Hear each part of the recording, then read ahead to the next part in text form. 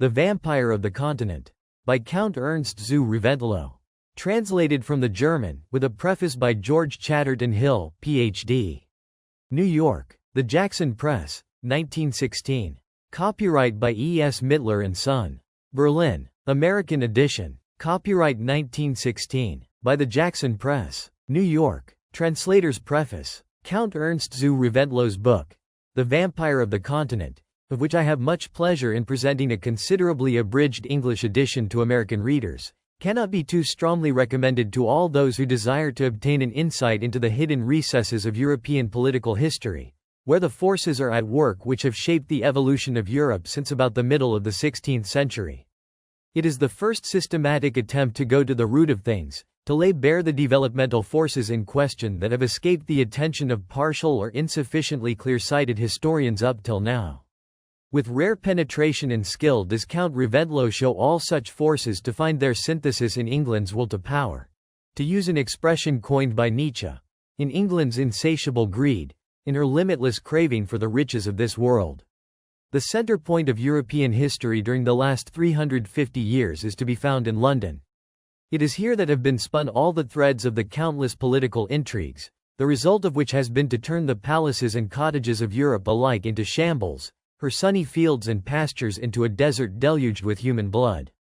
And, meanwhile, the barns and granaries of England were filled with corn, her warehouses with goods of all descriptions from all corners of the globe. Her factories and workshops poured forth their products with quadrupled energy.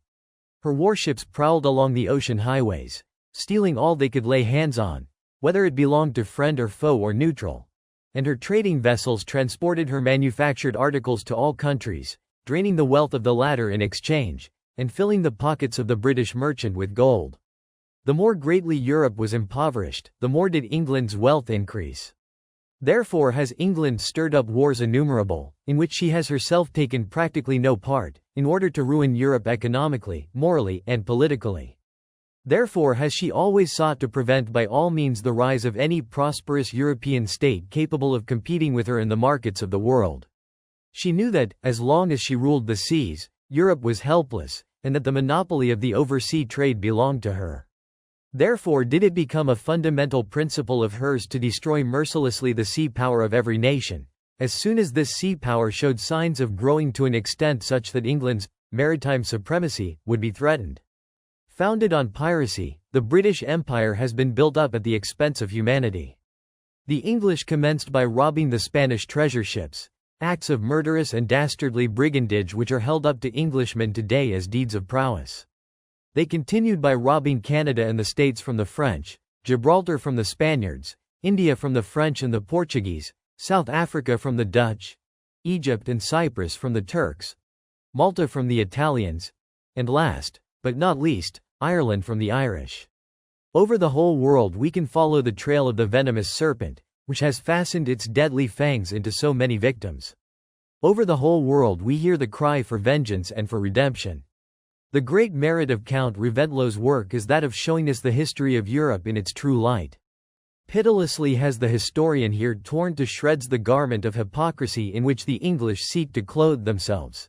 Spurred on by the sole desire of impartiality searching for the truth, he has rent asunder the veil which they have thrown over the real history of the world with a cleverness equaled only by their unscrupulousness.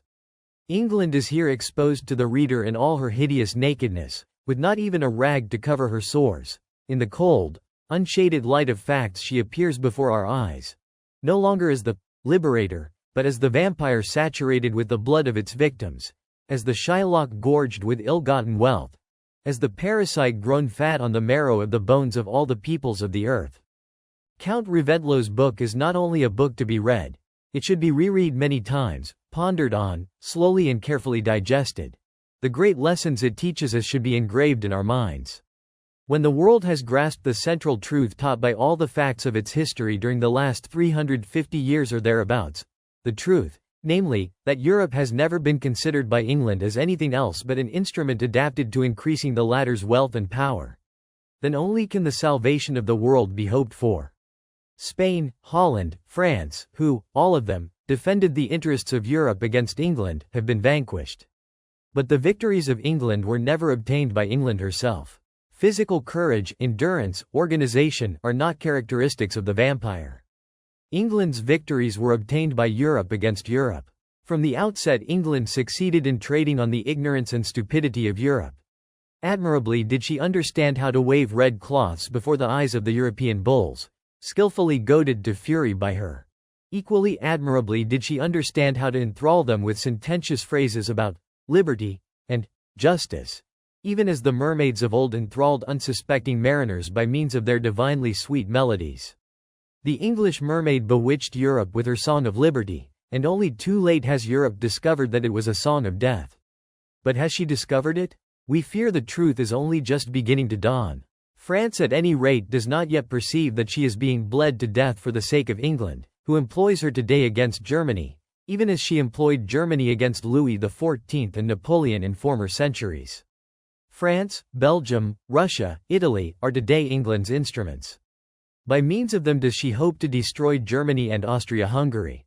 But she also hopes that by destroying these, they will have eo ipso destroyed themselves. The whole of Europe will thus be drained to the last drop of blood, exhausted, ruined, and on those ruins will England's trade flourish anew. The harvest reaped as the result of the Napoleonic Wars will be reaped again. Such was England's calculation. It was a mistaken one. For the first time in her history since the Elizabethan period, England has miscalculated her chances. Grievously miscalculated them. Germany has today assumed the glorious task of liberating the world from the clutches of the British parasite. She it is who continues the great mission of Napoleon, who takes up the sword dropped by him, and which France, unfortunately, is today unwilling to wield. In this great war everyone must take his part, for it is a struggle between light and darkness, between truth and lies, between manly vigor and parasitical cowardice, between civilization and barbarism. Germany, the champion of the light and the truth, against the power of darkness and mendacity. Under such circumstances, to sit on the fence would be contemptible. And those who cannot fight with the sword must fight with the pen. Germany, in fighting for her own existence, is fighting also for the liberation of the world. The great day of liberation will surely come, sooner or later. The _conditio sine qua non of that liberation is the destruction of England's maritime supremacy. For as long as England rules the waves, humanity must remain her slave. This is a fundamental truth. And another fundamental truth is that England's maritime supremacy cannot be destroyed until Ireland is a free country. The one criticism which can be leveled against Count Reventlow's admirable work is that it has not sufficiently insisted on this second great truth. As long as Ireland remains a British colony, or, rather, a British fortress, England can at any time shut off the whole of northern and eastern Europe from all access to the ocean.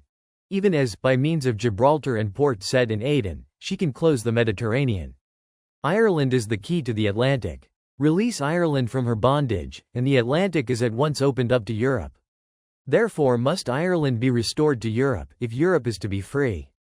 An independent, neutral Irish nation would be the natural bulwark of European liberty in the West. The freedom of Europe depends on the freedom of the seas, and the freedom of the seas depends on the liberation of Ireland. We hear a lot about Ireland's helplessness and poverty. And it is nothing but trash accumulated by England's scribes and hirelings. Ireland, the most fertile country in Europe, Ireland, whose flourishing industry was deliberately destroyed by England, Ireland, whose civilization reaches back far beyond the Christian era into the dim twilight of the ages, and whose missionaries carried, during the early Middle Ages, the torch of learning and piety all over Western and Central Europe. Ireland, who, in the 19th century alone, whilst artificially made famines wrought havoc amongst her children, furnished £1,000 million to her oppressor for investment in the latter's world policy. Ireland, whose sturdy sons, broken on the wheel of misery, were decoyed to the number of 2 million during the 19th century into England's army of mercenaries. Ireland, whose geographical position makes of her the connecting link between Europe and America, and whose 40 harbours today lie empty and desolate at England's behest. Ireland, whose economic and biological wealth has formed the basis on which the whole structure of the British pirate empire has been reared.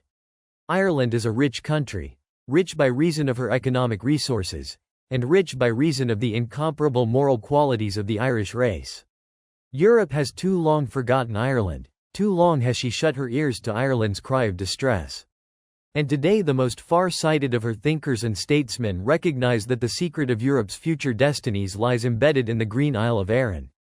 In his great speech in the Reichstag on August 19, 1915, the German Chancellor, Herr von Bethmann-Hollweg, said, "The welfare of all peoples and nations demands that we obtain the freedom of the seas, not, as England has done, in order to rule the latter ourselves, but in order that they may serve equally the interests of all peoples." The words spoken by the Chancellor prove that Germany understands the nature of the immense historical task incumbent on her, and we may confidently believe that she likewise realizes the conditions under which alone this task can be satisfactorily accomplished. Despising the foul calumnies and the impotent vituperation of England's scribes, Arran waits calmly and confidently for the great day of her liberation. The best proofs of her invincible strength, proofs which no English lies can suppress, she carries within her bosom, namely, her existence and her faith. Alone against the most powerful empire in the world since the days of Rome, Ireland has survived. The British butcher has tried in vain during 3 centuries to exterminate her, and yet, just before the war broke out, he was forced to hold out his gory hands in a vain attempt to coax the victim he had intended to strangle. Her race, her religion, her traditions, her language, Ireland has maintained them all, and yet no foreign help has been hers since the days of Napoleon. Often has she been deceived, but nonetheless is her faith today stronger than ever. For England's difficulty is Ireland's opportunity. These who, today, are intently listening, can hear the groan of an empire staggering under the blows rained mercilessly upon it. They can hear, as if borne on the wings of time, a music like unto a distant death knell, tolled by bells of the future cast by German hands, strong, swift, undaunted. And meanwhile voices are calling to us, voices from the grave, the voices of our dead, of the martyrs who died for Ireland, sacred voices that we hear both waking and in dreams, and that bid us watch and pray and be of good cheer, for the green flag of Arran is today unfurled in the whirlwind alongside of the black, white, and red. George Chatterton-Hill, Geneva, September 1915. The Vampire of the Continent. Chapter 1. The Heroic Age of the Britons, 16th century. The average German considers the destruction of the Spanish Armada to have been a great and noble deed of liberation, for which the world owes an eternal debt of gratitude to England. This is what the German is taught at school, and this is what he reads in innumerable historical works. Spain, and above all the Spanish King Philip II, desired to force the whole of Europe into submission to the Catholic Church, and to prevent the development of the spirit of freedom. And behold, the Virgin Queen sends forth her fleet, and the world was saved. Affluvat Deus et dissipata sunt. At the call of the deity arose the mighty storm, which scattered the ships of the oppressor. We may well ask the question as to when these epoch-making events will be revealed to the young German in another light. The naked reality of historical facts shows the matter to have had a very different aspect. About the year 1500 Spain and Portugal were the two world powers. According to a decision of the Pope, the globe had been divided by a line of demarcation into 2 halves, of which the one belonged to Spain and the other to Portugal. Viewed in the light of those times, this somewhat naive division of the globe was not an unjust one. The great discoveries of the preceding century had been made by Spain and Portugal, and they had opened out immense perspectives. Neither power, however, grasped the fact that what was necessary to enable them to maintain their world empires was not a mere papal decree, but an ample armed force. They neglected their fleets.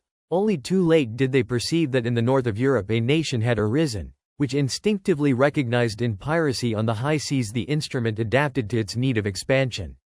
That nation was England. Not a single Englishman is to be found among the pioneers who prepared the way for the great discoveries of the 15th and 16th centuries. Neither do we find among the English any record of journeys like those accomplished by the Vikings of old, journeys undertaken for the sole pleasure of adventure, and of exploring unknown and distant regions. We find, on the other hand, alike in the English nation and in its rulers, an extremely shrewd comprehension of the value of gold and silver, a comprehension already highly developed at that period. The news of the incredible wealth derived by Spain and Portugal from those oversea possessions which the genius of their citizens had permitted them to discover, gave the English chronic insomnia. They had themselves neither discovered nor taken possession of anything. What, therefore, more natural for them than the idea of stealing from others what these others possessed? The idea was, indeed, the more natural, seeing that Spain and Portugal had neglected to build up their fleet. Thus began, as British historians solemnly tell us, the heroic age of the English people.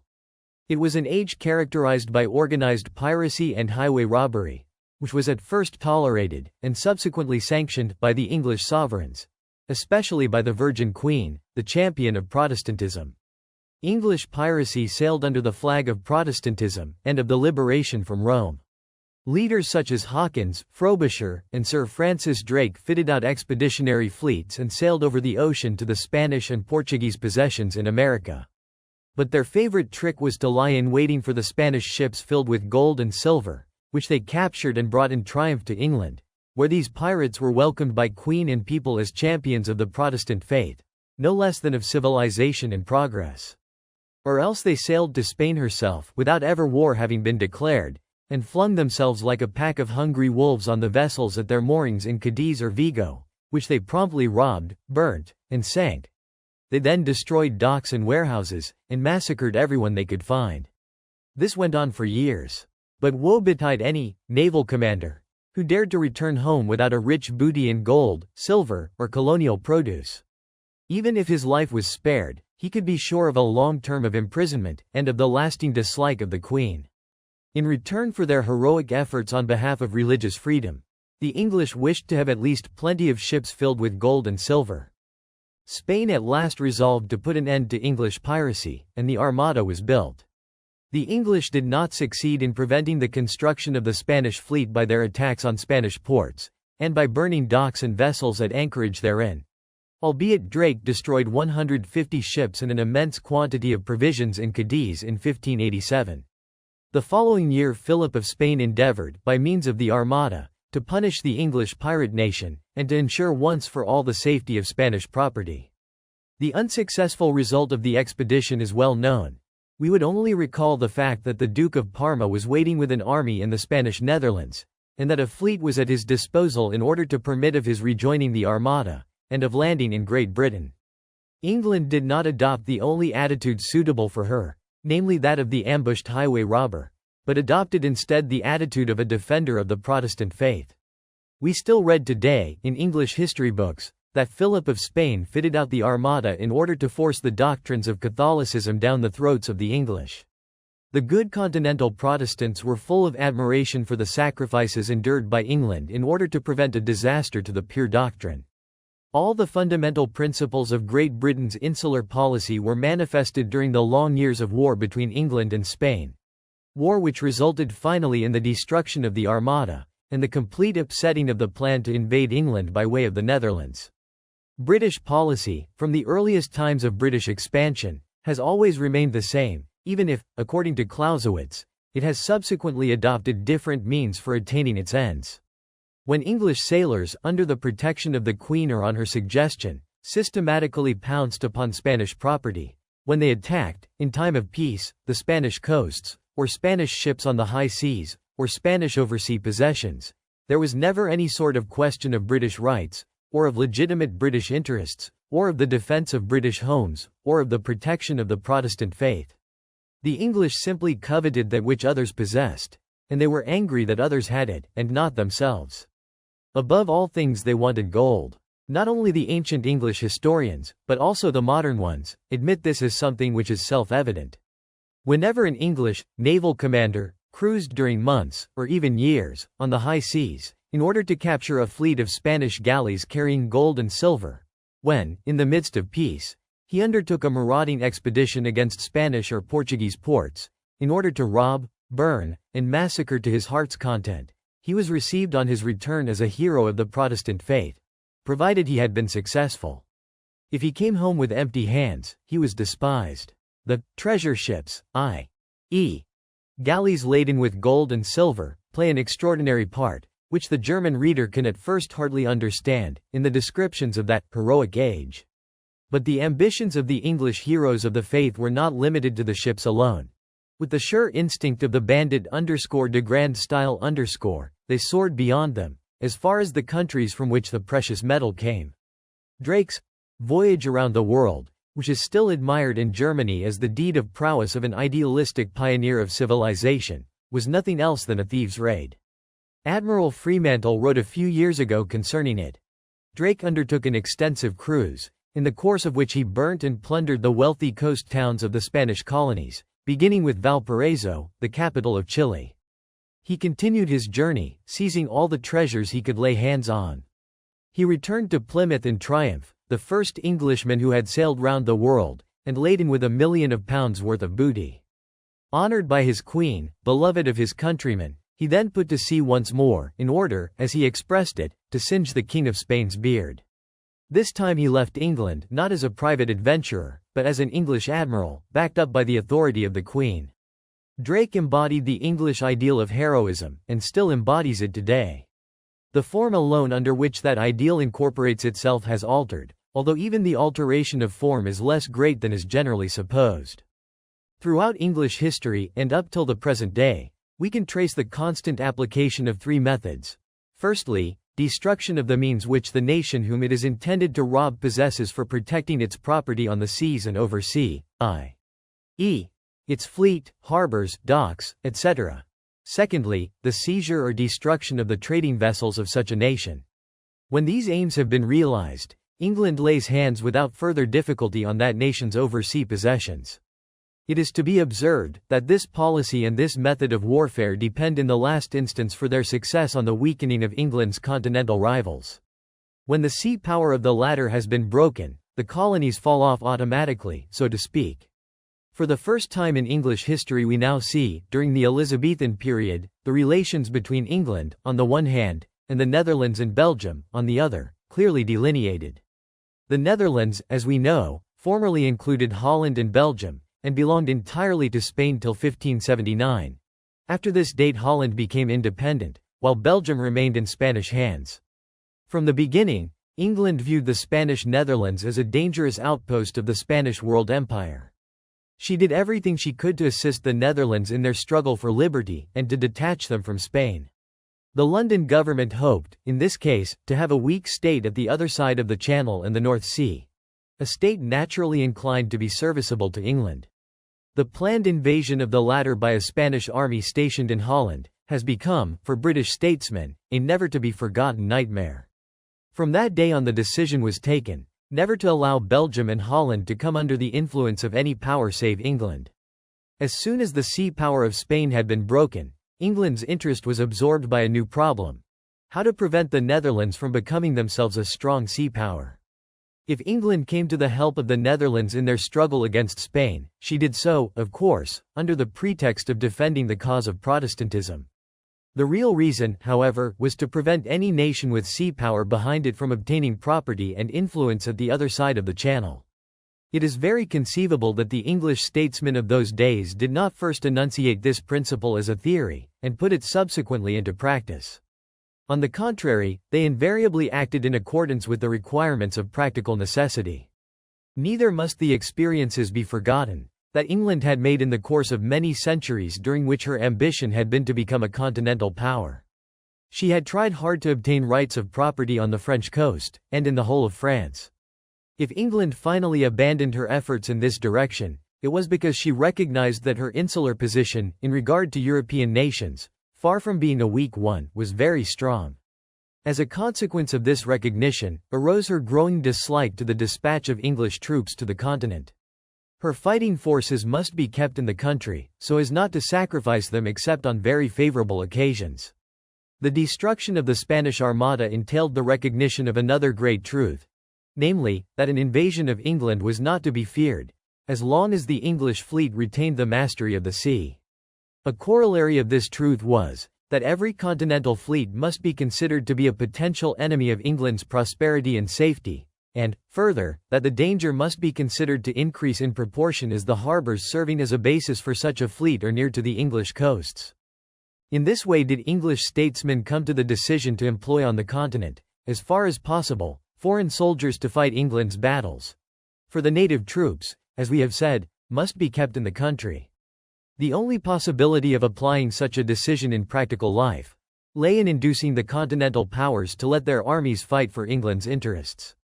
In order to carry out this policy, it was indispensable that the powers in question should be made to believe that, in combating England's enemies, they were at the same time defending their own interests, if not their own existence.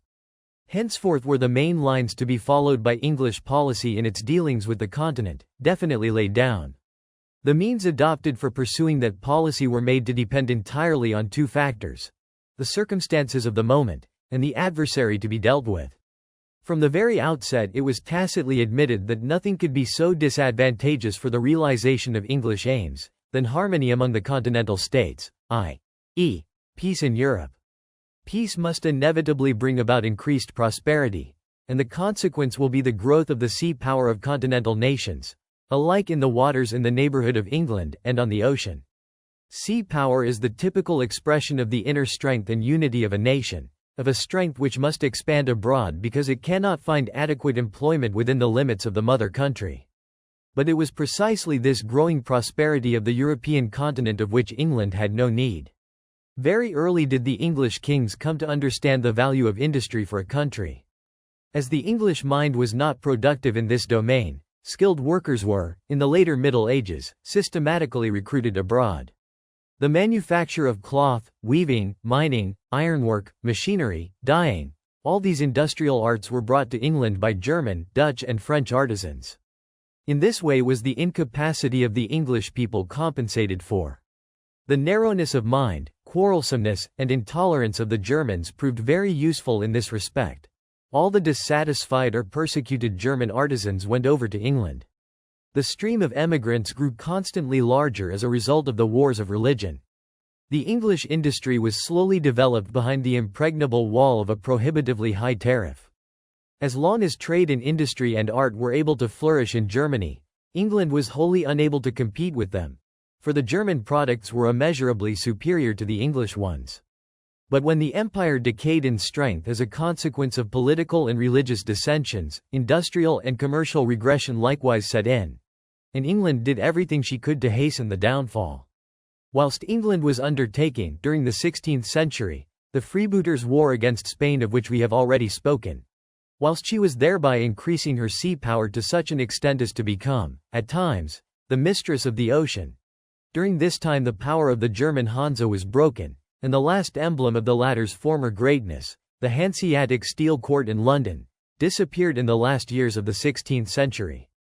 During 150 years English ships continued to carry out the policy of burning, murdering, and stealing immense treasures which were taken off to England. All this was done in the name of religion, and more particularly of Protestant freedom. The Germans, meanwhile, were busy slaughtering each other, and dissolving their empire in religious strife. The 30 Years' War turned the once prosperous country into a desert, and annihilated the whole of that flourishing industry which had been the admiration of the world. England fanned to the utmost possible extent the flames of German religious strife. The English were pious people, especially the English kings and queens. They were of opinion that the Germans were perfectly justified in transforming their own country into a cesspool of human blood, for the glory of God and of the Protestant faith. In this manner was England spared the disagreeable necessity of fighting a dangerous competitor. The German wars of religion, the hopeless want of unity among the Germans, were among the important factors that contributed to the establishment, in later times, of the English monopoly of trade and industry. The stolen gold of Spain and Portugal, on the other hand, constituted the basis on which the future edifice of English capitalism was reared. English capital, in turn, admitted of goods being manufactured and delivered cheaply, and this cheapness rendered subsequently all competition with British industry impossible. Soon the home market was not sufficient, and English goods were brought to other lands under the protection of the English fleet, mistress of the seas.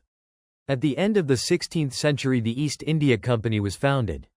20 years later England stole from the Portuguese the important commercial centre of Ormuz, in the Persian Gulf.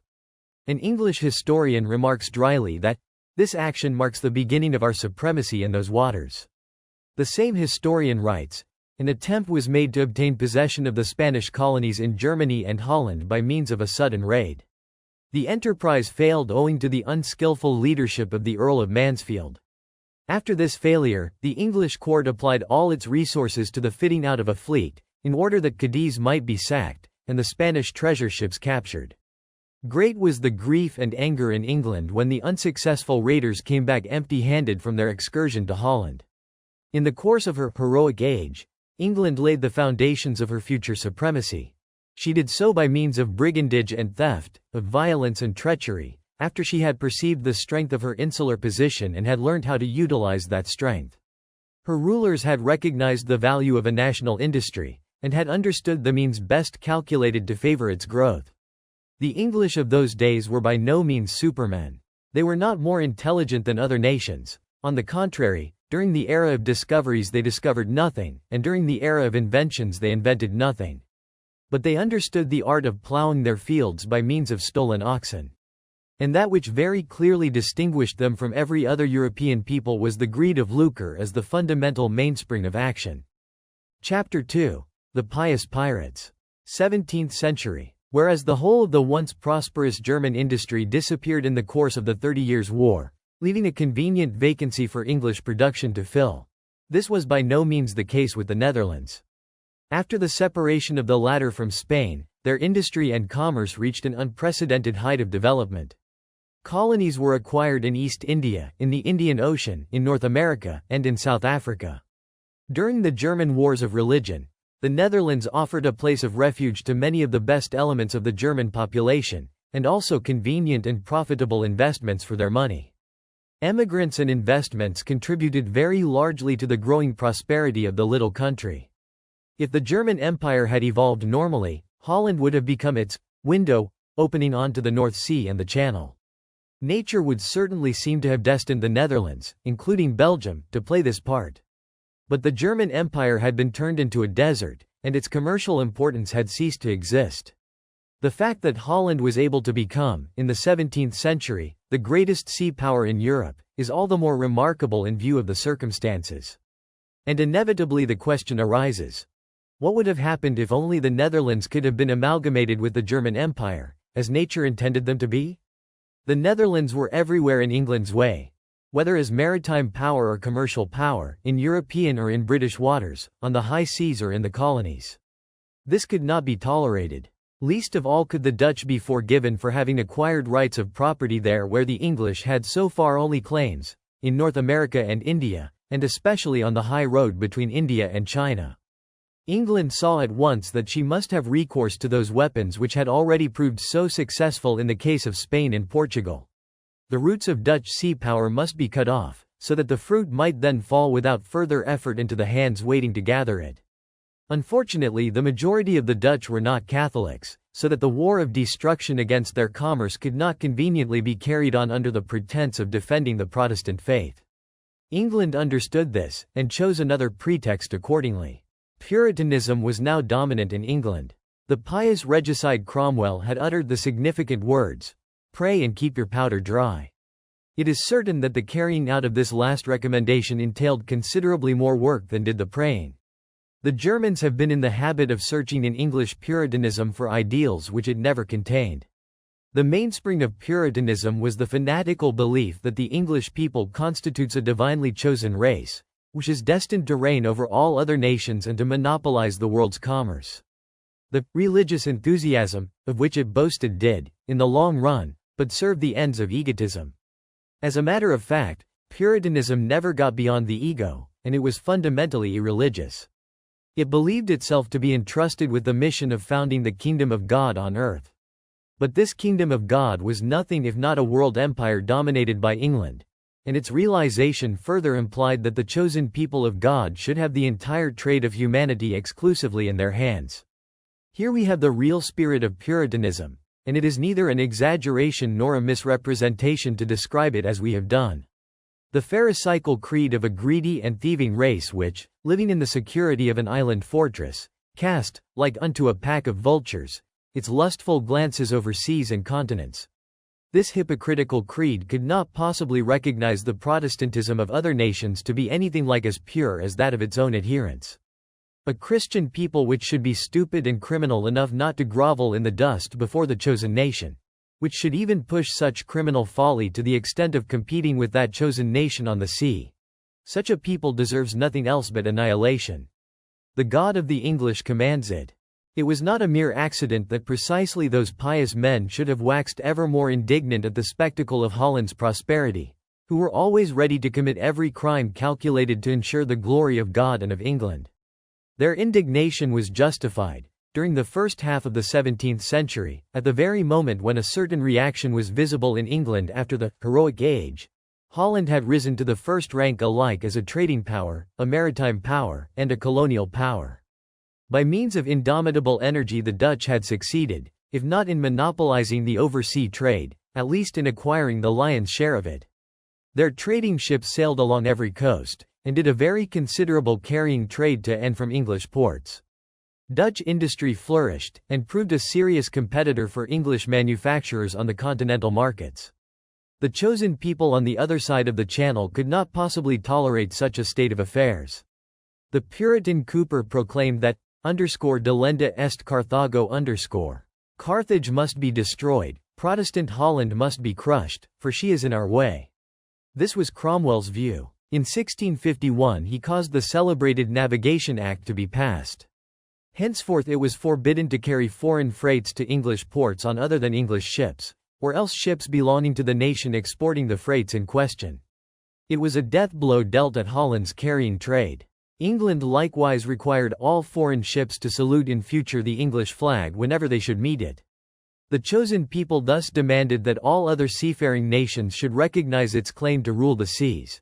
And this was 250 years ago. But this was not all. Cromwell demanded further for English warships in wartime the right of searching all trading vessels belonging to neutral nations, in order to see whether or not the latter had goods on board which belonged to the enemy. We have already said that the Dutch ships were very numerous, and that they often had very valuable freight on board. As one may imagine, it was a splendid opportunity for the pious and morally pure English pirates to satisfy their greed under the pretext of the right of search. Innumerable neutral vessels were captured, brought to English harbors, there to await the decisions of the English prize courts. The latter had already in the 17th century, just like they have in 1915, the inestimable advantage of always condemning a captured ship, provided the latter and its freight be of some value. The Dutch declined to submit to the convenient English custom. This angered the English so much, that Cromwell gave orders to Admiral Blacks suddenly to attack the Dutch fleet in the midst of peace, under the pretext that the Dutch Admiral Van Tromp had refused to salute the English flag. Thus began the Great War between Holland and England, which lasted, with interruptions, until 1674. If that war had taken place in our days, Dutch statesmen would probably have said, on the eve of its outbreak, not a single question can arise between Holland and England, capable of causing a war between two civilized nations who are also bound to each other by links of blood. A crowd of people unable to form a judgment of their own would have accepted such cheap wisdom with enthusiasm, and would have abundantly denounced all those who held different opinions as jingoes, super-patriots, and so forth. It is all the more important for us, in judging the part played by England in the present war, that we should understand how Elizabethan England waged war on sea, simply because jealous of other people's prosperity, and how Cromwellian England, and the England of later times, waged wars under different forms, but with the same underlying purpose. Englishmen and Anglophile Germans have called the war of destruction carried on by England against Holland a commercial war, thinking thereby to justify it. Let us for a moment examine the question as to what a so-called commercial war means. By dint of hard work, enterprise, and skill, a nation has acquired a high position as a commercial and maritime power. Another nation, less clever and less capable, becomes filled with jealousy at the sight, and declares, "It is contrary to our dignity and to God's commandments, therefore must the criminal be destroyed." About 25 years ago an English review, alarmed by the first signs of a development of German trade, wrote, "If Germany were extinguished tomorrow, the day after tomorrow there is not an Englishman in the world who would not be the richer. Nations have fought for years over a city or right of succession. Must they not fight for £250 million of yearly commerce?" At the time there were many, in Germany, who were of opinion that no importance was to be attached to such utterances as this, seeing that the England of modern times is a civilized power-loving piece. It is to be presumed that these simple minds have learnt something in the meantime.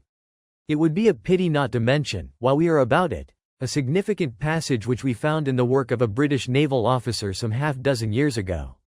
The work in question had obtained a prize. We, i.e., England, do not go to war for sentimental reasons. I doubt if we ever did. War is the outcome of commercial quarrels. It has for its aims the forcing of commercial conditions by the sword on our antagonists, conditions which we consider necessary to commercially benefit us. We give all sorts of reasons for war, but at the bottom of them all is commerce. Whether the reason given be the retention or obtaining of a strategical position, the breaking of treaties, or what not, they come down to the bedrock of commerce, for the simple and effective reason that commerce is our lifeblood. The above quotation should be inserted as a preface to every history of England, and to every discussion of English politics.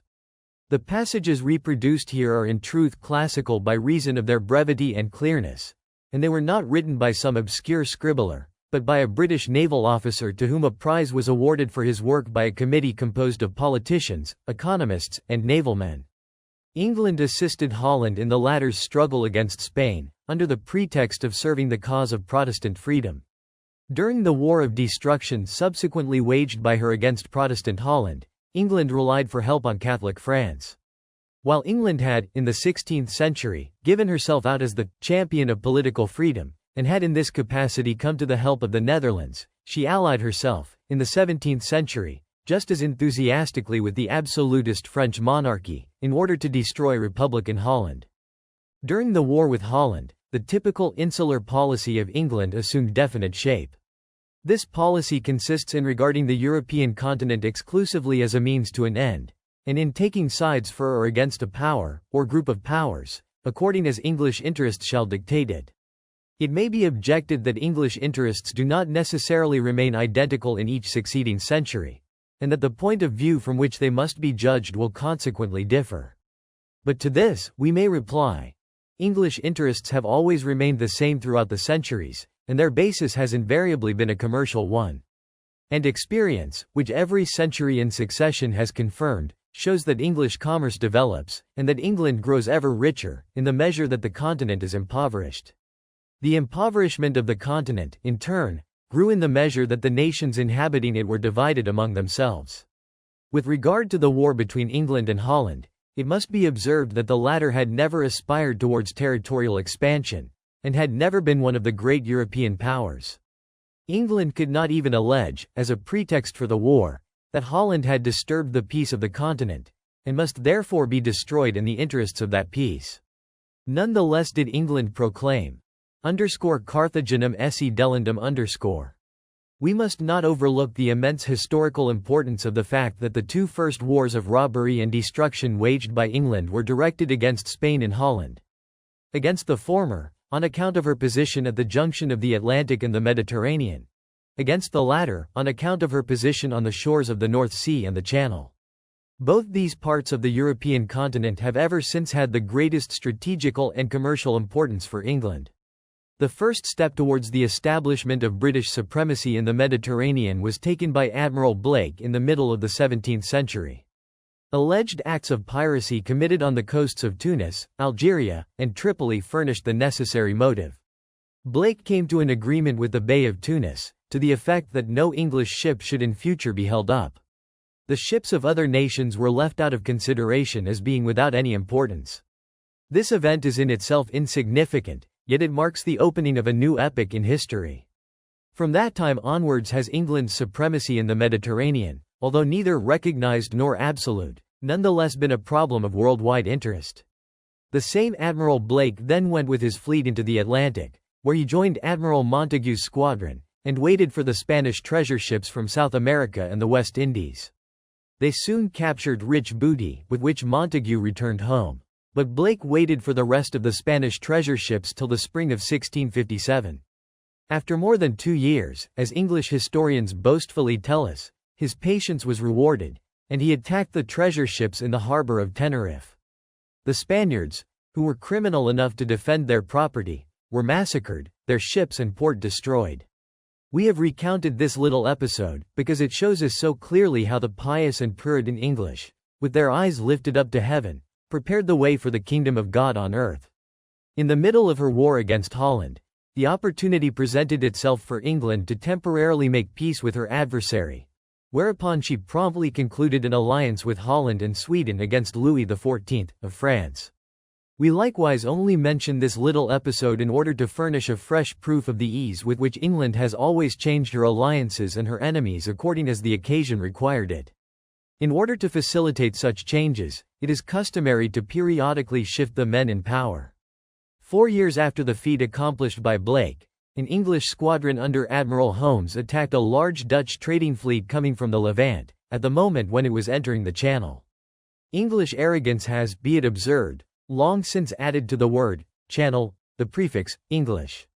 Holmes' exploit served as introduction to the last and decisive period of the war. England and France were united. In 1674, Holland recognized, by the Treaty of Westminster, the British supremacy on the seas. England's rival had disappeared from the scene. Henceforth Holland became England's ally and protégé. The English nation and its rulers guarded henceforth jealously the liberty of the Dutch, and showed themselves to be passionate defenders of the rights of the weak, of the sacredness of treaties, and of the balance of power. In the course of time, the balance of power has not only become a dogma of British policy, but it has become a practical criterion, according to which this policy has been systematically applied in every concrete case. England is in the habit of addressing the world in the following terms: our policy aims at securing a balance of power on the continent, in order that peace may reign there, and that no European state may develop at the expense of another.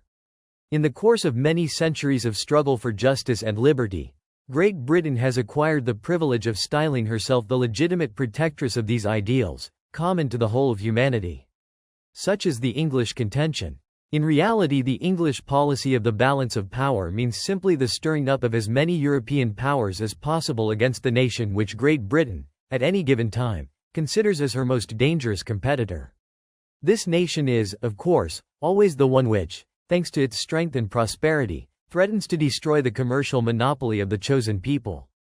As a result of the war with Holland, after which the two countries were bound by dynastic links, and as a result, likewise, of the further dynastic connection with Hanover, England established herself once more on the continent. The circumstances were far more favorable for her now than in previous centuries, when she endeavored to conquer France by force of arms. The new method was cheaper and less risky. Holland and Hanover became the outposts of Great Britain in Europe. A part of the coasts of the North Sea and the Channel became de facto British. Such outposts possessed vast importance for England's continental trade, and were also admirable political trump cards. As for the participation of England in the continental wars, it was a fundamental principle of British policy not to allow the precious blood of Albion's sons to be shed. But the British government was consequently all the more generous with the blood of its continental mercenaries. The latter were allowed the honor of having their bones broken for the English idea of the balance of power in Europe. It is evident that the influence on European politics alike of the English dynasty and of the English government was immensely increased by these new continental connections. A large part of the Spanish and Dutch colonies fell into English hands, and the maritime power of Holland was broken during the Long War, during which Dutch trading vessels were captured and destroyed en masse. The neutral countries were obliged to submit to their ships being held up and searched by English cruisers, during every war which it pleased the English government to wage. Such neutral ships generally disappeared then for good into English harbors. As soon as the prize court, with its usual solemnity and impartiality, had pronounced a ship and its freight to be lawful booty, both were promptly transferred into English hands, and the English trading fleet was increased by so much. This method proved most lucrative. Its steady application paved the way for England's future trade monopoly. Foreign flags disappeared progressively from the high seas, and were replaced by English ones. In this simple manner did England obtain possession of the thriving Dutch trade in the Far East. Chapter 3. The Campaign against the Enemy of Peace. Era of Louis XIV. England now turned her attention to the third European power, whose expansion and prosperity caused ever-growing anxiety to the chosen people, namely France.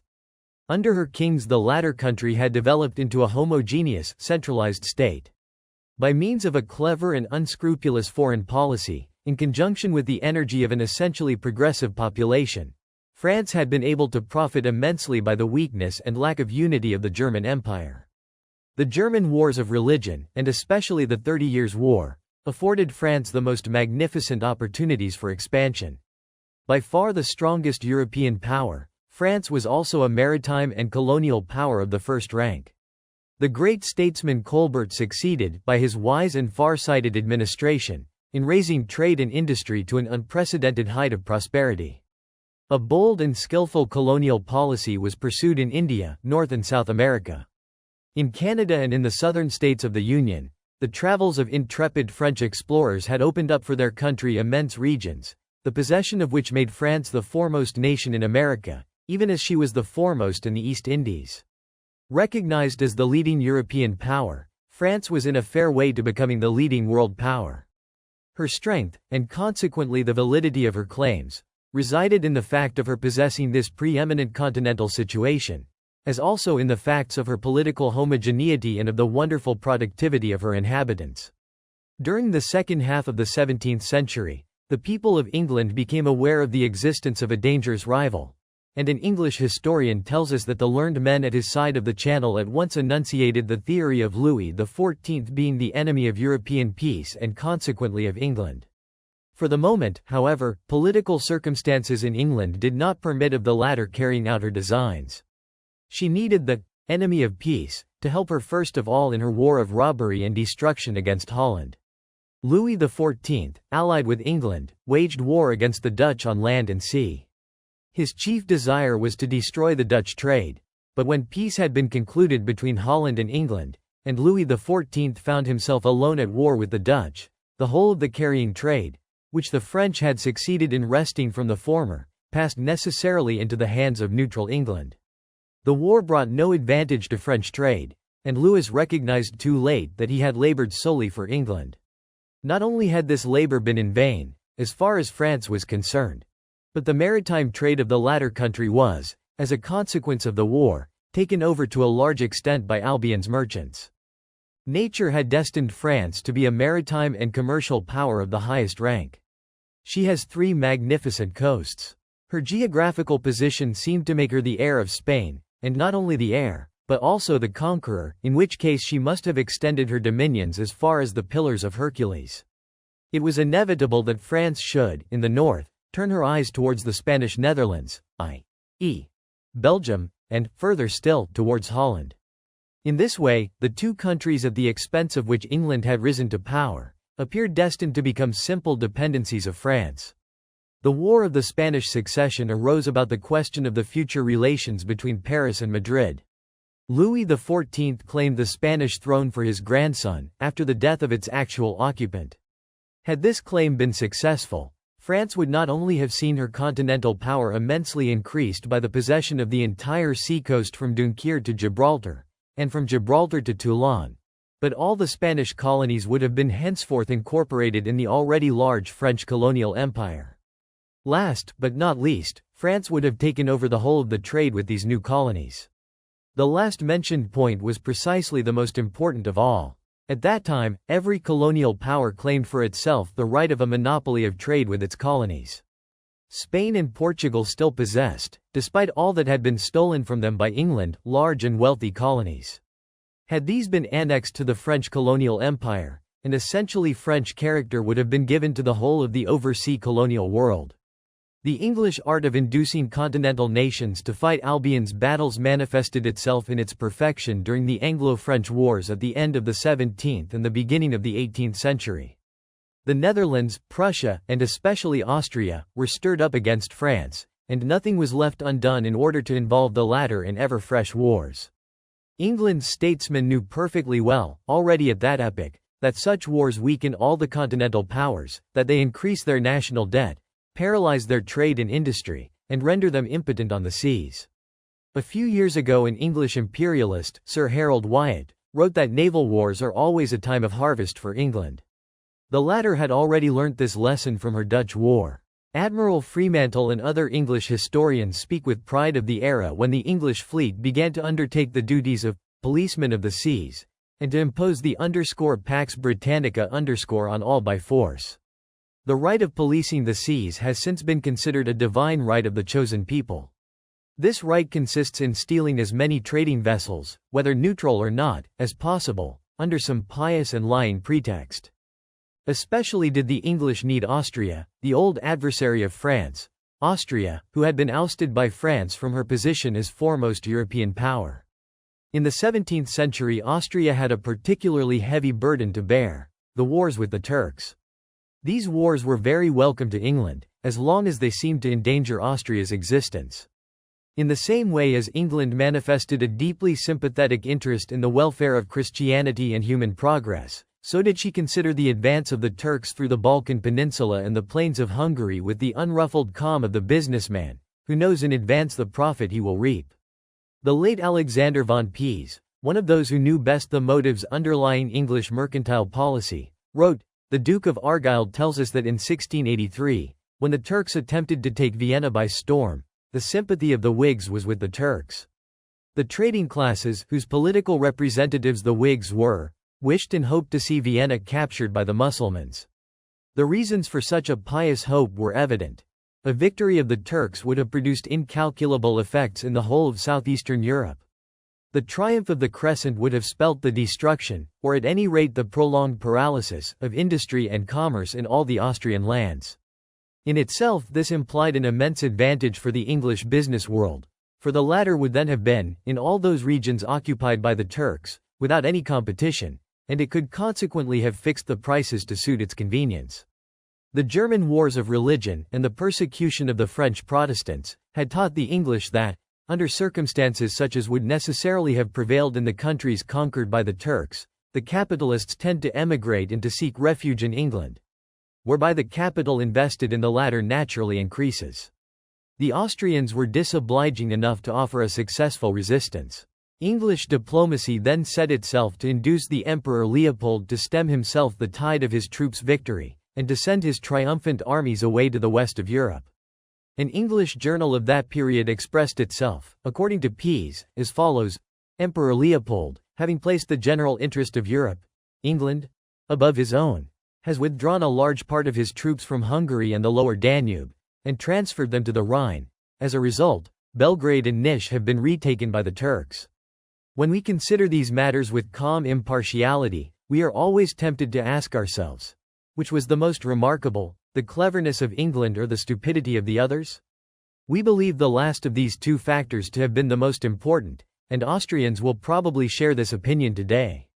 England did not desire to see Austria-Hungary develop into a Balkan power. The former has always regarded every expansion of other nations, especially when seacoasts, harbors, navigable streams, come into play, as an insult to the chosen people and a menace to European peace. Thus did Austria voluntarily sacrifice the fruits of her victory, in order to place herself in England's service against France.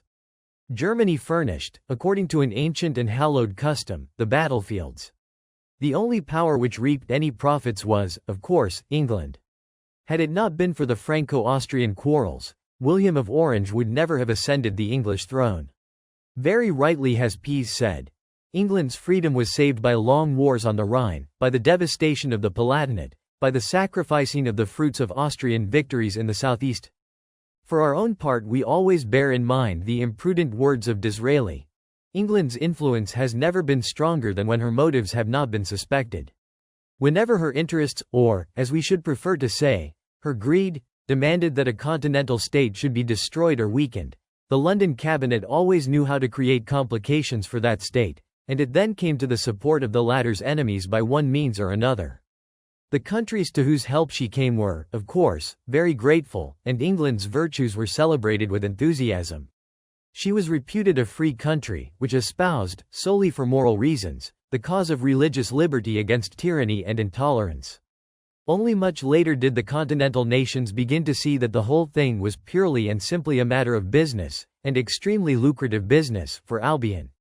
And some nations have not understood it even now.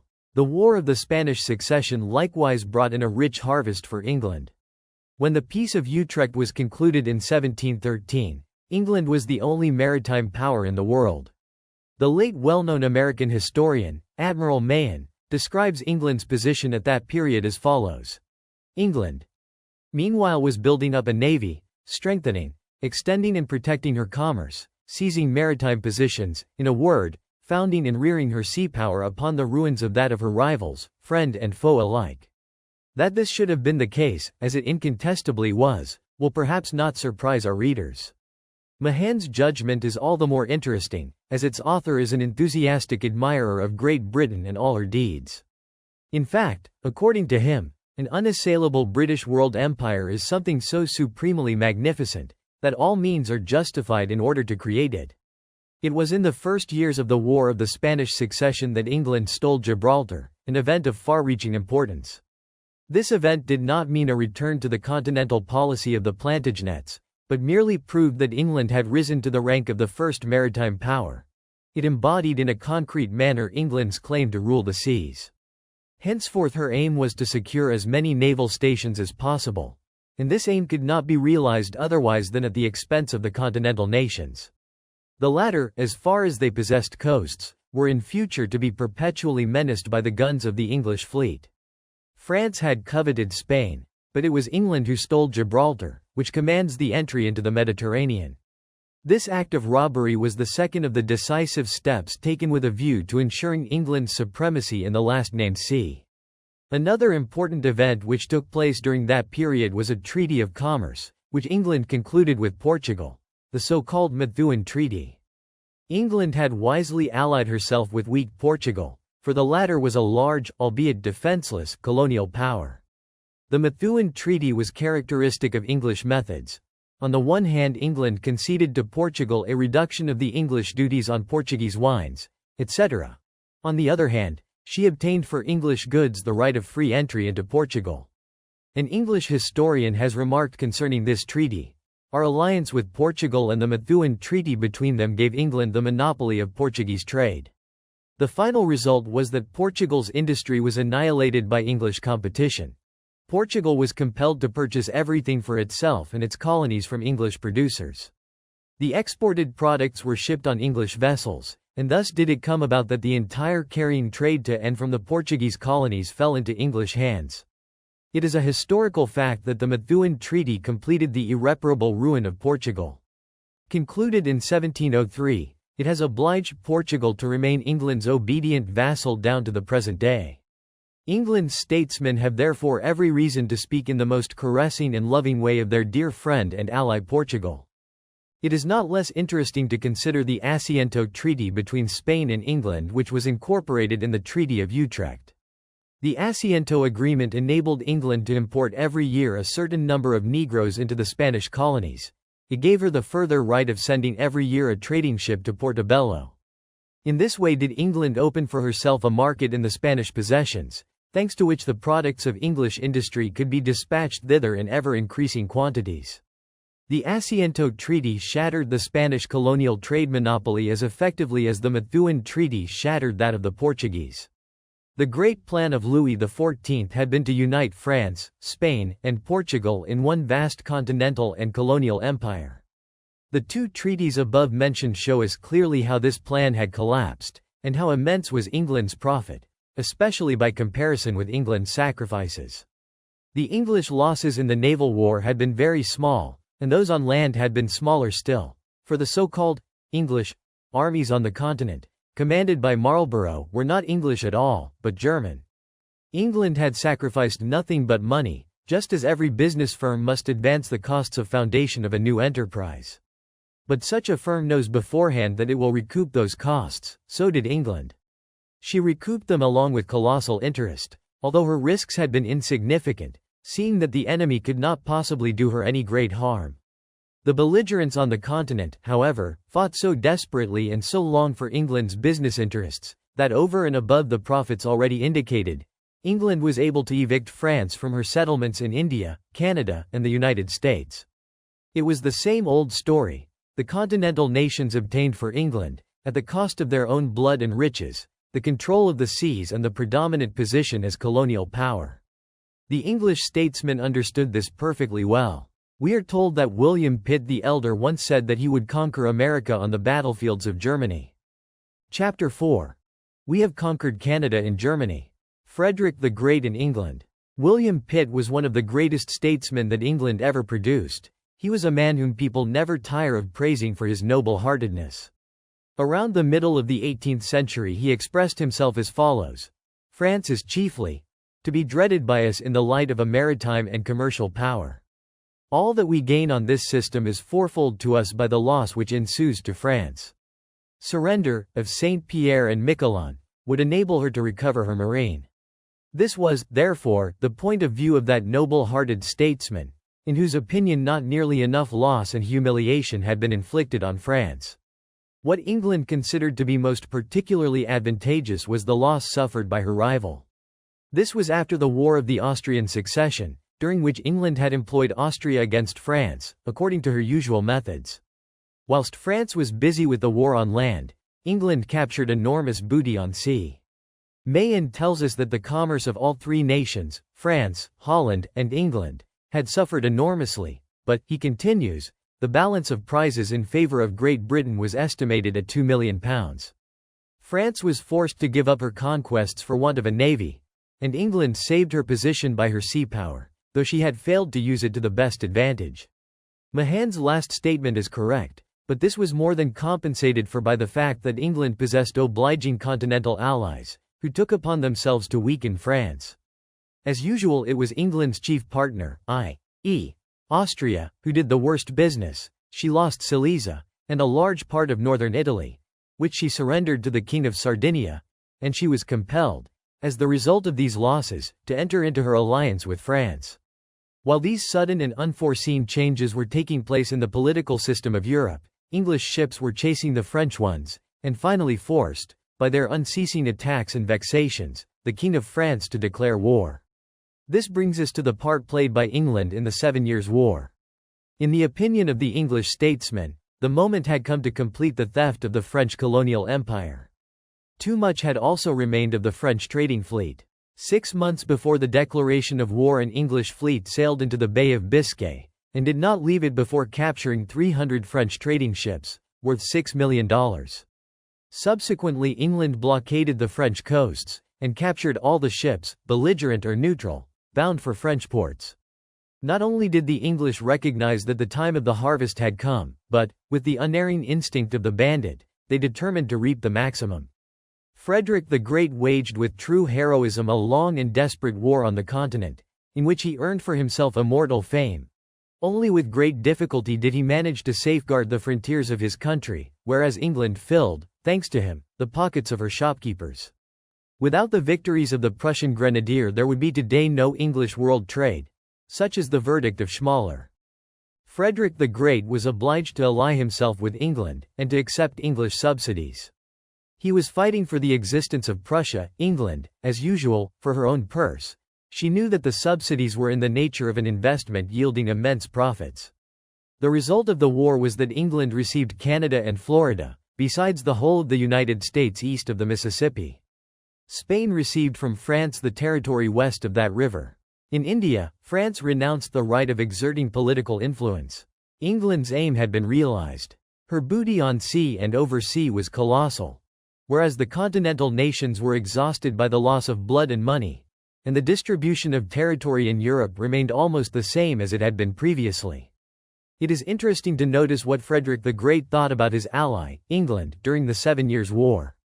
It was clear to him, from the beginning, that England, if she wanted to do so, could render him very efficacious assistance. All the more so as Frederick had recognized the great error committed by France in giving up the fundamental principle of the policy she had hitherto pursued. Namely, the energetic carrying on of the maritime war with England. Under these circumstances it was much easier for the latter to come to Prussia's help. Nothing, we read, was of greater importance to the King of Prussia at this time, than the news of the English preparations for a continental war. History tells us what became of all these preparations. Frederick's verdict concerning the part played by England is well known, and he has himself put it on paper. When she concluded peace with France, England sacrificed Prussia's interests in the most shameless manner.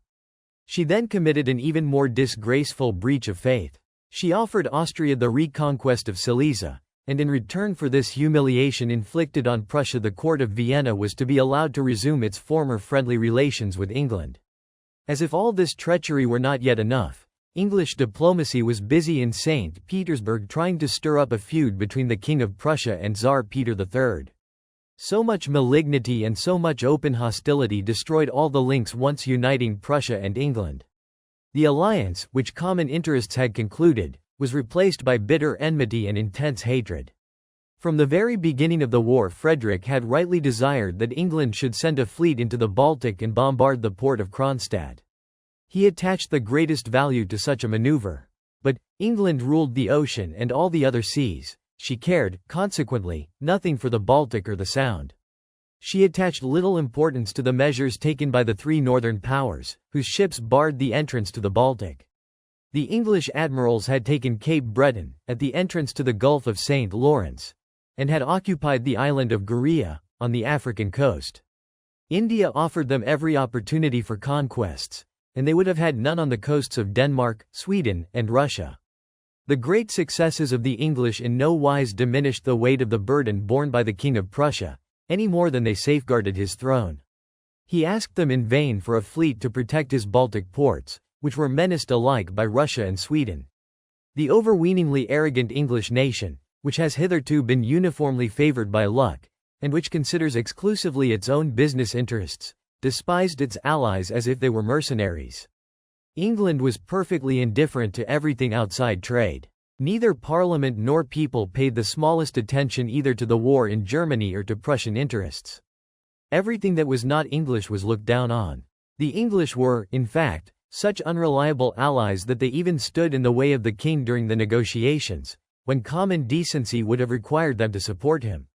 Frederick was here referring to his efforts to conclude an alliance with the Sublime Porte, in view of inducing Turkey to march against Austria.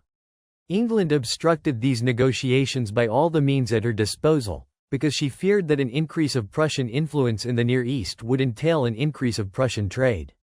Such was Frederick's opinion of his English allies, whose help he had been forced to accept owing to the extremely unfavorable circumstances in which he was placed. We will ourselves complete the information imparted by the Prussian king. During the war, and especially towards its close, England endeavored to negotiate with all the enemies of Prussia, not only with Austria and Russia, but also with France. She informed the Tsar of her readiness to obtain from Prussia any territorial concessions which the former might wish for, and exactly at the same time she offered Austria Silesia. She also proposed to the French government that the latter should, after the conclusion of peace, enter into possession of Wesel, Geldern, and the surrounding districts. We unfortunately lack space to discuss in detail the perfidious game then played by English statesmen. But the spectacle teaches us once more the time-honored truth, which is still ignored by some today, and which Frederick expressed by saying that the English care for nothing outside their own trading interests, and that they despise their allies as mercenaries. One can go still further, and say that England never really espouses the cause of another country, even when she is allied with it. Such a country merely appears to her as useful for the moment, in so far as it serves England's mercantile interests. These interests are not always to be found on the surface, but they are always at the bottom of every political combination entered into by the politicians in London. As soon as England, during the 7 Years' War, had reaped her own abundant harvest and was certain that the conclusion of peace could not in any way diminish her profits, she at once sacrificed without hesitation the interests of Prussia, and broke the treaty she had signed with Frederick. And yet, without Prussia and Frederick, England would never have been able to drive France either from North America or India. Had France not been weakened by the war with Prussia, the former would have been able to play a very different part on the seas. But all that counted for nothing. Prussia was not to be permitted to extend her boundaries, nor to increase her strength. France had been sufficiently weakened. As for Austria and Russia, they could, by means of skillful wire-pulling, be made to serve Great Britain's interests usefully. Consequently did England desire the prompt conclusion of peace. No one was allowed to gain anything by such a peace, except England. Pitt had spoken truly, when he said, "We have won Canada in Germany." Although the 7 Years' War, with its oversea expeditions and its subsidies, had cost England a good deal of money, it was very soon seen that one of its first results was to bring about an astonishing development of all the branches of England trade and industry. In other writings of his, Frederick the Great has noted down this rise of prosperity, not without surprise. He remarks that the national debt was enormous, but that, on the other hand, The general level of wealth was extraordinarily high. After the war, it was all the easier to reduce progressively the national debt, as an ever-growing income of gigantic proportions was accruing, not only to individuals, but also to the state, especially from India. But treasures and products of all sorts arrived also from all the other colonies. The British trading fleet ruled the seas, for the Royal Navy had conscientiously done its duty, and thousands of foreign trading ships, the property of enemies, neutrals, friends, and allies alike, for England is always delightfully impartial in these matters, had disappeared. As usual, after a continental war, industry, commerce, with the exception of a little coasting trade, and the entire force of production, were ruined. Under the influence of peace, the wants of the population asserted themselves once more, but its strength did not allow it to satisfy those wants itself, to build up a new trading fleet, to develop a new industry. England's industry did the work. It must also be observed that the capital wealth of Great Britain had immeasurably increased, and had assumed ever more and more the aspect of an octopus sucking the life-blood of the other European nations. The more numerous the wars which those nations were compelled to wage for England, the more crushing did England's superiority in this respect become. Ever less and less grew the competition capable of exerting an influence either on the selling or on the purchasing prices of English industry.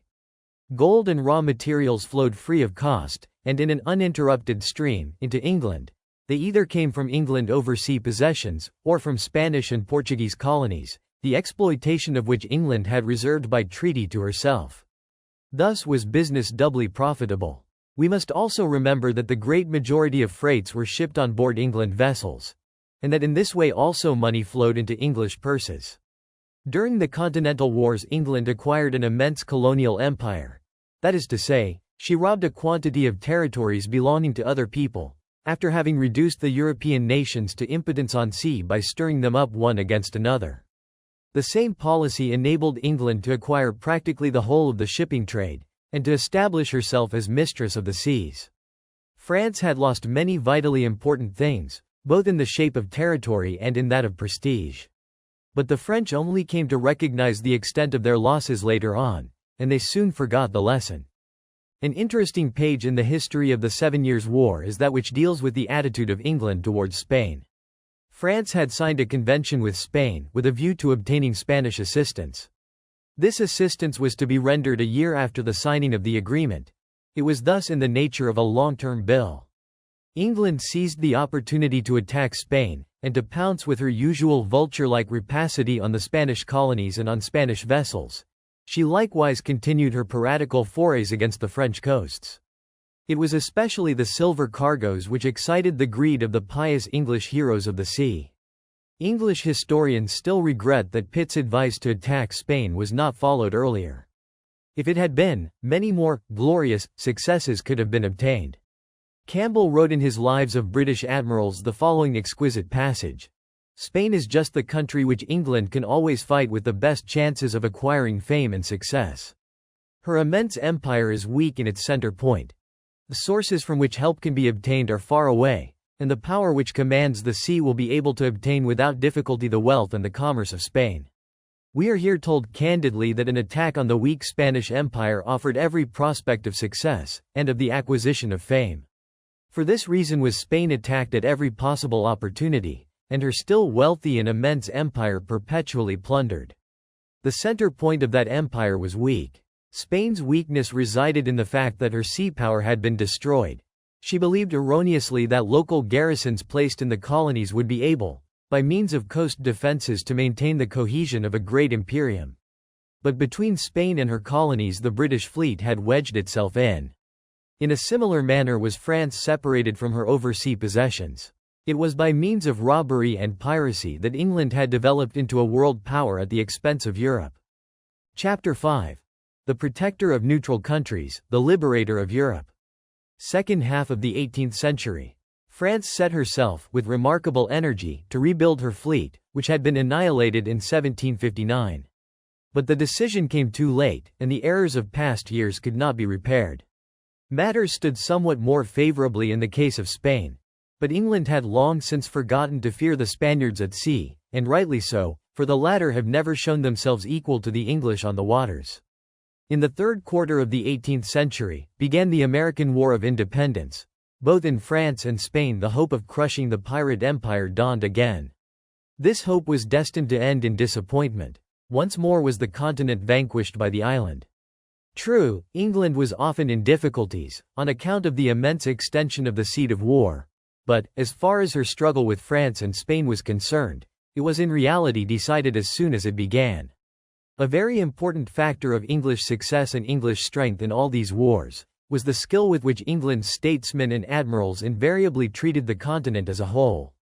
We have more than once drawn attention to the fact that not only England's enemies, but also neutral countries, and even England's friends, had to suffer during a maritime war.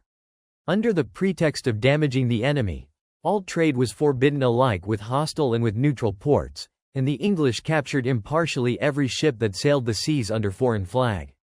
This policy, consistently followed out, had the result of gradually eliminating the flags of all neutral and hostile countries, and of replacing them by the English flag. With special rigor had England maintained a claim first advanced by her during the Dutch wars. Namely, that of seizing on neutral ships cargoes destined for the enemy. During the war between England, on the one hand, and France and Spain, on the other, neutral shipping in the North and the Baltic seas had suffered greatly, for England did not wish France and Spain to obtain corn and wood from the countries bordering the Baltic. Thereupon France and Spain allied themselves with Russia, Sweden, and Denmark, and the armed neutrality of the Baltic powers was proclaimed under Russia's leadership. Here at last we see an effort made by a part of the continent to offer joint resistance to the monstrous claims and the insatiable greed of England, and to demand just and considerate treatment. The following concessions were required from Great Britain: immunity of the enemy's cargoes carried under neutral flag, arms and munitions alone to be contraband, and not foodstuffs nor wood for building purposes, provided they be not destined for the government of a belligerent nation. Neutral ships to have the right of going to the unblockaded ports of a belligerent country, and of carrying on trade along the latter's coasts. Lastly, blockades to be only recognized when a sufficient naval force effectively bars the entrance to the blockaded port. We need scarcely point out how closely the demands made by the neutral powers in 1780 resemble those formulated in 1914-15. Not only does this hold good of the definition of the word contraband, but also of the demand that a harbor or a coast shall be considered as legally blockaded only when the blockade is effective, i.e., when a sufficient fleet is present to enforce it. This claim was raised, in 1780, against one of the worst of England's traditional methods of warfare. It had always been the custom of the English simply to declare a coast to be blockaded, even when no English ships were in the neighborhood. This was the so-called paper blockade, or, as the French called it, _le blocus anglais _, a most convenient invention. Such a method released the English fleet from all the duties incumbent on the blockading party. It permitted English trade to reap free of cost all the advantages of the blockade, e.g., the right of seizure of all vessels, neutral or hostile, etc. It rendered the continent wholly dependent on English ships for its sea communications. Concerning this question, and also concerning the other, to the effect that the neutral flag may cover cargo destined for the enemy or exported by the latter, England had been negotiating with the leading continental powers during more than 100 years. England had often admitted the demands in question, but only in times of peace. When herself engaged in war, she despised such international agreements as much then as now. One after another nearly all the continental powers, including Prussia, joined the Armed Neutrality League. When Holland decided to follow suit, England declared war on her, and the insatiable vulture flung itself onto the Dutch colonies. Mayen writes, "The principal effect of the armed neutrality upon the war was to add the colonies and commerce of Holland to the prey of English cruisers. The possessions of Holland fell everywhere, except when saved by the French. At first, and as long as the American War of Independence lasted, England showed herself disposed to agree to the proposals of the League of Armed Neutrality. But she refused to allow the Baltic powers to participate in the peace negotiations, and subsequently declared, the demands of the League, that is to say in substance the conditions of the Peace of Utrecht, hold good for the contracting parties exclusively." In this way were the very powers excluded, who had been the first to protest against the unjust treatment of neutral nations. It was also proclaimed in the House of Commons that the doctrine concerning the effective blockade, the limitation of the term contraband to war supplies, and the right of the enemy's cargoes to sail under neutral flag, were not considered by the British government as in any way binding the latter for the future. Thus had the League of Armed Neutrality contributed to the development of a propaganda in favor of the recognition of certain principles of international maritime law, but it had achieved no practical result whatever. 10 years later the League itself was dissolved. England then succeeded in stirring up the Tsaritsa against revolutionary France. An agreement was drawn up, according to the terms of which a Russian fleet was assigned the task of preventing all communication between France and the neutral Scandinavian countries. All these are events, the importance of which may appear to the reader, by comparison with the epoch-making occurrences of that period, to be insufficient to warrant their recounting in detail here. But nonetheless are they important.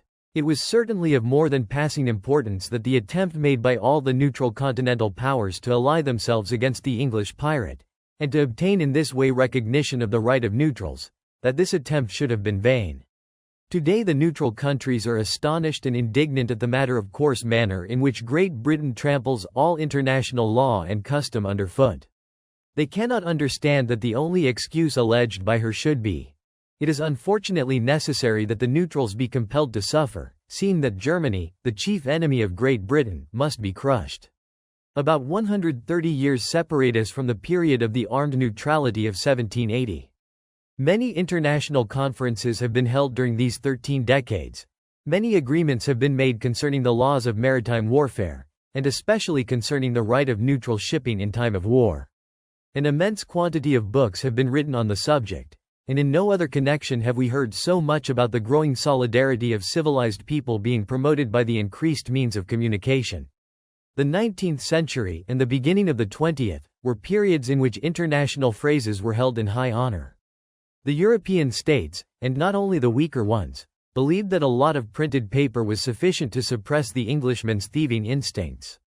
They thought that it was enough to talk about rights and duties and solidarity, and that the civilized British nation had accepted the principle of the existence of a supreme international law, equally operative in times of peace and war. The disappointment was hence all the greater, but those who shared it got what they deserved. How could any reasonable person believe that methods systematically and successfully adopted during centuries, that the fundamental instincts of the English nation and the underlying principles of English policy, that all this would suddenly be abandoned, annihilated, simply because the continental states hoped that it would be so, and talked about the possibility of it happening? In England people spoke a lot, and eloquently, about humanity and civilization. But for every English statesman and admiral it was self-evident that, in war, everything would remain exactly as it always had been. It would be worthwhile to follow attentively the attitude adopted by England, throughout the centuries, not only towards the above-mentioned questions of maritime law, but towards a great many others, and to present the results of that inquiry to the astonished eyes of our readers. The latter would then perceive that, under altered forms, English aims and methods have remained invariably the same since the 16th century up till the present day. Maritime war is destined by Providence to serve the ends of the chosen people. Such wars are for them times of abundant harvest. And it is the duty of the English people, of its statesmen and admirals, to see that the will of Providence is duly carried out. The harvests reaped by England as a result of her pirate wars had always been substantial. But the greatest harvest of all, the reaping of which should be decisive in the influence, economic and political, exerted by it on Britain's future evolution, was still to come. In 1789 the French Revolution broke violently out, on the occasion of the summoning of the States General in Paris. 2 years later, Louis XVI and his family were brought back to the capital as prisoners, their attempted flight having been intercepted. Hereupon the continental powers allied themselves against France with the avowed intention of employing every means in view of enabling the King of France to consolidate freely, and without let or hindrance, the foundations of the monarchy. On behalf of Great Britain, William Pitt the Younger declared that he declined to intervene in any way in the internal affairs of another state. The war against France commenced, and luck favored the French arms. After a short time the French troops entered the Austrian Netherlands, i.e., Belgium. At the same time the National Convention issued a decree, declaring the Scheldt to be henceforth open, in conformity with the law of nature. In order to enforce this decree without delay, and in such a manner as to remove all misunderstandings, a French fleet entered the Scheldt and blockaded Antwerp, already besieged by the army. This happened in November 1792. Shortly afterwards the British government declared that it would never see with indifference a French occupation of the Netherlands, and that it could not admit France's claim to act as general arbitress of the rights and liberties of Europe. On January 21, 1793 Louis XVI was guillotined, and a little later the French ambassador in London received from the British government a brief and very impolite notice, to the effect that he must leave London within a week. This was but the prelude to war between France and England. From the outset it was perfectly evident that the British government would seek to wage this war in the name of one of those high-sounding principles, by means of which England has invariably sought to cloak her real designs. Nothing could have been more welcome to English ministers than the death of Louis XVI. Full of noble indignation, with heaving breast and flashing eyes, the old pirate of the seas rose to arms. France, it was said, must receive her punishment for the murder of the king and for the atrocities of the Revolution. In view of the terrible crimes committed, it was wholly impossible for England to remain disinterested, as Pitt had promised. England sacrifices all egotistical considerations, and makes the cause of monarchical Europe her own. Today we are better able to judge the utterances of English statesmen and of the English press, and we can imagine the superb virtuosity, the wonderful skill, with which the interests of Europe, and the atrocities of the Revolution, were exploited, in order to keep the continental nations in the dark as to the real motives underlying England's intervention in the war. As a matter of fact, these motives were to be sought in the occupation of Belgium by French troops, and in the opening of the Scheldt. It was not the execution of the king, but the conquest of Belgium, which drove England into war.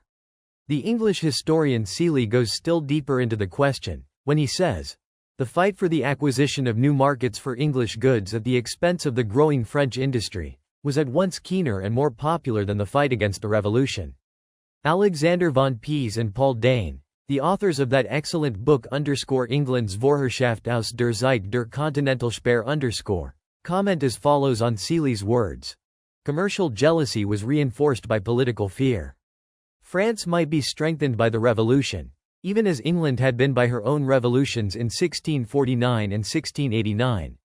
And the former might, in consequence, become a very dangerous rival. The more prominent was the part played in the world by France, and the more did England consider herself injured and menaced. It was not the liberties of Europe that English statesmen regarded as threatened, but rather England's commercial and industrial monopoly. Every word of this statement is true. England now proceeded to set all Europe in motion, in order to drive the French out of Belgium and to prevent the Belgian and Dutch seacoast from falling into the hands of a rival naval power. British gold flowed once more in an uninterrupted stream into Europe, as it always did whenever there was a probability of doing a really successful business deal on a large scale. Revolutionary France had indeed done everything that was necessary to provide England with the most admirable pretexts, for had it not abolished the Christian religion? Can we not imagine how the Englishman's pious heart must have swollen within him? For the sole purpose of protecting religion and morals, England was only too happy to be able to give money. Nothing characterizes better the great comedy, the background of which Europe would seem not even yet to have perceived, than the literature of the Revolutionary and Napoleonic era. The noble-heartedness of the free and pious Englishman is sung to every tune. The leitmotif is invariably furnished by the noble and generous nation which, albeit in safety on its island, endeavors with motherly solicitude to diminish the sufferings of the continental peoples, and which, animated by the marvelous spirit of self-sacrifice, fights indefatigably the good fight for religion, freedom, and order. It is necessary, now, to turn our attention for a short while to Belgium, and especially to the question of the Scheldt. The independence of the northern Netherlands had been recognized by the Treaty of Westphalia, 1648. The latter thus gave legal sanction to Holland's total separation from the powerless German Empire, a separation that had existed de facto for a very long time. The southern Netherlands, i.e. Belgium, remained Spanish property until 1713, when they were handed over by the Treaty of Utrecht to Austria. This state of affairs continued to exist until the outbreak of the wars between France and the European coalition. The Treaty of Westphalia compelled Spain to give her consent to the closing of the Scheldt. The Dutch States General had declared that, for Holland, this measure was one of vital importance, for if Antwerp were to become a great and prosperous port, Amsterdam and Rotterdam must necessarily suffer by it to a greater extent than Holland, with her small resources, could bear. Consequently, was the Scheldt closed, Antwerp's trade was ruined, and a terrible blow was dealt at Belgium's prosperity. In reality, the closing of the Scheldt was due not so much to Dutch as to English influence. English statesmen had known for centuries what the result would be if Antwerp were to fall into the hands of a great power, and that England's trade would certainly derive no advantage, to say the least, from the existence of a prosperous port at the other side of the Channel, at the mouth of the Scheldt, close to the Rhine, the Meuse, and the Thames. A more convenient maritime position, and better means of communication with an immense commercial hinterland than those possessed by Antwerp, cannot be imagined. In those days, when railroads did not exist, the situation was even superior to what it is today. The closing of the Scheldt was equivalent, under these circumstances, to the drying up of an unusually rich source of trade and wealth, and even sea power. The restless mind of the Emperor Joseph II understood this, and he decided to demand the reopening of the river. Holland, backed up by England, resisted the demand. Negotiations ensued, which lasted several years. Mayen remarks that, again, in 1784, England, was forced to look with anxiety, less on account of Austria than of France, upon this raising of the question of the Scheldt. There was little cause to fear Austria becoming a great sea power now, when she had held the Netherlands 3/4 of a century without becoming such.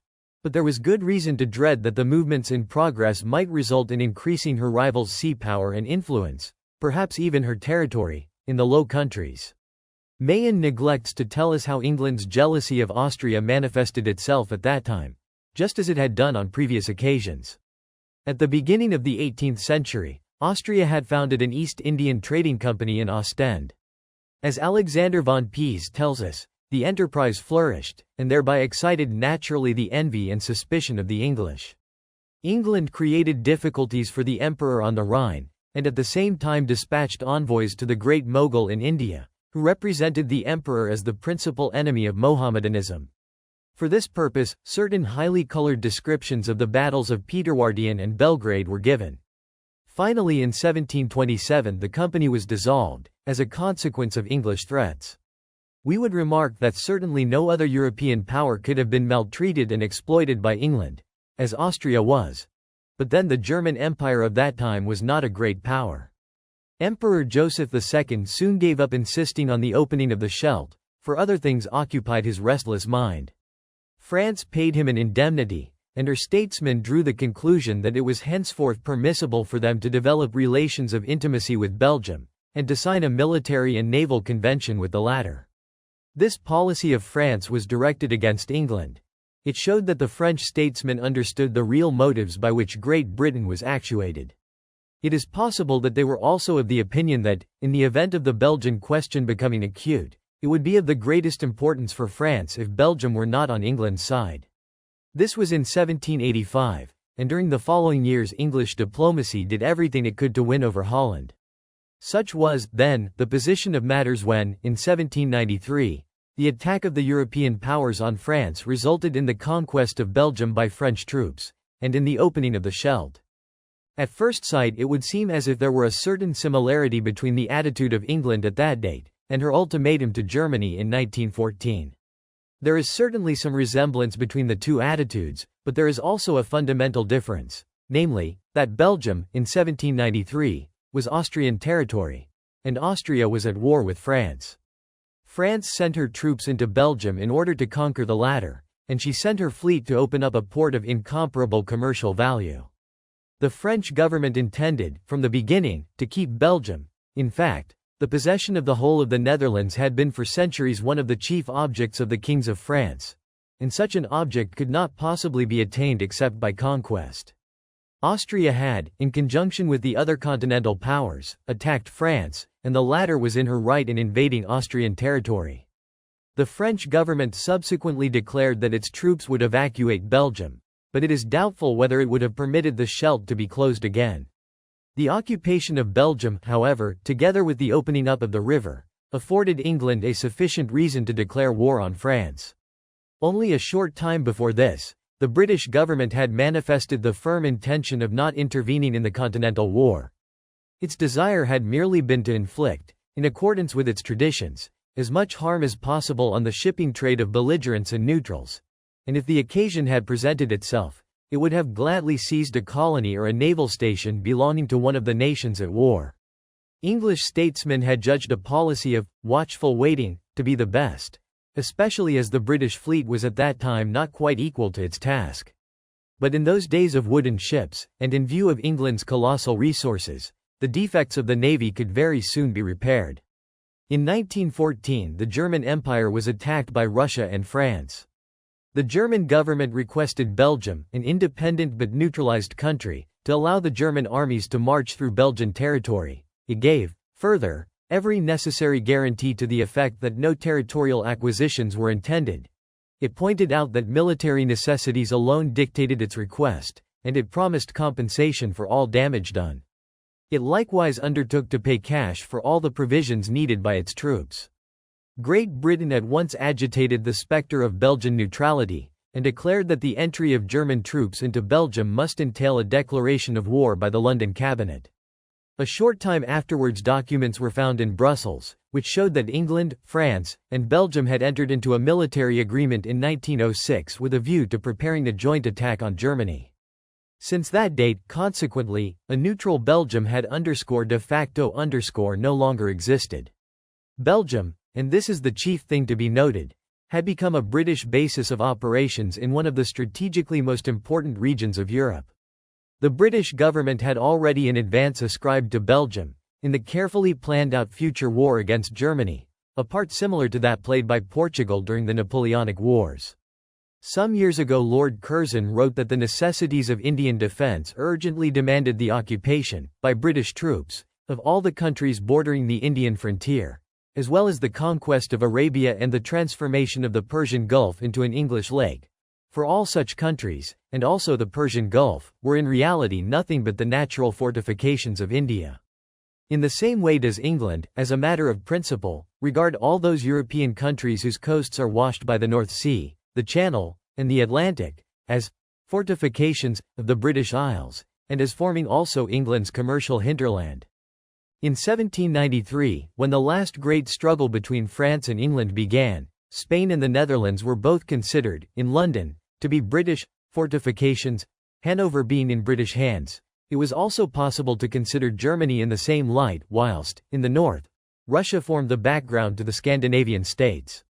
When we consider the various political and military combinations between 1793 and 1816, and when we abandon the historical legends invented concerning them, we shall see that France was the champion of the true interests of the continent. England, and her following of European states, represented solely British insular interests, whereas Russia changed sides like a weathercock. This judgment in no wise diminishes the value of the German War of Liberation, but it certainly does call in question the traditional opinion to the effect that it was England who liberated Europe. The question as to whether England, as a matter of fact, contributed anything to that liberation, remains an open one, even if it be admitted that she played an important part in causing the downfall of Napoleon. With joyful and untiring energy did the English statesmen of that epoch labor to prevent the flames of war being extinguished on the continent. As far as England's interests were concerned, Europe could never be laid waste sufficiently. England's participation in the military operations was the traditional one. From the beginning, she considered the war as a maritime one, as far as she herself was concerned, poured oil on the flames in Europe, and paid subsidies, which were, indeed, more often promised than actually paid. Of course it is the Germans who have always spoken with the greatest admiration and gratitude of the free nation's superb struggle for the liberty of Europe against the Corsican oppressor. Admiral Mahon, whom we have often quoted, who is a passionate admirer of Great Britain, and who only finds fault with his pets when they have not been unscrupulous enough to suit him. Admiral Mahon writes as follows about the part played by England in the Napoleonic Wars. For these reasons great operations on land, or a conspicuous share in the continental campaigns became. if not absolutely impossible to Great Britain, at least clearly unadvisable. It was economically wiser, for the purposes of the coalitions, that she should be controlling the sea, supporting the commerce of the world, making money and managing the finances, while other states, whose industries were exposed to the blast of war and who had not the same commercial aptitudes, did the fighting on land. The same author says in another place, "The thriving condition of the manufactures and commerce of England, protected from the storm of war ravaging the continent and of such vital importance to the general welfare of Europe, made it inexpedient to withdraw her people from the ranks of labor, at a time when the working classes of other nations were being drained for the armies." Mahan, the admirer of England, has here unconsciously defined the part which British statesmen so artfully ascribed to the continent. No English workmen should be allowed to fight, for this would damage British industry. The continental peoples were there to do the fighting. Mahan tells us that, on the continent, industry had been rendered impossible by the war, and he forgets that the latter was systematically encouraged by England. From an economic point of view, an experience repeatedly made by England in former wars was confirmed, namely, that the money invested in the shape of subsidies was recouped with interest, and that the constantly increasing capital in the country paved the way for the flooding of the foreign markets with the cheap products of British industry. The last mentioned phenomenon, again, permitted in later years of the humble attempts made elsewhere to develop a national industry being nipped in the bud. The continent grew ever poorer, and England ever richer. With characteristic English hypocrisy could Pitt say, on the occasion of the reception of some expelled French priests, "The country that has welcomed those priests, is a country which heaven has blessed." In the midst of the universal distress which has befallen other nations, Providence has permitted Great Britain to cover herself with glory and honor. Peace reigns in her palaces, her barns are full. All parts of the globe paid tribute to her industry, all the seas are marked with the sign of her victories. The same statesman said in 1801, "If we compare this year of war with former years of peace, we shall, in the produce of our revenue, and in the extent of our commerce, behold a spectacle at once paradoxical, inexplicable and astonishing. We shall see, that, in spite of the alarm and agitation which has often prevailed in the course of this arduous contest, we have increased our external and internal commerce to a higher pitch than ever it was before, and we may look to the present as the proudest year that has ever yet occurred for this country." Let us return to the year 1793. Trembling with indignation at the sight of the murder of the French sovereigns, and of the introduction of the religion of reason, deeply incensed by the proclamation of the Republic, and fearing for the liberties of Europe, England flung herself on the trade and industry of France. The latter was to be isolated from the rest of the world. The British government declared that it was necessary to starve the French nation, by preventing the importation of corn. When we consider that France in those days had a much smaller population than she has today, whereas her soil was just as fruitful then as now, it is difficult to suppose that the starvation plan was a serious one. Some sagacious Germans recognized afterwards, when it was too late, the truth of the matter. The starvation of France was a pretext, the object of which was to hold up to England's continental allies a common aim to be realized, and to hide the real purpose of the English blockade from their view. The purpose in question was none other than the destruction of the entire industry of the continent, for England succeeded in persuading the majority of European states to bind themselves over not to sell anything to France. In this way did they suppress their own export trade to that country, and the consequence was, that especially the German industry lost a valuable, nay indispensable, market. German industry was, in future, compelled to work at such a cost, that the cheaper English goods were able to flood the German market. We can observe here the time-honored English policy, which wages war only when large business profits are to be drawn from it. The more heterogeneous and complicated European political life grew, the more cunningly did England proceed. At the beginning of the last century she succeeded, by the simple means of a few high-sounding words, in inducing the whole of Europe to destroy the latter's own industry and the foundations of its own economic existence. Thus began that colossal commercial war, which, for England, was the end purpose of the military and naval operations. The French Republic replied to the English blockade by the exclusion of all English products, and by raising the French tariff. These protective measures proved very favorable to the industrial development of the country, and further efforts were made to stimulate such development by means of other economic reprisals. France applied to the neutral states for help in preventing the smuggling of English goods, all of which were confiscated. We need hardly say that the English did not remain inactive, and that they did not hesitate to denounce the absolutely justifiable retaliatory measures adopted by France, as an unheard-of crime against humanity. The English fleets exercised with greater rigor than ever their self-assumed duties as policemen of the sea, that is to say, they stole as many French and neutral ships as they could get hold of. They further compelled all ships coming from overseas countries to call first at an English port. This measure later on during the era of the continental blockade was rendered worse by the imposition of heavy port duties on such vessels. England's continental allies were chained hand and foot. On the one hand they had, as we already pointed out, bound themselves down at England's behest to destroy their own trade. On the other hand, she completed, in the most friendly manner, the ruin of their shipping. As far as they possessed any maritime trade, they likewise suffered from the French reprisals, directed against England. The neutral countries suffered scarcely less. They came at last, in 1800, to recognize that they had no possible interest in sacrificing their commerce and industry merely to please England. The northern states concluded a new alliance on the ruins of the old Neutrality League of 1780. The question once more arose of the liberty of goods under neutral flag, and of the right of search claimed by England.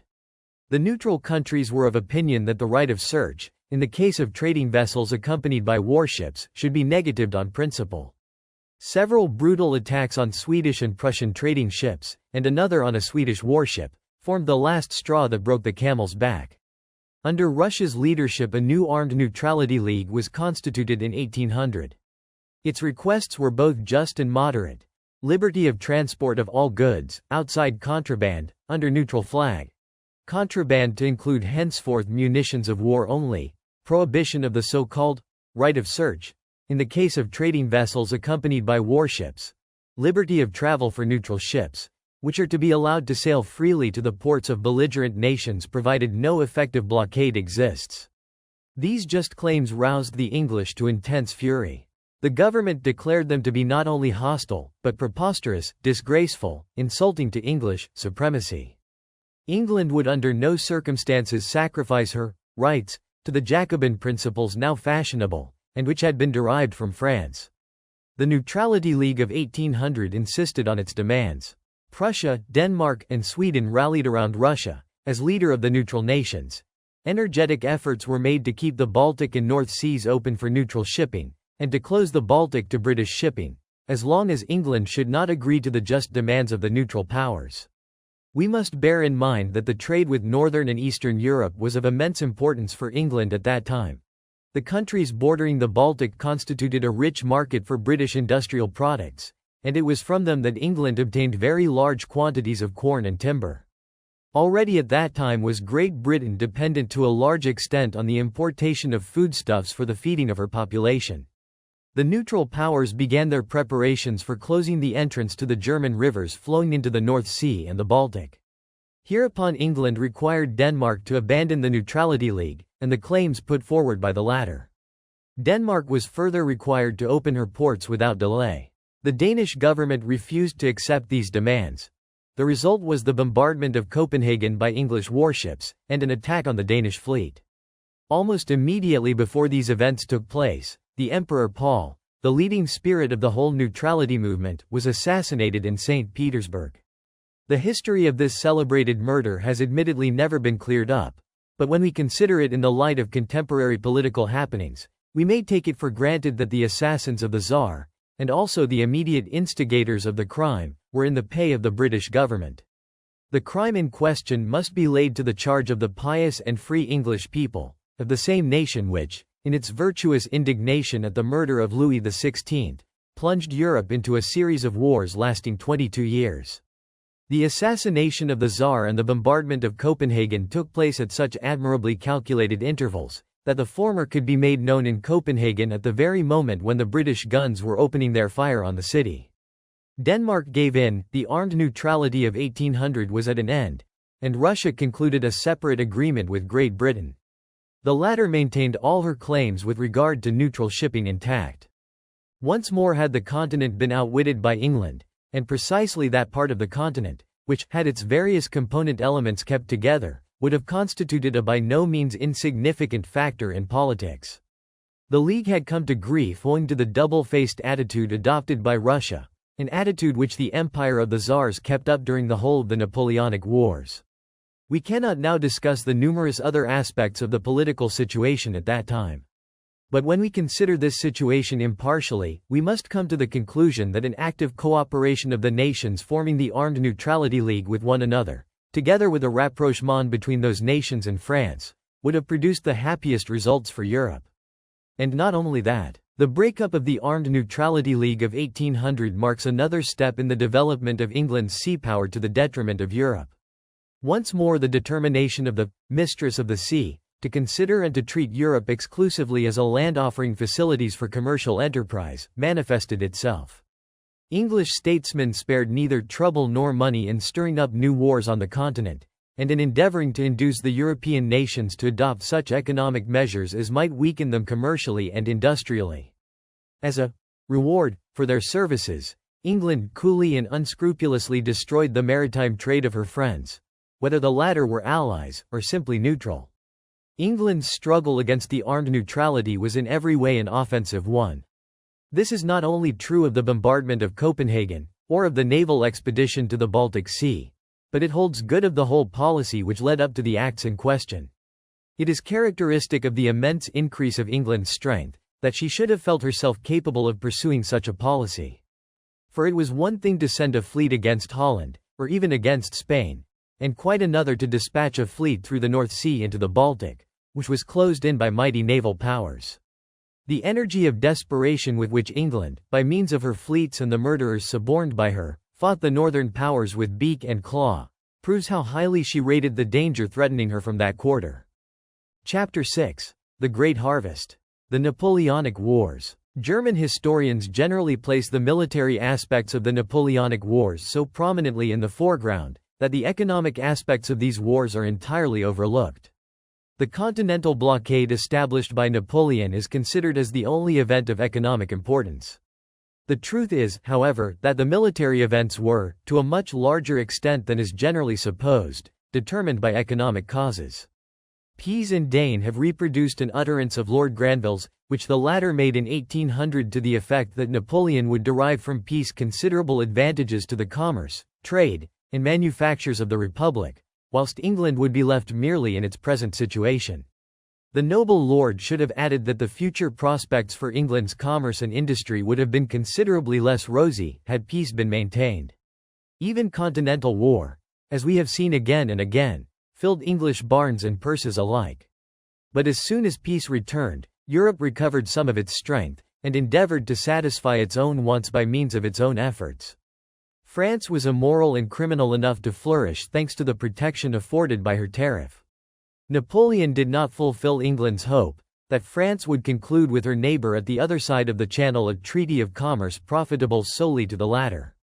In general, Napoleon did not manifest the intention of placing his country in the service of Albion. The English waxed terribly indignant at such impertinence, and the entire nation was agreed that the power and wealth of the immoral French people must under all circumstances be broken.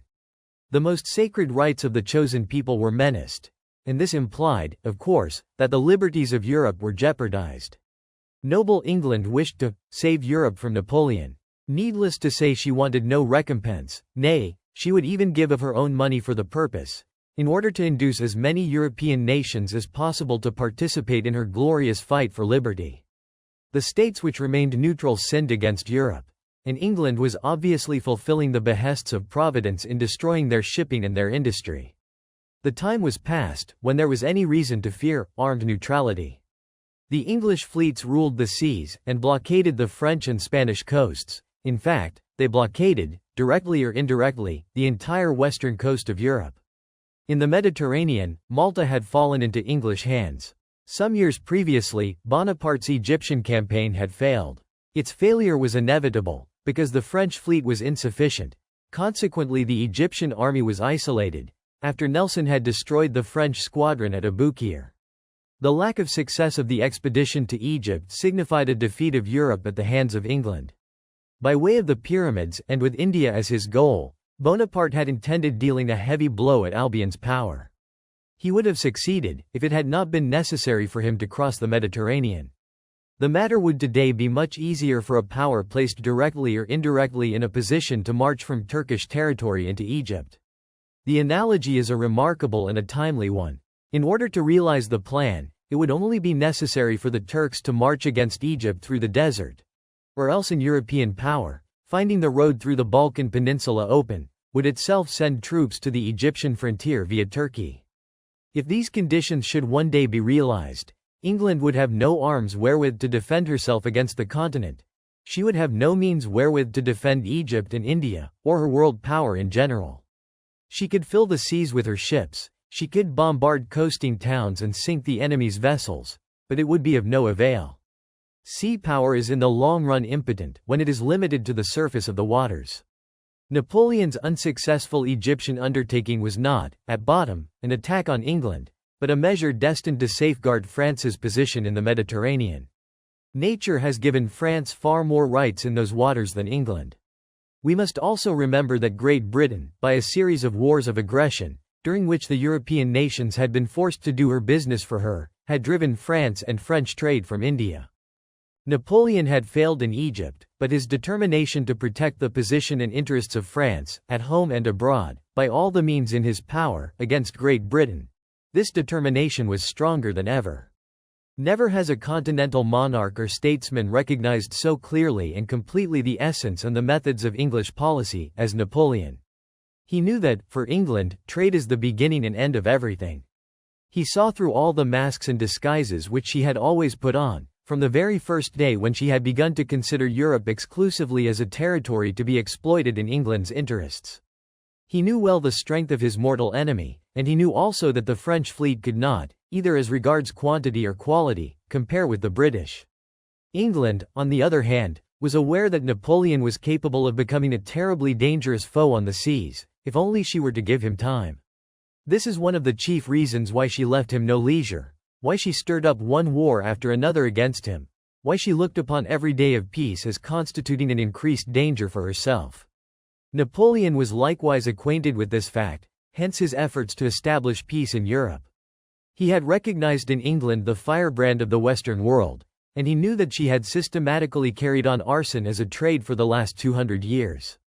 Unlike the statesmen of other European powers, and unlike a large number of Germans who, 100 years later, fell from the clouds of dreamland when England declared war on us in 1914, Napoleon was to be deceived by no phrases or attitudes.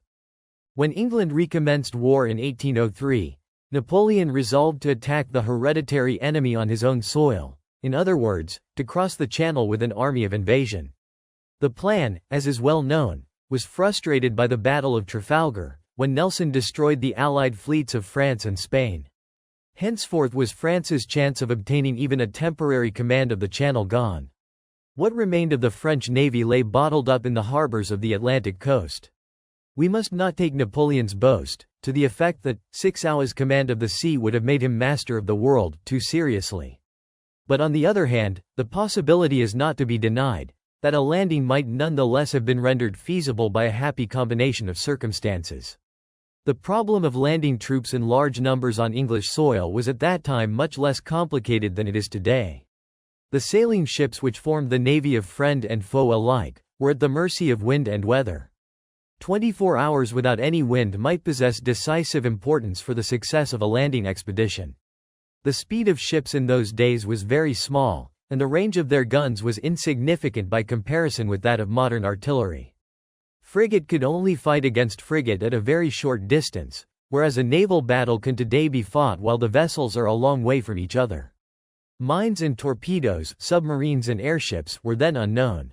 When we take all the new methods of warfare into consideration, it is evident that the transporting of troops over the Channel is today infinitely more dangerous, and, on the other hand, it is far more difficult to protect the transports. In addition to this, we must recollect that large masses of troops would be required, in order to permit a successful landing developing into a fruitful military operation. The invading army must be sure of receiving reinforcements without interruption, otherwise it would be infallibly doomed to early perdition in the hostile country. An uninterrupted supply of reinforcements presupposes lasting command of the Channel. Another factor has also to be borne in mind. The population of Great Britain has enormously increased during the last 110 years. The island is filled with munitions of all descriptions. A large number of men capable of bearing arms is available, and even if the overwhelming majority of them have no military training, yet they are capable of shouldering a rifle, and they know every corner of their country. Movements of troops in England are easy to effect in this age of railroads, cables, and telephones, and they can take place with a rapidity which would render the ulterior development even of a successful landing operation a far more difficult affair than it was in Napoleon's time. As matters stand today, there is no doubt that the population of England would form a single vast body of franc-tireurs, who would carry on the war against the invading army by all the means available, and to the bitter end. These necessarily brief reflections show us that a landing of troops in Great Britain is possible only if the invading power possess, in one way or another, effective command of the sea. If this be not the case, then all plans of invasion are illusions, and illusions that are liable to become a source of danger. As to whether Napoleon really believed it possible to realize his plan of invading England, after the French fleet had been destroyed at Trafalgar, is an open question. Did he think it possible to rebuild the navy, and to train the necessary crews? We may consider it probable or improbable, as we like, but at all events the feasibility of the plan, from the military point of view, is incontestable. The Battle of Trafalgar made England the uncontested mistress of the seas, and ensured for her that supremacy which she maintained up till 1914. When the epoch-making battle in Spanish waters, amidst the scenes of former British piratical activity, was decided, Great Britain had attained her object. She could now take everywhere what she wanted. No one was in a position to oppose her, with the single exception of the United States of America, her former colony. The importance of Trafalgar was first properly appreciated at the end of the 19th century, and it was then exaggerated by some writers. All historians are in agreement upon one point, namely, that Napoleon's chances of success were not destroyed in Russia or at Waterloo, but at Trafalgar. This is none the less doubtful, for Trafalgar did but give England the supremacy over the seas, and frustrate for the time being Napoleon's plan of invasion. If, during the German War of Liberation in 1813, there had been no Blücher nor Gneisenau, no Bülow, nor York, but only generals such as Schwarzenberg and Bernadotte, Napoleon would never have been defeated. If the winter of 1812 had not been so abnormally cold, it is possible that the Russian campaign might have ended differently. It is, consequently, not exact to regard the Battle of Trafalgar as alone decisive in sealing the fate of Napoleon. Of course, England has never ceased to represent Nelson and Wellington as the saviors of Europe, which, it is said, they liberated from the tyranny of the Corsican.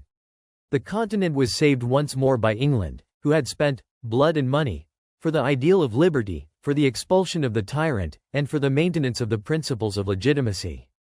Even today there is no Englishman who does not consider it to be the sacred duty of every European to accept this view of the matter. Gourgaud and others tell us that Napoleon, at St. Helena, said that his greatest mistake had been to believe it possible to unite permanently all the nations of the continent within a single empire. And here we have certainly the nucleus of the whole question. It was this mistake which caused Napoleon's downfall. The forces inherent in every nation would certainly have asserted themselves, at one time or another, with elementary and irresistible violence, even without Trafalgar or the Peninsular War. It was the consequences of the same mistake which gave England her lasting victory. She would not have gained it, if Napoleon had not endeavored to permanently crush and join together all the peoples of Europe. Let us try and represent to ourselves France within the boundaries traced for her by the Congress of Vienna, and governed by Napoleon. After 10 years of peace and systematic preparation, she would have been in a position to fight England on the seas with every prospect of success. A country possessing the coast and the natural wealth of France would undoubtedly, if left in peace, have developed strength enough to make her equal, if not superior, to Great Britain. This truth is not often grasped at the present day. But Frederick the Great had recognized it when he said how foolish it was of Louis XIV to make of the continent the center point of his wars, instead of devoting all his resources to fighting England. The great Prussian king admitted that the methods of warfare adopted by the English were, from the standpoint of the latter, justifiable. The English concentrated their entire force on the sea, and entrusted the European nations with the task of weakening France on land. Napoleon would not have committed this error of Louis XIV, for he knew England too well. His own mistake was that of believing in the permanence of his conquests. Thanks to these conquests was England able to find states ever ready to fight for English trading interests. What we have just said represents, of course, only the point of view of France a century ago. According to English writers and orators, Trafalgar is supposed to have saved Europe. Today, after more than 100 years have passed, it is possible to ask the question as to whether the consequences of Trafalgar for Europe have in reality been so salutary. If we take the view that Napoleon's world empire would, for the reasons indicated by Napoleon himself, have collapsed in any case one day or another, we can, in truth, not discover a single consequence of Trafalgar which has been favorable for the continent. Trafalgar it was which ensured for England the absolute supremacy on the seas. When Napoleon had been compelled to give up his plan of invading England, and to turn his attention to Austria, he knew that for the immediate future he had no means wherewith to fight the islanders directly. English historians, and also Mahan, have rightly recognized that everything henceforth undertaken by the emperor against his chief enemy was in the nature of enterprises embarked on faute de mieux. This remark holds good of the continental blockade instituted by the Berlin Decrees. The famous blockade is extremely interesting to consider, for it shows us clearly the war between Napoleon and England in its true light, namely, as a war between England and the continent. The fundamental idea on which the blockade was based, was derived from the measures taken by the French Republic at the end of the preceding century. Measures, the object of which was to prevent the French market from being overflooded by English goods. These measures were destined as a counterblast to those taken, long before the French Revolution, by England against enemies and neutrals alike. Such English blockades had been organized in every single maritime war waged by England. Their object was, in part, to damage the trade of the adversary, but chiefly to benefit her own trade in shipping. The weapon had been found so useful, that the leaders of the chosen people decided that they could not apply it often enough. With a view to extending its application still further, recourse was had to the paper blockades, wherever an effective blockade could not be maintained. The measures taken by the French Republic towards the close of the 18th century, and which had been confined to France alone, furnished Napoleon with the idea of the colossal European blockade against English goods. _conditio sine qua non of the success of that blockade was that it should be applied quad ubique et quad omnibus that not a link should be missing in the vast chain of prohibition. The English were cunning enough to understand this at once, and they therefore directed all their efforts towards breaking as many links as possible. The whole of the European coasts, from the Baltic to Gibraltar and the eastern Mediterranean, were declared to be closed. They were to form a single impenetrable wall against all English products. Napoleon employed also the northern states for this purpose, especially Denmark, who possessed the key to the Belt and the Sound. Thereupon an English squadron suddenly appeared before Copenhagen in 1807, and demanded of the absolutely neutral Danish state that it should surrender its fleet. England pretended that she wished to take the latter under her protection, and that she would give it back again later on. Denmark refused. The English promptly bombarded Copenhagen from the sea, and dispatched also an army against the city. Denmark was forced to capitulate, and the whole of her fleet, consisting of 33 ships, was taken over by the English admiral, and brought to England. The ships were all of them without crews. This proves beyond a doubt that Denmark was attacked in the midst of peace, and had no intention of abandoning her neutrality. As to whether Napoleon would have induced Denmark to abandon her neutrality later on, is another question. He had just come to an agreement with Tsar Alexander I at Tilsit, and had drawn up with him the outlines of a sort of general partition of Europe. According to this scheme, Denmark was to be granted a considerable increase of territory at the expense of northern Germany, in the event of her allying herself with France. Thus it was intended to make an offer to Denmark, but there was not the slightest evidence of any intention on the part of the latter to give up her neutrality, much less of any hostile preparations. Denmark was wholly defenseless when attacked by England, and this attack was nothing but a vile and dastardly act of brigandage. England, at the same time, stole Heligoland from the Danes, and the island became a basis of operations for the English smugglers on the North Sea coast. The crime of Copenhagen was in so far profitable to Napoleon, that it obliged Russia to declare war on England. After the seizure of the Danish fleet, the Baltic was at the mercy of the English. Whereas up till now Russia and Denmark had been united by the bonds of a natural solidarity, resulting from their respective geographical positions. But Russia's efforts to repair the breach made in the wall erected against English importations were vain. A second breach was made in the wall in the south. Napoleon's unskillful and psychologically false treatment of the Spanish nation caused a guerrilla war to break out in the peninsula. This war has become celebrated, but what is less well known is that Spanish blood was shed in order to further English interests. Spain was ruined, her soil devastated, and when Napoleon's power in the country was definitely broken, the latter found itself tied hand and foot to England, dependent on English industry and English financial assistance. At the very moment when England hypocritically pretended to be fighting in Spain, for Spain in Europe, at that very moment she achieved the last, decisive victory over the land of Cervantes, and trampled the erstwhile greatest nation of the West underfoot. The same fate had previously overtaken England's vassal Portugal. Napoleon's intentions were evident. Spain was for him but a means wherewith to fight England on the continent. The Spanish and Portuguese coasts were to be closed to English products, as much as the northern ones were. Napoleon likewise intended taking Gibraltar by means of a land attack. Viewed as a whole, the plan was at once a bold and a simple one. England was to be completely ostracized, and all possibility of selling anything to the continent was to be withdrawn from her. Napoleon thought that the English would not be able to hold out for long under such circumstances. Riots would break out, money would be scarce, etc. The immediate, preventive measures taken by England against Denmark, Spain, and Portugal showed that the British government by no means underestimated the possible consequences of the European blockade. The continental nations, for Napoleon, were so many instruments to be used in fighting England. The latter, on the other hand, used them as weapons against the French emperor. But amidst all political changes, the continent remained, for England, the territory to be exploited in the interests of her trade. The more the continent was devastated and impoverished, the better it was for Albion, for thereby was the market assured for British producers. And when British warships captured or sunk the vessels of those states which were compelled reluctantly to obey Napoleon's orders, this was, of course, done in the interests of European freedom. The Franco-Russian friendship did not last long, after having reached its culminating point at the Congress of Erfurt in 1807.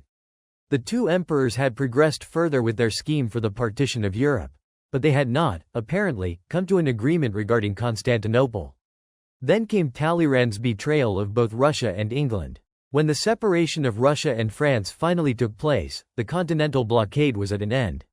Nonetheless did England continue her old system, and, in 1809, she managed to drive Austria-Hungary into a war which ended disastrously, seeing that Austria was not ready, and had to stand up alone against France and Russia. It is possible that England may have feared a rapprochement between Austria and the two last mentioned powers, but it was in any case not creditable for the Austrian diplomatists that they should have allowed themselves, after so many experiences, to be once more made the puppets of England. However, with the exception of Russia, no continental power had reason to be proud of its diplomatists.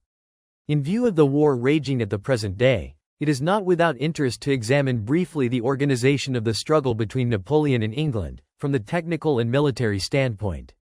Napoleon thought it possible to bring about the economic downfall of Great Britain. He therefore forbade all the countries under his sway or influence to do any trade with the latter. An army of French officials was placed all along the coasts. In fact, a main characteristic of the continental blockade was that it existed solely on land, and not on the seas, which would have been the normal way of doing things. But England ruled the seas in the fullest sense of the word, and herein lay ab initio an important source of weakness for the whole undertaking, for it was impossible to close up effectively so long and irregular a coast. Napoleon himself admitted that not the smallest fishing boat could go out to sea, without the English capturing it. The British government, by way of reprisals, blockaded every port in which the Berlin decrees were enforced. It further prohibited all neutral ships from trading with such ports. At least neutral ships could only obtain permission to do so if they had beforehand visited a British port, where they had to pay a heavy duty and to take a cargo of English goods on board. Consequently did every neutral ship which entered a continental harbor break the French blockade. Napoleon replied by ordering the confiscation of all neutral vessels, which thus complied with the English regulations. Later on, another step in the same direction was taken, and all English goods found on the continent were seized.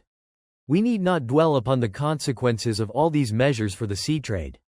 The French shipping trade, which had re-flourished in spite of all wars, disappeared completely with the exception of an insignificant coasting trade. France was cut off from her colonies, and the latter were compelled to purchase all the goods and foodstuffs they needed from the United States. Owing to the interruption of all communications with her colonies, France lost the lucrative colonial produce trade, which had been hers down to the time of the English blockade. The continental blockade was not without creating difficulties for England. In the first place, enormous quantities of unsaleable goods were accumulated in the country. On the other hand, the raw material, which Great Britain imported from Europe, arrived only in extremely small quantities. Trade and industry suffered naturally, but the groans that could be heard were much louder than the sufferings in question were great. The English seized every opportunity to let themselves appear as the martyrs to the cause of Europe, whereas, in reality, the continent was enduring martyrdom for the sake of England's greed. England was in the position of a rich and dishonest partner, who willingly risks a large sum in an enterprise, because his experience tells him that the business to be done, and which will ruin his associates, will bring him in colossal profits. The harvest is some little time in coming, and in the meantime matters do not always go smoothly. So he groans and whines, in order to make believe that he is undergoing agony, and that he is honest. The English smuggling system was carried on the very largest scale. In addition to this, there came the port duties on neutral ships, of which we have already spoken. In passing, we may observe that these port duties imposed on neutral vessels show with particular clearness the measurelessly arbitrary methods of dealing with foreign trade, adopted by Great Britain. She even went farther still. The same ships, on returning to their home across the seas, were obliged to call at an English port and to submit to being searched. As a matter of fact, the poor neutral countries have not been treated any better during the present war. But this is by the way. The main consideration for England was, not to impede neutral shipping, but to destroy it.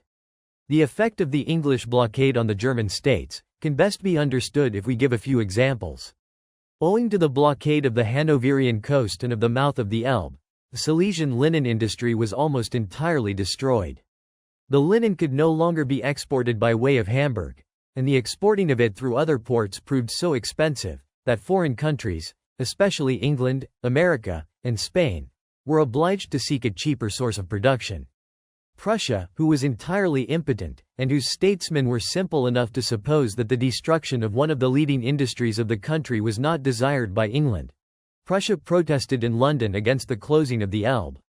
The same fate overtook Prussia's woolen export trade. Later on, after the fall of Napoleon, when the blockades disappeared and shipping became free again, Prussian industry found all its markets absorbed by English industry. In addition to all this, England was at that time the only power possessing a trading fleet, with the result that the European states had to pay her a further tribute in the shape of freight.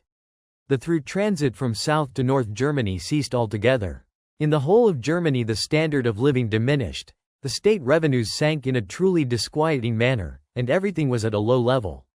The genius of Napoleon discovered, for France and the conquered countries, means whereby industry and commerce attained a surprising development in a short time. He also lessened, for these regions, the inevitable hardships inflicted by the blockade, by awarding so-called licenses. He subventioned, in the most difficult days, industrial undertakings with cash, and in this way succeeded in creating a prosperity which exerted its salutary influence on various branches of industry and trade in Germany. But precisely these branches were subsequently ruined after the breakup of the continental system and the fall of Napoleon, for then the vast quantities of goods accumulated in England overflooded the European, and especially the German, markets, and effectively crushed all competition. English politicians of those days, and also later on, often raised their eyes piously to heaven, and declared sanctimoniously that God had been exceedingly good to England, for he had permitted her to become ever richer and richer, and had saved her from the fury of war which had devastated the unfortunate continental countries. There was, certainly, a certain depression among English businessmen at times, during the continental blockade. This is comprehensible, For all businessmen are not equally far-sighted, neither are they always strong-minded. The tests to which they were put were often hard, and if Napoleon had been in a position permanently and absolutely to close all the coasts of Europe, it may well be doubted whether England could have survived. The continent, on the other hand, would have been able to do so, had Napoleon not abandoned his principle of ruining the states subjugated by him, and notably Prussia, for the benefit of France. The War of Liberation resulted in the yoke, which Napoleon had imposed on Europe, being thrown off. The European nations were once more free. In those days when the national spirit, long held in check, rose again unfettered, they knew not that another yoke had been laid upon them, the weight of which they were soon destined to feel, and to feel more and more with each advancing year. Namely, the yoke formed by Great Britain's industry, and by her uncontested command of the seas. The position of England, alike as an European and as a world power, was indeed, at the time of the War of Liberation, an unique one.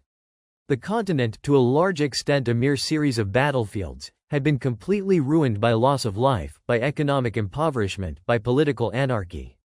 An extraordinary wave of idealism had permitted the poorest of all continental countries, Prussia, to accomplish the most difficult of all tasks.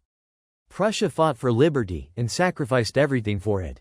The land of the chosen people had not been profaned by the presence of the enemy. England had suffered scarcely any loss of life during the Napoleonic Wars, outside that of some hundreds of men in the naval battles. Very few English had fought on the continent, but all the more Germans.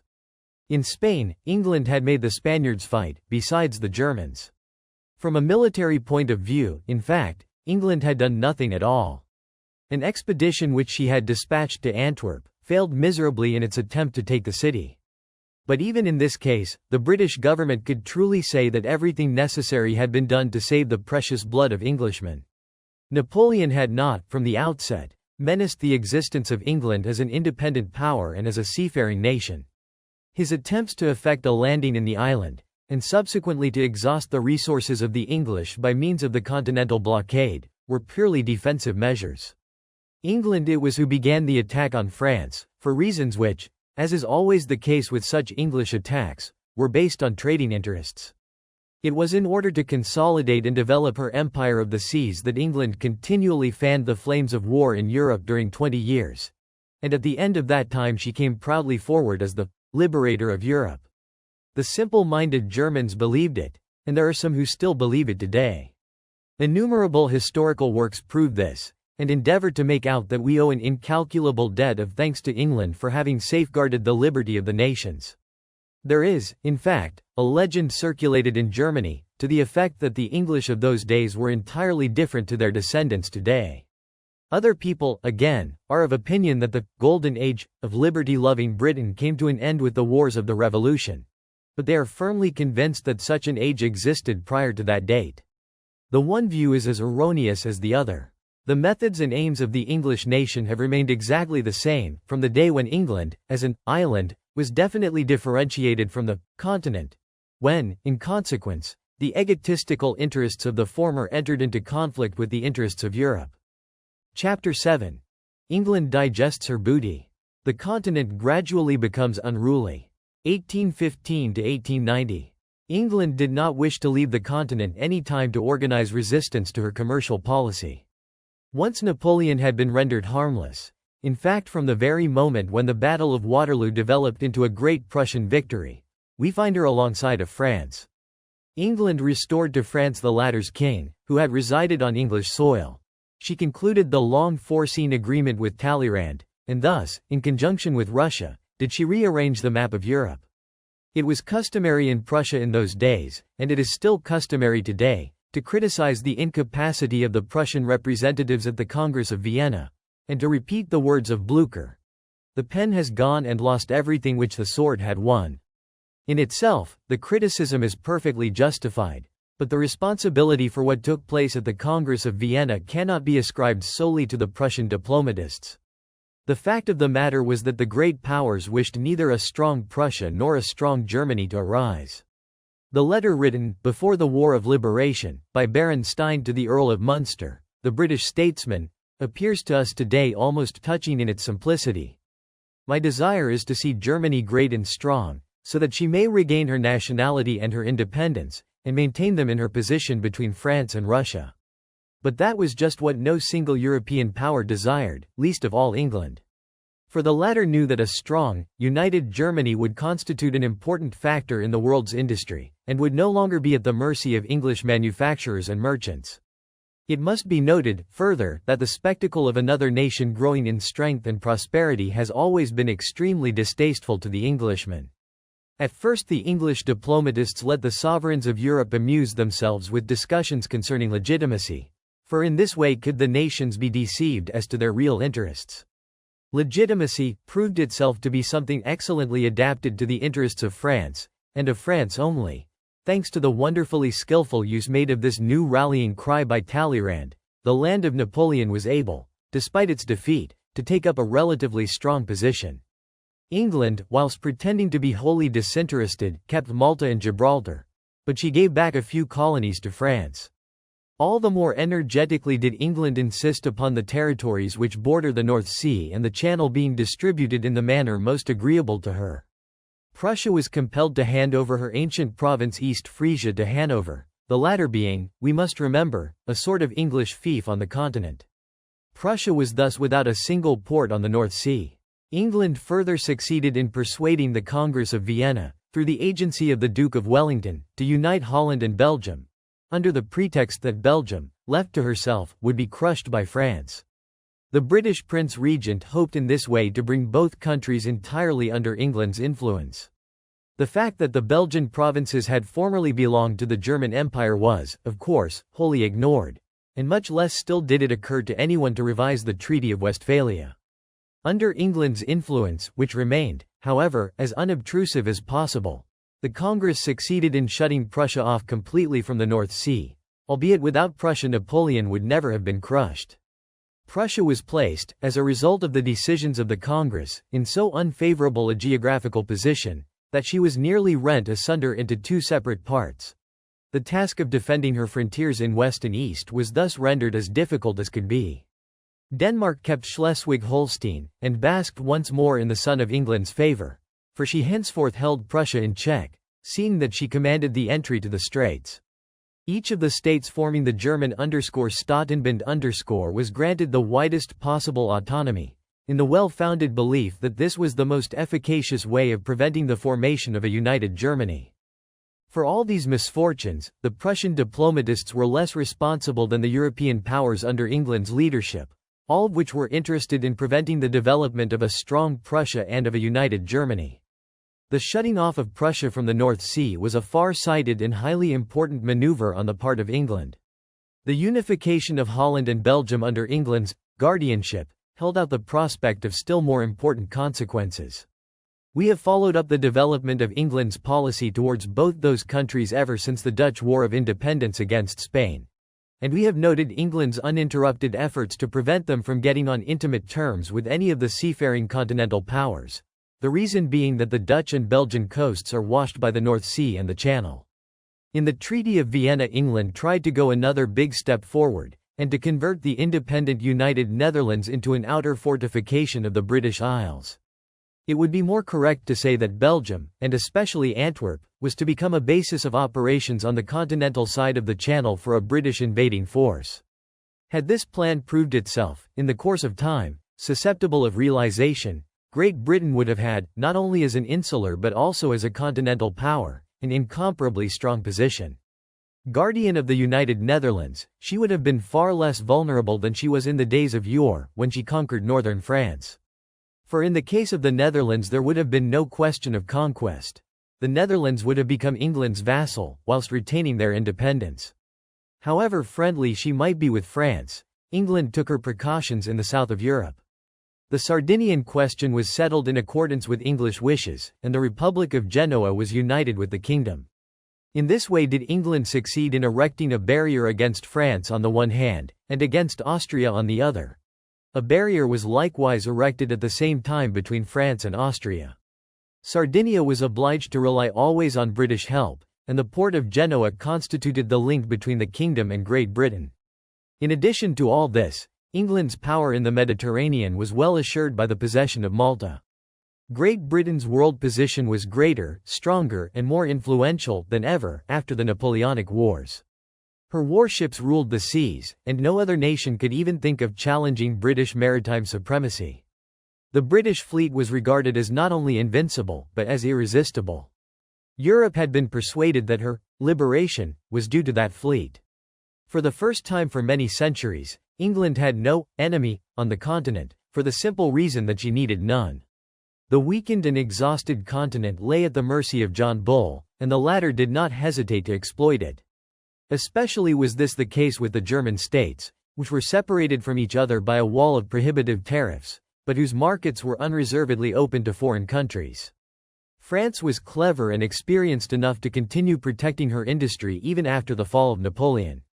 In this way did the breakup of the Continental Blockade have a destructive effect on the industry of several German states, during many years. All the more so as the English government and English merchants alike had recourse, with their usual absence of scruples, to corruption and other dishonorable means for crushing German industrial competition ab ovo. The superstitious veneration which was entertained in Germany up till a comparatively recent date for all genuinely English products dates back, for the main part, to that time. The era of great battles on the plains of Europe was over. But a time of political unrest in the interior of the various European states set in. This unrest reached its culminating point in the explosions of 1848. Such unrest was a source of particular satisfaction to England, for it weakened and disorganized all her continental rivals. Down to the time of the Crimean War, 1855, the Eastern question remained veiled in considerable obscurity. England, Russia, Turkey, France, and Austria-Hungary played a curious and very complicated game of political and diplomatic chess. This game was still further complicated when Mehmed Ali appeared on the scene and marched on Constantinople. It is impossible, within the limits of the present work, to dwell on those events. We must content ourselves with describing, in general terms, the part played by England. The latter did not wish to see any of the continental powers in possession of Constantinople, and she also wished to prevent by all means an alliance between the Porte and any of the powers. It was from these two considerations that English policy derived its principle of the maintenance and independence of Turkey. That policy, on the other hand, aimed at drawing Turkey as much as possible into the meshes of Great Britain's net. In this way Turkey could be conveniently played off against France or Russia, as the occasion required it.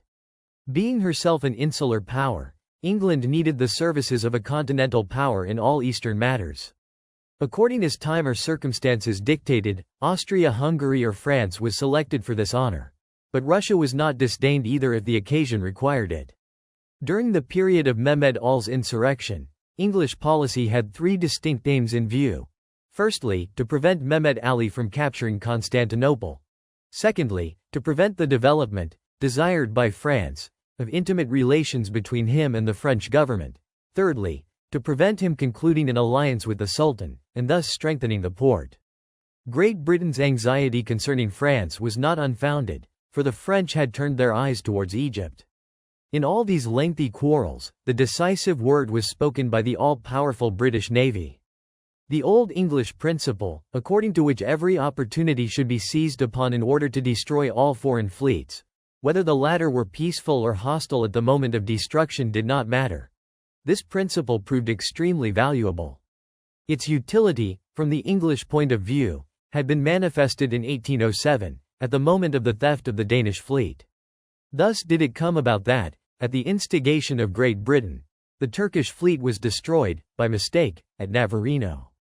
An allied Anglo-Franco-Russian fleet sailed in 1824 to Navarino, where the Turkish fleet lay. An agreement had been made whereby negotiations should take place with the Turks, and it had further been resolved by the Allied commanders not to open fire unless the Turks did so. Suddenly a shot was fired, and it has never yet been ascertained on which side, but the English declared that it was the Turks who had fired it. The result was the destruction, or rather the massacre, of the wholly unprepared Turkish fleet. The English admiral had already received his instructions from London, but in the British Parliament all this was, of course, denied. The English Prime Minister even gave utterance to the memorable words, "The destruction of the Turkish fleet was an untoward event." But, unfortunately, could things not be changed? Mehmed Ali's future fleet had been partly annihilated, partly captured by the English, whose ships, in turn, occupied with success the ports and harbors of Syria. Both at that time and also in later years, the limits of sea power have been very clearly demonstrated in the Near East. England was in a position, thanks to her navy, first of all to protect and coddle the newborn kingdom of Greece, and subsequently to humiliate and bully it. This changeable attitude was kept up until King Otho's successor, who was related to the English royal family, ascended the Greek throne. It was, again, her navy which permitted England to assume the role of guardian of growing Italy, and this navy it was, also, which caused the cunning policy of Napoleon III in the Mediterranean to collapse. But the aspect of things changed, as soon as the center of gravity of the Eastern conflict was removed to the continent. It then became necessary for England to buy a continental sword. With the power employed as such, England cooperated cheerfully until there was no further need of the former's services. The tool was then cast aside. Russia was, during the first half of the 19th century, fully aware of this fact, and pursued her policy of expansion accordingly. Her object, as usual, was Constantinople and the Dardanelles. Her ambitions led to the Crimean War, in which France and Italy were the auxiliaries of Great Britain.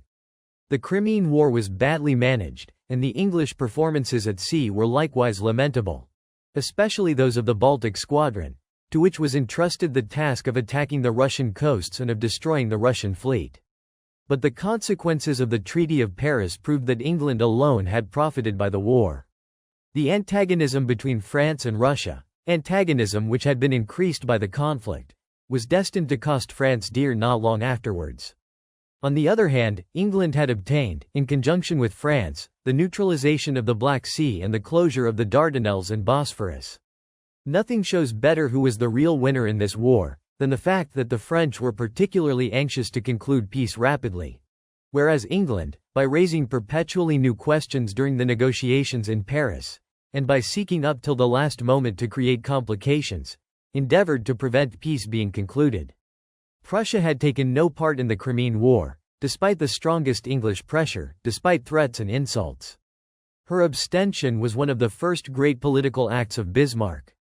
The latter recognized that it would have been folly for Prussia to show hostility to Russia in those days. The Prussian-German customs union was, from the beginning, a thorn in the side of the English. Its foundation had been combated by all possible means, and the efforts directed towards the protection of German industry had been denounced as an unfriendly act against England. Nothing was left undone, either by the British government or by its accredited and unaccredited agents, in order to fight and to intrigue against the proposed union in every German state. There are certainly few things which can be more legitimately included in the category of a country's internal affairs than the settlement of their mutual economic interests by the German states. But England had, in the most cunning manner, arranged, at the Congress of Vienna, for Germany to become an object of economic exploitation, and had imagined that matters would always remain thus. Knowing its own unassailable position, the British government overdid things. Especially did the elevated English duties on wood and corn, which were arbitrarily modified in London, place German production and shipping in an ever more untenable situation. On the other hand, British industry continued to throttle German production, and to deprive the latter of its rightful profits. When Lord Palmerston was at last ready to give way, and offered, amongst other things, a reduction of the English duties on wood, it was too late and there remained nothing for the noble lord to do but to submit and accept the fait accompli. Another event had, during the 30s, spoiled Great Britain's game, namely, the separation of Holland and Belgium, whose reunion England had been foremost in bringing about at Vienna. Belgium had separated herself from her northern neighbor, for that which cannot be united cannot be held together. English policy recognized this fact, and quickly decided to make as good a job of it as possible.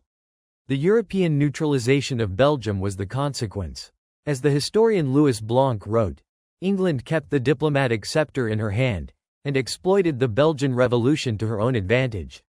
Belgium's neutrality was directed solely against France, because England was convinced that the French would seize the first opportunity of bringing Belgium under their influence. In view of the state of affairs existing at the present moment, It is interesting to observe that the Treaty of Neutrality was concluded exclusively on account of France, whose ambitions it was meant to restrain. England hoped, by inducing the European powers to participate, under her own leadership, in the guarantee of Belgian neutrality, to reserve for herself the possibility of organizing, if need be, another coalition against France. De facto, the newly created Kingdom of Belgium was entirely under British influence. It became England's advanced post on the continent, the outer line of her fortifications. And no one in Europe could prevent this. During that period, France was the enemy, and a remarkable parallel can be traced between the events which then occurred, and those which have taken place within the last quarter of a century, events which we will consider later on. In the 50s, Great Britain succeeded in utilizing her enemy against Russia in the Crimean War. She induced France to sacrifice her troops and warships, and to weaken herself generally for the sake of British interests. At the same time, both during that war and previously to it, Great Britain was everywhere busy working against France, and especially in Egypt. Shortly after the war, she enticed France into the Mexican adventure, and then, as usual, retired from the scene herself, as soon as the stone had been set rolling. Great Britain's object was to create difficulties between France and the United States, by bringing the former into conflict with the Monroe Doctrine. She further wished to weaken France in Mexico, and to discredit Napoleon in France. The plan succeeded brilliantly. Within recent times, it was intended to use the German Empire against Russia in the same way as France was used 60 years ago. Great Britain found it impossible, during the 6th decade of the last century, to stem the flowing tide of German unity. The reasons for this were, firstly, the superiority of Bismarck's diplomacy and political genius, secondly, his fearless determination, and, thirdly, the fact that purely continental interests were at stake. During that curious period of European political development, Bismarck was the only statesman whose will was strong and unbending, and who knew exactly what he wanted. The far-sightedness of English statesmen had recognized, early already in the 60s, that the power of Napoleon was on the wane. They observed with satisfaction that the Emperor of the French was constantly obliged to seek the creation of new, stage effects, in order to maintain his prestige, and to consolidate the throne for his successor. At the same time, Napoleon's policy never ceased to be a cause of uneasiness for England, and the Suez Canal enterprise roused John Bull to violent indignation. How could a continental power dare to construct a canal joining up two seas, and thereby render a great British ocean highway valueless? We know how Disraeli's business talents subsequently succeeded in transforming the peril into a profit, after the canal had been built. The spendthrift Khedive, Ismail Pasha, was overburdened with debts. Disraeli purchased all his Suez Canal shares, obtained later on possession of others, and thus placed the canal under the virtual control of England. Ever since the great insurrection of the Sepoys in 1857, the British government had worked uninterruptedly to bind India to the empire, and to organize her defense. The Suez Canal was a first-class instrument for this purpose. The Anglo-French rivalry in Egypt continued, but the English influence there increased steadily. In the rest of the world, during the 19th century, England did and took what she wanted. If any territory, in any region whatsoever, appealed to the taste of some wandering English merchant or politician, he simply hoisted the British flag, and the matter was settled. The territory was henceforth British. About the end of the 60s, it became perfectly evident to English statesmen that Germany, under Bismarck's guidance, was advancing rapidly towards unification. At the 11th hour, British diplomacy tried hard to prevent this unification from taking place. In London, the thread was spun of an elaborate intrigue, which aimed at persuading the North German Union and France to come to an understanding regarding a reduction of armaments. The proposal met with considerable approbation in France, whereupon the latter became suddenly England's friend. Weakness, aimlessness, discord were becoming ever more and more visible in France, and these sorts of things have always been calculated to earn England's friendship. But the London cabinet had no success in Berlin with its proposal. Bismarck politely declined, and did not budge an inch. The English took similar steps in South Germany, where they did not content themselves with proposing a reduction of armaments, but also argued most persuasively that the union of the southern German states with the northern ones would be a crime against humanity which Europe could not possibly tolerate. The southern states, further, would be doomed to certain perdition, i.e., be crushed under the Prussian boot. When the Great War with France broke out, English public opinion was at first considerably affected by Bismarck's revelations, to the effect that France had endeavored, before the war, to obtain his consent to the French annexation of Belgium. Soon afterwards English opinion became pronouncedly favorable to France, and remained so. Munitions were sold to the French, and everything else that the latter wanted. The bombardment of Paris was bitterly criticized. The annexation of Alsace-Lorraine called forth a storm of curses. Gladstone intended protesting against it. But all this anti-German feeling remained confined within very modest limits, for England had other and very grave anxieties. The Russian government declared itself released from the obligations imposed by the Treaty of Paris, and it found herein the firm support of Bismarck. France was momentarily crushed, and Austria-Hungary was not capable of resisting Russia and Germany by herself. England thus found herself isolated, and was compelled to sacrifice an important article of the Treaty of Paris, namely, the neutralization of the Black Sea. This was decided upon in a conference held in London. In 1871 England found herself powerless in regard to affairs on the continent. There was nothing to be done, and with that practical sense which is so developed in the Englishman, the English press did not shrink from an exhibition of grovelling hypocrisy. Towards the end of 1870 an essay appeared in the Times, of which the conclusion furnishes interesting reading today. I think that Bismarck will take as much of Alsace and Lorraine as he wishes, and that this is all the better for him, all the better for us, all the better for the whole world, except France, and in course of time better for her also. By means of his quiet and splendid measures, Herr von Bismarck intends realizing one great object, the welfare of Germany and of the whole world.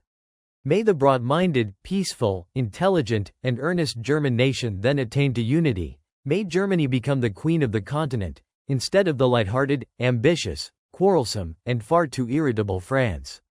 But such sentiments as those expressed here were not, in London, of long duration. In the course of the following years, England did not succeed in carrying out her traditional policy of a coalition organized against the continental power which happened for the time being to be the strongest, namely, Germany. England's antagonism to Russia increased continually. Austria-Hungary was absorbed by internal quarrels, and remained weak. France had to recover from the war, and found herself to be politically dependent on Berlin. British statesmanship deemed it, consequently, advisable to be on good terms with Bismarck, whose support England required for her policy in the Mediterranean. In the latter sea England had every interest in opposing French expansion. Italy was used for the purpose, and the center of gravity of the English fleet was likewise transferred to the Mediterranean. The French fleet had remained intact during the war, and constituted an important factor of the balance of power. France and England soon came into conflict, in Egypt, in the rest of North Africa, in the Far East. Italy varied her position during the 70s, she was not well led, she was unable to follow up an independent and consistent policy, and she lacked initiative. Not until 1881, when France snapped up Tunis under her very nose, did Italy join the Austro-German alliance. England herself drifted, precisely on account of her Mediterranean interests, towards the Triple Alliance, and her relations with the latter became more and more friendly at the beginning of the 9th decade. During the 70s Anglo-Russian relations grew very strained, and a rupture between the two countries appeared imminent whilst the Russo-Turkish War was in progress. The British fleet was anchored before the Dardanelles. At Russia's demand, the Congress of Berlin met under the presidency of Bismarck. The preliminary Peace of San Stefano was revised very much to Russia's disadvantage, and England emerged triumphant from the diplomatic struggle. Not only had she forced Russia to retreat, and strengthened the Balkan position of Austria-Hungary, but she had seized Cyprus and concluded a treaty with Turkey. It was at this time that British diplomacy, under Disraeli's leadership, succeeded in sowing the first seeds of discord between Russia and Germany. Those seeds were destined to bring forth fruit. That Russian distrust of Germany set in, which never disappeared again, but which, on the contrary, only grew stronger. Nevertheless did Bismarck succeed, in 1884, in concluding a neutrality agreement between Germany, Austria-Hungary, and Russia. In England, the successful policy of the German Chancellor was praised, but, behind the scenes, everything possible was done with a view to checkmating and nullifying it. The Triple Entente between Germany, Austria-Hungary, and Russia soon came to an end as a result of the tension between Austria-Hungary and Russia in the Balkans. In its stead, Bismarck concluded the celebrated reinsurance treaty with Russia. This treaty was very distasteful to Great Britain, for it prevented the latter from playing off Germany against Russia. Russia's policy of expansion in Asia was a source of growing anxiety to England, who was used, in such cases, to rely on the assistance of a continental power. Such assistance could not now be obtained on account of Bismarck's alliances. On the other hand, France was also an antagonist of England's, and sought to effect a rapprochement with Russia, albeit, until the end of the 80s, in vain.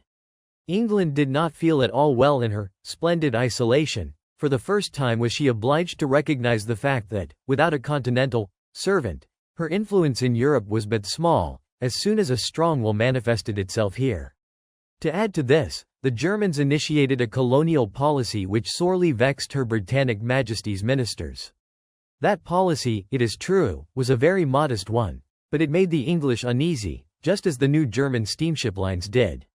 But Bismarck pursued his aims unflinchingly, and informed the London cabinet that Germany would be glad to march hand in hand with Great Britain in all matters of colonial policy and colonial conquests.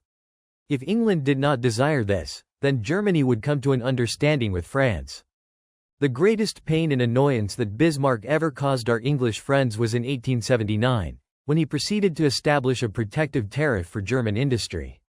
The protection of European markets against English industry is, according to English conceptions, the most hostile and outrageous act which a nation can possibly commit against the chosen people. If England had found herself at that time in a more advantageous political position, and if Bismarck had not been there, it is probable that Germany's conversion to protectionism would have had much more important effects on Anglo-German relations than it did. We need only remember the Anglo-French Wars about 100 years before, the origin of which is to be traced chiefly to disputes arising from similar causes. Chapter 8. Anglo-German Friendship and Estrangement after Bismarck's departure. 1890 to 1895. It is well known that the anxiety felt concerning alleged warlike intentions of Russia, and also the belief in such intentions, played a part in the events which led up to the fall of Prince Bismarck. It was greatly to England's interest that this belief should prevail in the governing circles of the German Empire. For as soon as it existed, and became strong enough for political consequences to result from it, the end of the reinsurance treaty with Russia must necessarily be in sight. And this is what did in fact happen. When Caprivi took over the chancellorship after Bismarck's fall, he had nothing more urgent to do than to refuse Russia's offer to renew the reinsurance treaty, with a haste which Bismarck qualified in the Hamburger Nachrichten as altogether excessive. No one could have been more delighted than Great Britain. The experienced statesmen on the banks of the Thames, who were so intimately acquainted with all the laws which govern the grouping of European powers, knew immediately that the abandonment of the treaty in question, especially in the form adopted, must mean the end of the former confidential relations between Germany and Russia. Great Britain knew, as well as Bismarck did, that a partly written agreement had already existed for some years between France and Russia.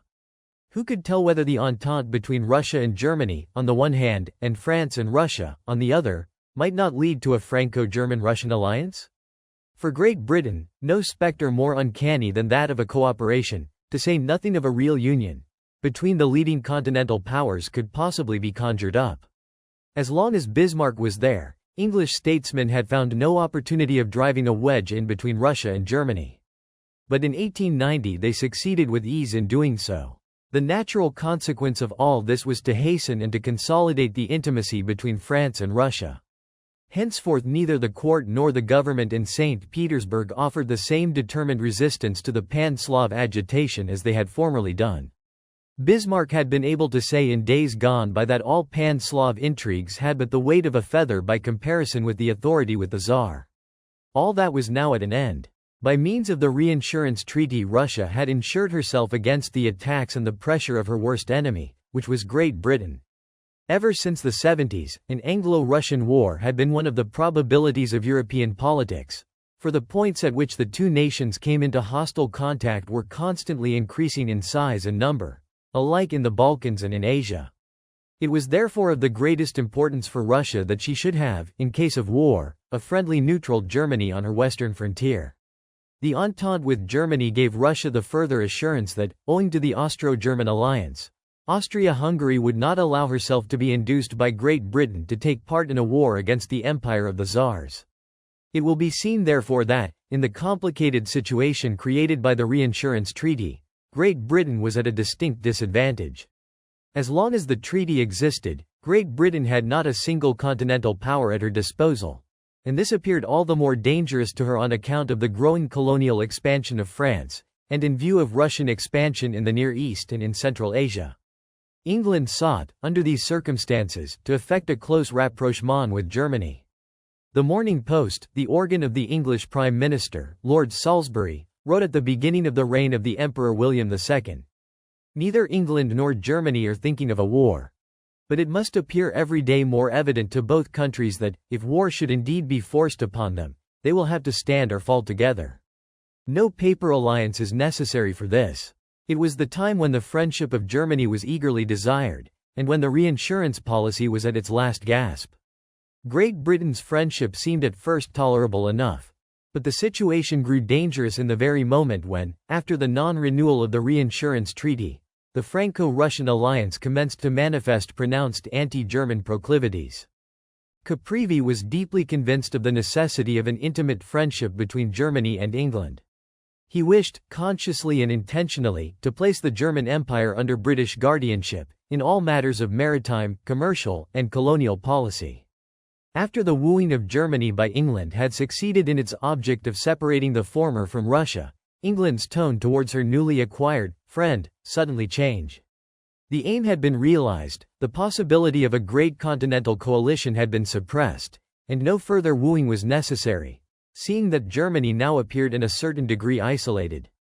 Already in 1891, a representative of the British government took the opportunity of declaring that, in the event of a Franco-German war, England's national interests would have first and foremost to be considered. Not without reason was public expression then given to such a self-evident truth. In spite of all friendship, in spite of standing and falling together, the British government deemed it useful to drive home an important truth. Namely, that if war were to break out between France and Germany, England would take sides either for or against the latter, according to the circumstances. Already in 1890 England had signed a colonial agreement with France, and since that date she had more than once given it to be understood that she was perfectly willing to develop more intimate relations with the Republic. To Turkey's demand that Egypt should, at long last, be evacuated, Lord Salisbury replied with the delightful euphemism, "We wish first of all to complete our work there." About the same time, the friendly relations of Germany and the Ottoman Empire commenced, and the initial steps towards building the future Baghdad Railroad were taken. During the years of unhealthy Anglo-German friendship, England considered Germany as a servant who owed her obedience. In 1890 the Zanzibar Agreement was signed, and in 1893 a second agreement was concluded. Both were drawn up entirely from the standpoint of English interests. When Germany shortly afterwards entered into a colonial agreement with France, in which, be it said, the former once more got the worst part of the bargain, England resented this.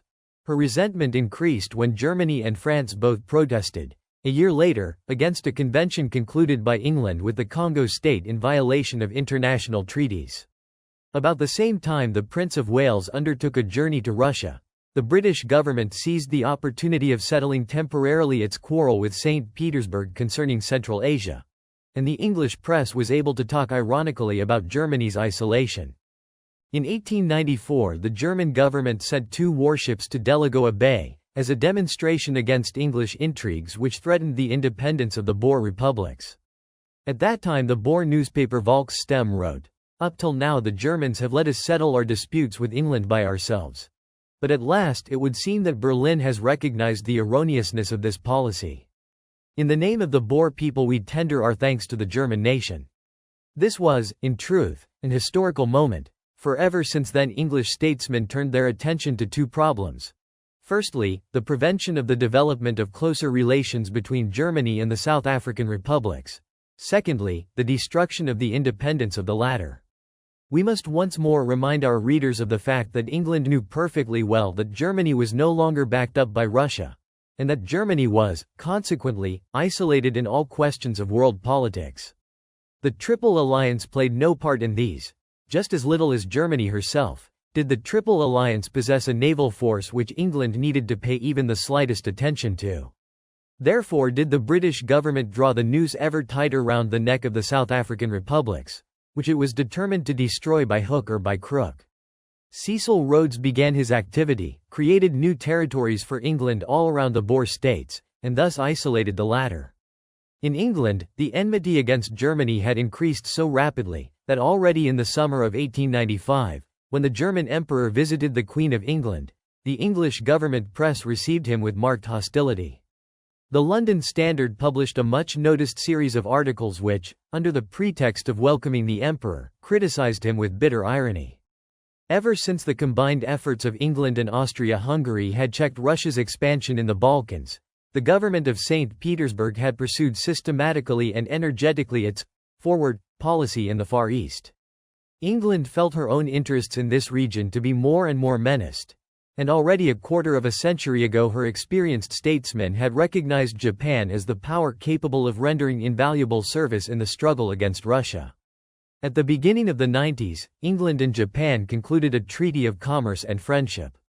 During their war with China in 1894–95, the Japanese were financed by English bankers. This war had the result of separating Korea from China, which was the goal of Russian policy. China was also compelled to surrender the peninsula of Liaodong, with Port Arthur, to Japan. Here, again, England stood behind Japan, for the former knew that Russia had designs on Port Arthur. In view of the Japanese demands, Russia, Germany, and France decided to intervene together. The German view was that if Japan were to establish herself on the Asiatic continent, this would mean her definite ascendancy over China. From an economic standpoint, Japan would stand like a sentry at the entrance to the highways leading into China, and would command them. In addition to this, Germany had concluded a secret convention with Russia, the result of which was later on the leasing of the territory of Kiachao. Japan was forced to give way to the pressure of the three European powers, and to surrender the peninsula of Liaodong. Russia, on the other hand, was conceded the right of constructing a branch of the Trans-Siberian Railroad to Port Arthur. A few years later, the latter was given over to her on lease. Germany took Kiachao, and England Weihaiwei. At the time of the war between Japan and China, Germany was not yet regarded by England as an end, but only as a means against Russia. England was unable to check Russia's expansion in the Far East, for Russia was in the happy position of possessing an uninterrupted and direct line of communications by land with the Pacific Ocean. The sea power of Great Britain was impotent as regards the Trans-Siberian Railroad. The still rudimentary sea power of Japan had shown itself to be as yet too weak to be used as a British battering ram against Russian imperialism in those regions. And it was natural and inevitable that France should be on the side of her Russian ally. There thus remained only the German Empire, as the one power capable, in the eyes of England, of stemming Russia's expansion in the Far East. But Germany adopted a precisely contrary attitude and went over to the other side, for the reasons above indicated. Therefore were the English filled with indignation against the German Emperor, on account of what they termed his liking for political experiments. In South Africa, about the same time, the last act but one of the great drama took place. Dr. Jameson and his band of filibusters made their disgraceful raid on the Transvaal. The Boers captured them, and the German Emperor dispatched his famous telegram to President Kruger. The English ought to have approved of this telegram, if the conscience of the government and the nation had been, with regard to the raid, as pure as was maintained. But such was not the case, and there ensued an appalling outburst of fury against the Germans in general, and the Emperor in particular. The British government proceeded immediately to get its fleet ready. A part of this was sent to Delagoa Bay, and the rest was held in readiness in the home waters, just as if a war with Germany were contemplated. We do not know the diplomatic communications which took place at the time between Berlin and London. The German government declared semi-officially that it was not true that any apologies had been offered on its behalf in London. And both the government and the press confirmed the absolute unity of Kaiser and people. An English newspaper, on the occasion of this tension between the two countries, asked ironically how Germany represented to herself a war with Great Britain. It was evident that, unless Germany worked systematically in harmony with other continental powers, she could not possibly act, in any overseas question, in opposition to the British government. If she did, her failure was a foregone conclusion, for there was no German navy. Joseph Chamberlain, who was then English colonial secretary, said at the time with characteristic frankness, "It was the object of every British government to maintain England's position as predominant power in South Africa. The aim of the government was the union of all the South African states under the protection of the British flag." The English colonial secretary thus declared, in so many words, that England would not rest until the Boer republics had been deprived of their independence by one means or another. The old traditional British policy of brigandage. The main cause of England's greed was the existence of diamonds and gold in the territory of the South African republics. Then came subsequently the fear that the economic and colonial expansion of Germany might dry up the English waters in South Africa altogether. In conformity with English traditions, these real motives were concealed behind a cloak of pompous and hypocritical phrases about civilization, culture, etc. After the Kruger telegram, the British government had, by means of its naval demonstrations, put, symbolically, to the German government the question of power. And having done this, it considered ipso facto the South African policy of Germany as knocked on the head. Such was, indeed, the case. Bereft of a fleet, Germany could not pursue, with regard to England, any policy which raised the fatal question of power. Chapter 9. And if thou wilt not be my servant. From 1895 till the Entente Cordiale. The prosperity of German industry, of German trade, of German shipping, and the development of German capital, began, about the middle of the 90s, to attract the attention of an ever-growing number of persons in Great Britain. Such attention, on the part of the English is, as we know, invariably tainted by animosity. From all overseas countries arrived reports from British consuls and commercial agents, telling of German competition in the foreign markets. Everywhere was the German merchant to be found, who was unusually active, who spoke all languages, and who endeavored most skillfully to find out the wants and wishes of the native population, to which wants the manufactured goods were subsequently adapted. The immense growth of German industry had been rendered possible by the protectionist policy inaugurated by Bismarck in 1879. The protection of those national forces which demanded to be developed, against foreign competition, especially against British industry, was an imperative necessity.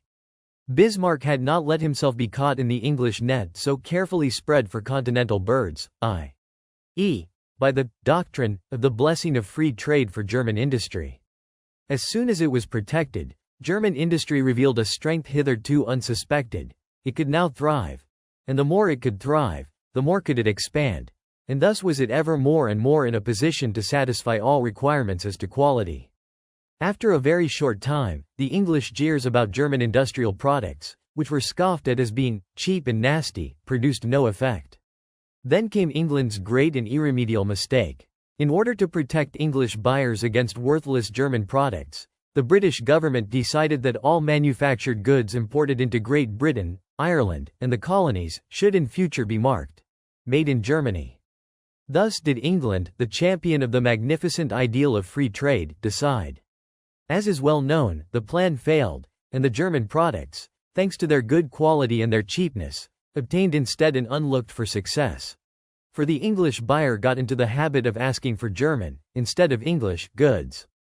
This failure, with the involuntary comedy and the still more involuntary English irony attached to it, produced its repercussion in the whole world, and became an universal and well-deserved advertisement for German industry. The culminating point of the German triumph was reached, when the German liner Kaiser Wilhelm der Grosse entered the port of Southampton bearing the inscription, "Made in Germany," in large letters. The English were not yet uneasy. The tremendous start which it had, enabled British industry to dominate its rival in all markets. The immense difference between the means of production and distribution, and especially between the capital, at the disposal of either country, was well known. This fact alone was sufficient to prevent any uneasiness cropping up. Lack of German capital, and an extreme and lasting tension of German credit, on the one hand, immense English capital on the other. Such was the position of affairs towards the close of the last century.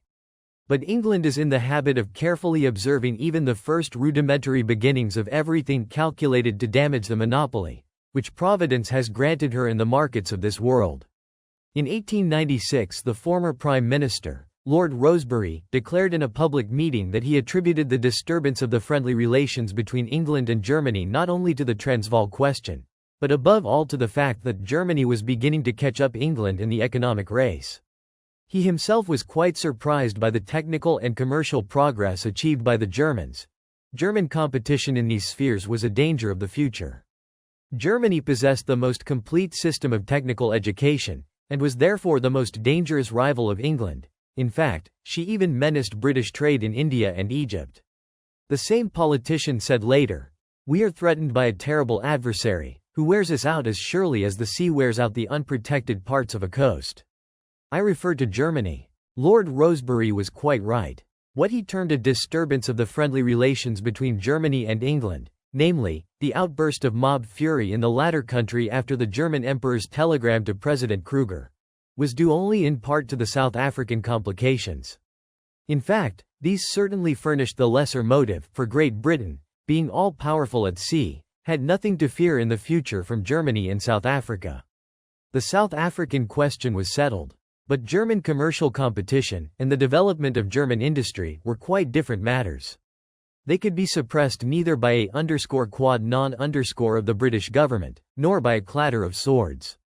The principal motive of English unrest resided in the feeling, partly conscious and partly unconscious, that German trade had risen from humble origins to an astonishing height of prosperity by its own unaided efforts, and in spite of the most difficult conditions.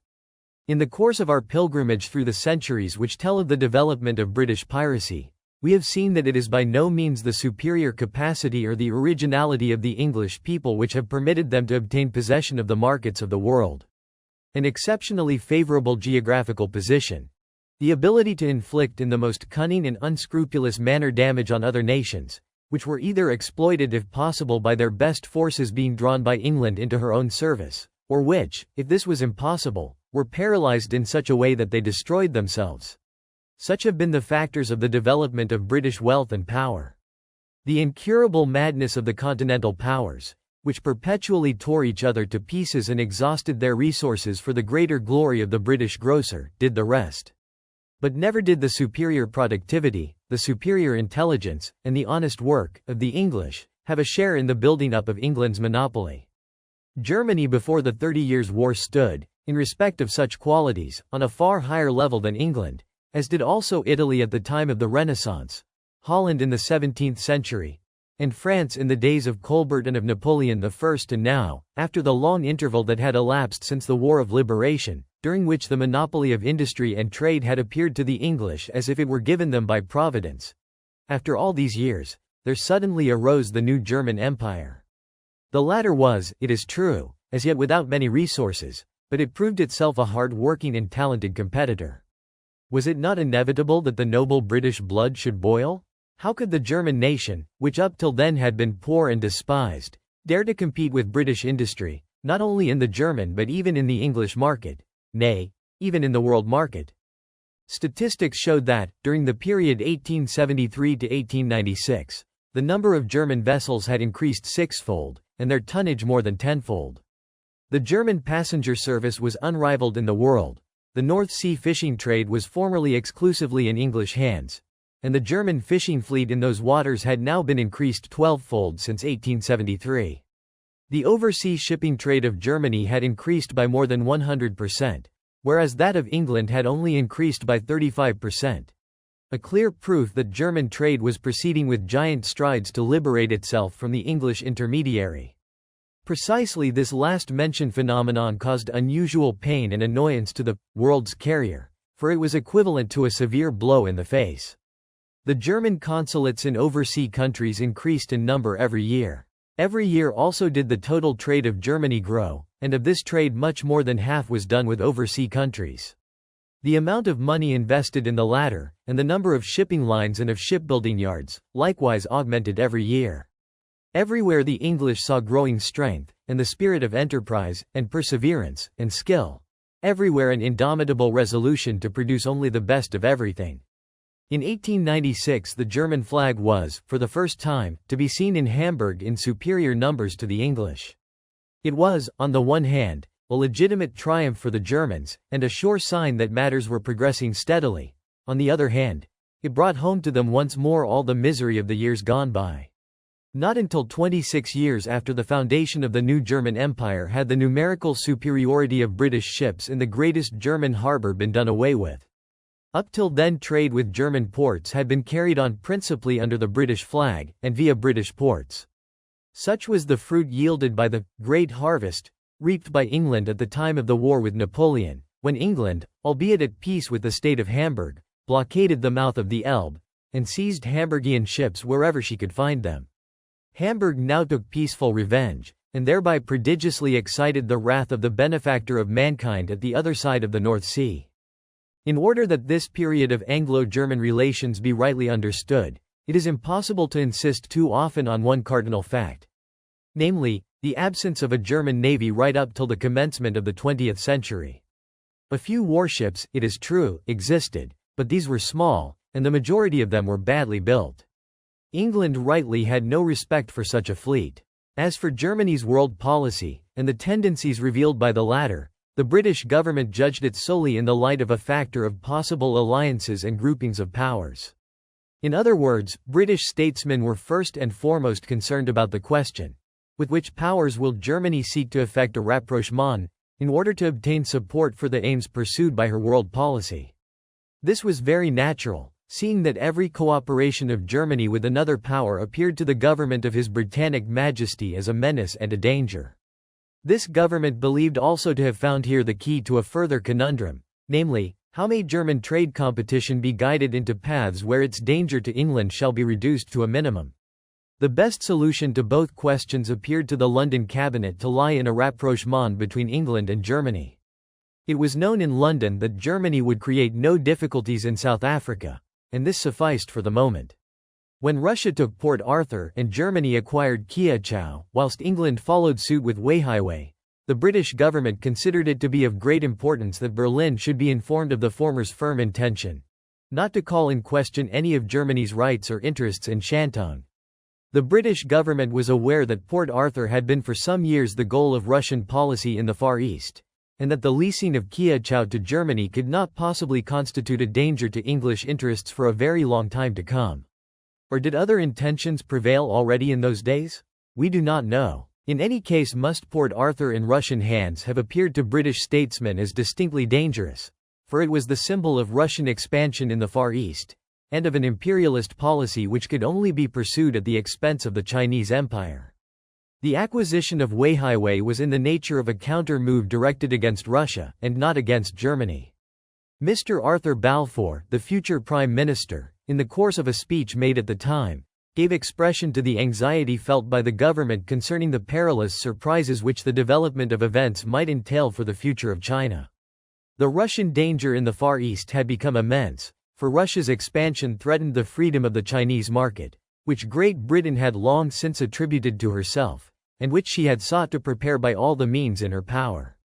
A steady increase of the Russian fleet proceeded simultaneously with the Russian advance on the continent.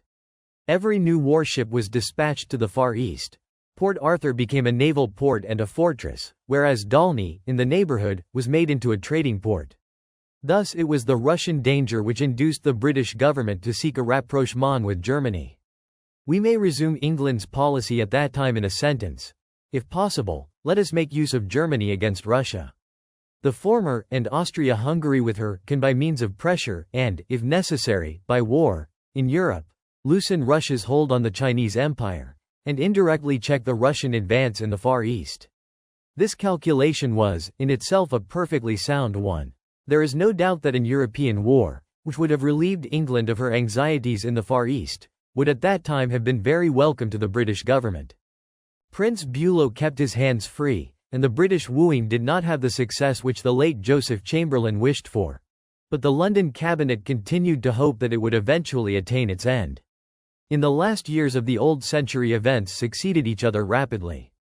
The Hispano-American War broke out, and Spain lost the greater part of her remaining colonial possessions. All the other powers remained neutral. England, however, despite her friendship with Germany in the Far East, seized the opportunity to endeavor to sow in the United States the seeds of distrust against Germany.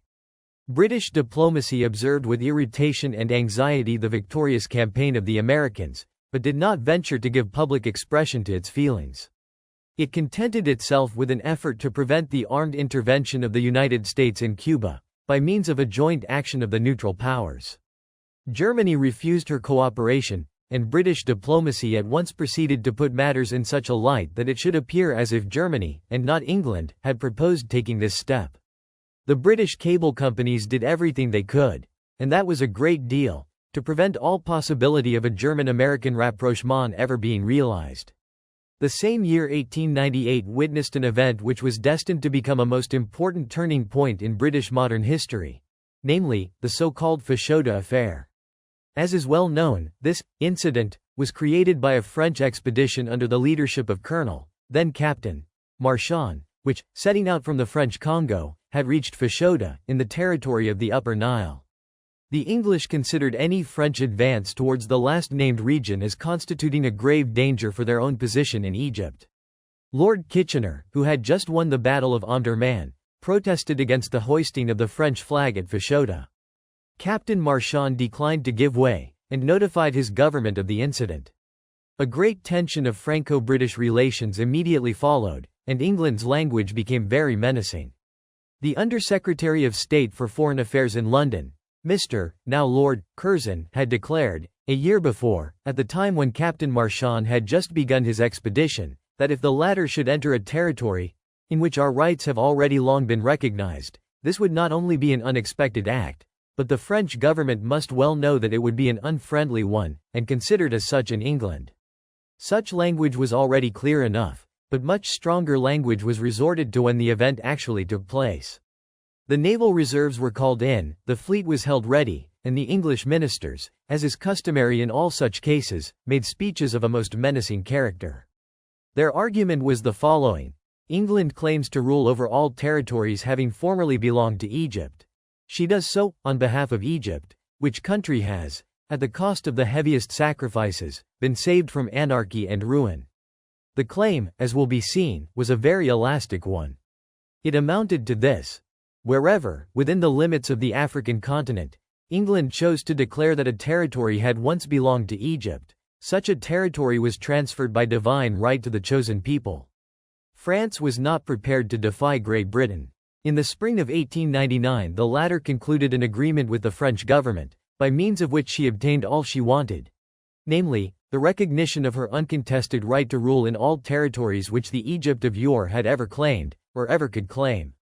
England did not, of course, demand this in her own name, but in that of the independent Egyptian state.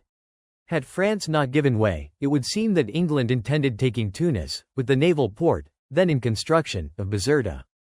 The disgrace of Fashoda was, from that time on, a popular phrase in France, and the Germans believed that they were now but a short distance removed from a Franco-German understanding. It was, however, a great mistake. The leading men in France were convinced that the Fashoda incident had quite another meaning. The French colonial plans, which had found their expression in the Marchand expedition, had definitely failed. Other colonial problems in Africa were still open. The French fleet would, in the future, be just as little in a position successfully to defy the British fleet as it had been in 1898.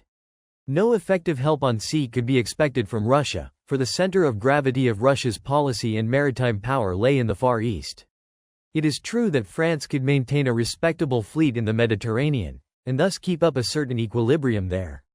Her fleet was sufficient to prevent France being eliminated from any settlement of Mediterranean questions.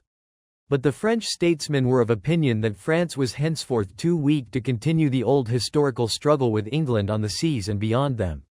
Subsequent reflection confirmed their first impression.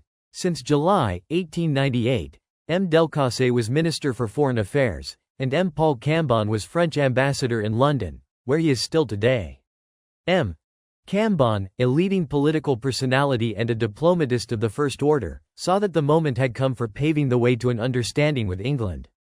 It is reported that M. Delcasse, on taking office, likewise said that he hoped not to leave the ministry on the Quai d'Orsay until he had laid the foundations of a lasting entente with the latter power. The French press could wax indignant about the disgrace of Fashoda, it could demand peremptorily an increase of the navy, and threaten the hereditary foe, This war of words left Great Britain wholly indifferent.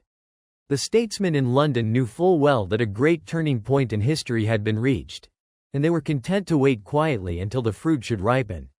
The Fashoda incident had, therefore, an entirely different meaning to the one which is still generally today attributed to it. It was not in spite of Fashoda that 6 years later the Franco-English Entente was concluded, which has since developed into an alliance, but as a result of Fashoda. Without Fashoda there would have been no _Entente cordiale no alliance. The old historical world struggle between France and England reached its definite end with the Fashoda incident. Even after 1870 it was still conceivable that France might endeavor, in conjunction with continental powers, to resume the ancient struggle, especially in view of the burning questions arising out of the conflicting colonial aspirations of the two countries in Africa. The Fashoda incident put an end to all this. The efforts made during the preceding 20 years by statesmen on both sides of the water, in view of arriving at an understanding between Paris and London, had been temporarily frustrated by Bismarck. But now, after the tree had been vigorously shaken at Fashoda, the fruit fell spontaneously. We may recall, in this connection, the words spoken by the French ambassador in London in the days of the Kruger telegram. France has but one enemy, etc. After Fashoda the political situation in the Mediterranean was suddenly changed. It was no accident that France and Italy should, about the same time, have effected a rapprochement after long years of estrangement, and that they should have signed a colonial agreement.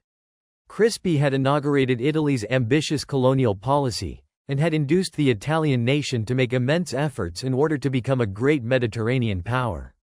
The defeat at Adua signified the end of this era. Instead of the ambitious foreign policy which aimed at placing Italy ahead of France in the Mediterranean, a new period now set in, characterized by timidity and excessive economy in matters of national defense. The party which denounced Italy's adhesion to the Triple Alliance as the cause of ruinously expensive armaments constantly increased. We now know that English influence stood behind it, that English counsel and English intrigue prepared and organized the unfortunate Abyssinian adventure, partly in order to give British troops a pretext for intervening themselves, partly because England had no use for a powerful Italy in the Mediterranean. Much less so, in fact, since the weakness of France had become palpable. Formerly, when France was stronger, England had done all she could to embitter the quarrel between the two Latin nations, but now it was the reverse. Thus it was that England, in 1898, bestowed her blessing on the Franco-Italian rapprochement by the mouth of Admiral Rawson, Commander-in-Chief of the British squadron, which was then visiting Genoa. England likewise succeeded, on the same occasion, in loosening the ropes that bound Italy to the Triple Alliance. Italy veered round in the direction of France and England, attracted as she was by the advantages offered her in North Africa by these two powers. England was, from now on, no longer the power whose fleet served to back up the Triple Alliance, which possessed no fleet, in the Mediterranean, where England had guaranteed the maintenance of the status quo against France. This policy of England's was no longer necessary, for France no longer dreamt of kicking against the English pricks. Not the least of the causes which, in former days, induced Italy to join the Triple Alliance, was the former's rivalry with France. The reasons for the destruction of the Boer republics were typically English. These republics grew and prospered, and became stronger in every way. It was only natural that they should aspire to complete independence in their relations with other powers, and that they should not consider themselves as bound by a forged treaty limiting their rights in this respect, and which had been forced on them by England some 15 years previously. The British government, and especially Chamberlain, understood that a normal and natural evolution was here in progress, and that it could not be stopped. The only means of doing so remained the destruction of the independence of the Boer republics. During the Boer War, the anti-foreign movement known as the Boxer War broke out in China. All the European powers sent troops to the Far East, and a numerous international fleet was anchored in Chinese waters. The leitmotif of British policy at that moment was furnished by the necessity of checking Russian expansion in the Chinese Empire and in Korea. Already during the Boxer troubles, England and Japan worked together on the most intimate terms. On the other hand, British diplomacy endeavored to play off Germany against Russia in China, and was very dissatisfied when it observed that the Germans intended acting in the Far East on their own account, chiefly in view of obtaining new openings for German trade. England was likewise displeased with the relatively strong fleet which Germany had dispatched to the Far East. She had, on the other hand, the consolation of seeing the German fleet in home waters reduced to 2 battleships. The only reasonable policy which Germany could possibly pursue during the Boer War was one of absolute neutrality. When Russia attempted to take advantage of the situation, and to induce Germany to take part in a movement against England, Prince Bülow put an end to all further negotiations by proposing, as a condition of the intervention of the European powers, that they should agree to recognize the validity of the territorial status quo on the continent. In this way, France would have had to accept the Treaty of Frankfurt, and the idea was consequently abandoned. Russia was the only power which could, at that time, by an advance towards the Indian frontier, have fought with success against Great Britain. Thus England remained undisturbed, and with her freedom of action unimpaired. Alone the business instinct of the United States skillfully took advantage of the situation, and a new treaty concerning the future Panama Canal was concluded. The sovereignty of the United States over the canal was thereby assured, and the latter withdrawn forever from British control. During the Boer War, Lord Salisbury and Joseph Chamberlain continued their efforts to bring about an understanding with Germany. It was proposed to form, in conjunction with the United States, a German Anglo-Saxon alliance. Chamberlain declared that no far-sighted British statesman could wish to see England permanently isolated from the continent. Her quarrels with Germany had been mere trifles, and could not obscure the fact that German and English interests were, to a large extent, parallel, and that the most natural alliance for England was an alliance with the German Empire. Some weeks later Prince Bülow replied that the German government likewise desired to come to an understanding, but that this would only be possible on the basis of absolute equality and mutual respect. Germany consequently must desire all the more sincerely that no incidents should crop up, susceptible of creating difficulties between the two countries. Such an incident was the confiscation, by the English, of German mail steamers during the South African War. Finally an agreement was made, on the basis of the status quo and of the open door in China. We would recall that Japan was also a party to this agreement.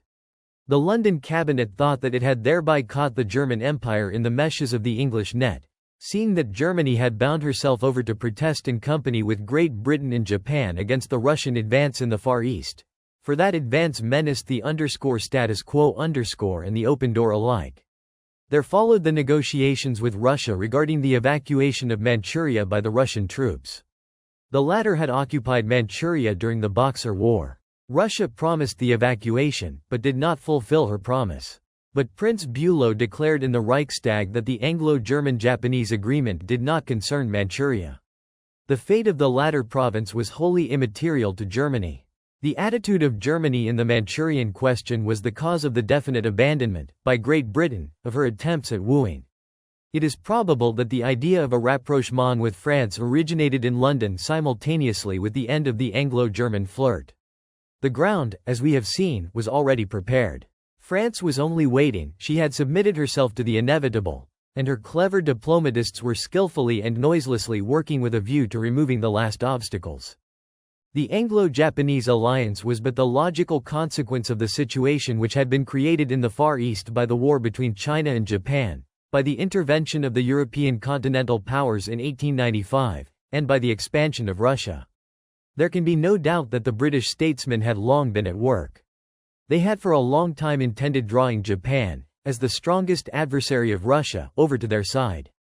On the other hand, the hope of avenging the disgrace of Shimonoseki had operated powerfully among the Japanese nation. England, with the one definite aim of checking Russian expansion before her, had assisted the Japanese government in every way, with money, credit, political and naval advice.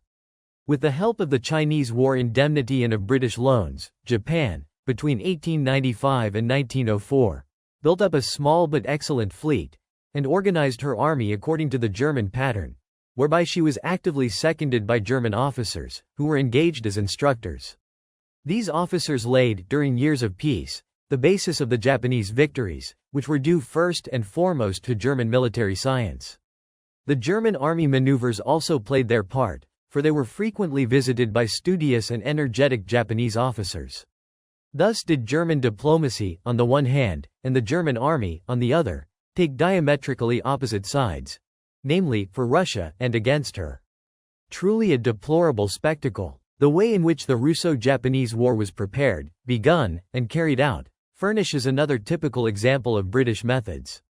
England did not need to have recourse, in the case of Japan, to arguments, for Japan was already convinced.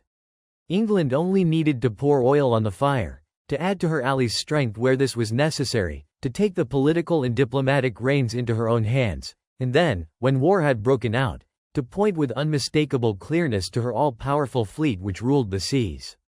Under these circumstances, who else could venture to say a word? Japan fought England's battles on sea and on land. The Russian fleet was annihilated at Tsushima and in the harbor of Port Arthur. The Russian armies were driven with terrible loss from Liaotung and Manchuria. Port Arthur fell into the hands of the Japanese. The satisfaction in London would certainly have been greater if the Japanese triumph had not been so overwhelming. England wished the Russian fleet to be entirely destroyed, but she would also like to have seen 3/4 of the Japanese fleet at the bottom of the sea. Instead of that, Japan became, thanks to her navy, the predominant power in the Far East. This solution was not, from the English point of view, an ideal one. But it was not an unprofitable one either, or at any rate any disadvantages it might have, did not seem likely to manifest themselves for a very long time to come. It was England who, cleverly screened behind the United States, prevented Japan from obtaining a war indemnity in Portsmouth. In this way did the two Anglo-Saxon nations inflict far greater damage on Japan than was ever inflicted by the intervention of the Continental Powers in 1895. Japan's army and navy have thereby suffered considerably in their development up till the present day. The Japanese finances have ever since been in a critical condition, and the population as a whole has been reduced to a state of poverty resulting from overtaxation, such as no country has ever witnessed after a victorious war. About the same time, England caused the alliance between herself and her impoverished friend to be consolidated, and the duties resulting from it for either power to be extended. On the whole, the danger in the Far East had been suppressed. Japan had been bound to Great Britain and rendered economically dependent on the latter. Japan's resources were exhausted, and she had been placed in the impossibility of recovering her strength for many years to come. England sought, at the same time, to widen as much as possible the gulf, already then perceptible, between America and Japan. It was in England's interest that the gulf in question should not be bridged over, but, on the other hand, the quarrel must not be allowed to lead to war. The London cabinet has had, nevertheless, considerable difficulty at times in preventing war from breaking out. Russia, on the other hand, had been immensely weakened by her defeats and by the revolution, and for a long time she could undertake nothing. But England was desirous of obtaining still more. Even as Fashoda had proved the beginning of the Anglo-French Entente, so also were Tsushima and Mukden destined to form the bridge between St. Petersburg and London. Chapter 10. Delenda Germania. The beginning of King Edward's reign. When King Edward ascended the throne of England, he at once took decisive steps to bring the Boer War to an end. He likewise without delay set about drawing the consequences which arose from the Fashoda incident, and from the Anglo-French colonial agreement of 1899. He had evidently first of all carefully prepared the way, in the course of discussions with French and English diplomatists. In May 1903 King Edward went to Paris, and soon afterwards President Lubit, accompanied by M. Delcasse, returned the visit in London. In the autumn of the same year a treaty of arbitration was concluded between the two countries, and on April 8, 1904, the celebrated Anglo-French Convention was published. This convention formed the basis of the Entente Cordiale, which has existed since 1905. The understanding between France and England was an event of the highest importance in the history of the world, for it marked the first great step taken on the road leading up to the War of 1914, which England so carefully organized and prepared and set in motion. The Convention of 1904 put an end, once and for all, to all the colonial quarrels between England and France. The work of liquidation, begun in 1899, was finished 5 years later. Bismarck had understood, by a skillful handling of African colonial problems, how to prevent a rapprochement between the two Western powers. Especially had he understood the art of keeping the Egyptian question, that chief bone of contention, alive. 14 years after Bismarck's departure, The last seeds of dissension sowed by this policy of his were dug up and destroyed. With the exception of a few unimportant reservations, France renounced all her claims to intervene in Egyptian matters. England promised, partly in public, and partly in secret, agreements to assist her French friends in obtaining Morocco. There is no need to go here into details. The most important point was the fact of the union of the two Western powers. 2 months only had passed since the outbreak of the Russo-Japanese War, when the Anglo-French Convention was published. England hereby showed the world that not only Japan, but also an European power, was at her disposal. And this European power was none other than the ally of Japan's adversary. British statesmanship had not succeeded in reducing the German Empire to the position of England's humble servant. Consequently was Germany henceforth England's enemy. With the support, and sometimes under the leadership, of King Edward, the British government was from this time forth to have recourse to all those methods of which experience had shown the value, and which we have encountered in the course of our historical survey in the present book. Already some years before the Anglo-French Convention, English influence could be observed at work in shaping the relations between France and Germany. French distrust of Germany, due to the alleged desire of conquest and oppression of the German government, constantly increased. The cooperation of French and English in the Mediterranean, with the aim of detaching Italy from the Triple Alliance, grew ever more and more active. Since 1903, the English hand was busy all over the political chessboard, especially in the Near East. Public opinion in Great Britain had already attained to such a pitch of hostility that, in the autumn of 1904, after Russia's Baltic fleet had sailed for the Far East, important English newspapers publicly declared that the moment had now come for placing Germany in front of the alternative of either ceasing the construction of her fleet, or of having the latter destroyed by British warships. In Germany such articles were not taken seriously. It was said that they were the work of loud-mouthed jingoes, and without any importance. As a matter of fact, such an ultimatum to Germany was, at that time, under serious consideration in London. The British government had well chosen the time for the Anglo-French Convention. While Japan was fighting England's battles against Russia in the Far East, King Edward and his statesmen extended the hand of friendship to France, the ally of the same Russia whom Japan was fighting by England's order. France found herself before that date in an uncomfortable position. She could not help her ally, and she did not even venture to send warships in any considerable number to the Far East. On the one hand, France feared for her East Asiatic colonial possessions. On the other, she feared Russia's displeasure at the absence of all assistance from her ally. In addition to this, there was the risk of France finding herself isolated with regard to Germany. Under these circumstances, England appeared as a savior, and as a prop to lean on. At the same time, French diplomacy, always very skillful, seized the opportunity in order to prepare the way for a future rapprochement between Russia and England. The idea of such a rapprochement had already been entertained by Sir Edward Grey in 1903. From the beginning, Sir Edward Grey had been an opponent of Chamberlain's policy of alliances. Thus did the efforts of French diplomacy meet with a favorable reception in London. To British statesmen, a rapprochement with Russia now appeared just as desirable as the rapprochement with France had appeared after Fashoda. A weakened Russia was a very welcome friend indeed. The first European crisis engendered by the new British policy broke out in 1905. On account of her geographical situation on the shores of the Atlantic and the Mediterranean, with her northern coast bordering the Straits of Gibraltar, Morocco is a country of much importance. England wished her now obedient vassal France to take possession of it. Spain, it is true, was to receive a strip of territory as hinterland to Ceuta, while Tangier was to remain international. It was forbidden, in the interests of England, to fortify the coast near the Straits of Gibraltar. With these reservations, Morocco was handed over by Great Britain to France. Germany was intentionally ignored, and the Convention of 1904 was not even brought officially to the knowledge of the German government. The latter waited a whole year, but when the French government commenced taking steps with a view to placing Morocco under its protectorate, Germany protested. The final result of her protest was the resignation of Delcasse. The policy of this statesman had been to refuse systematically all German demands, even at the risk of war. He was convinced that Germany would retreat the moment she knew that Great Britain had decided to stand by France and to back up the latter energetically. The attitude of the Premier, M. Maurice Rouvier, and the declaration made by the Ministers of War and Marine to the effect that France was unprepared for war, brought about the departure of M. Delcasse quicker than England had expected it.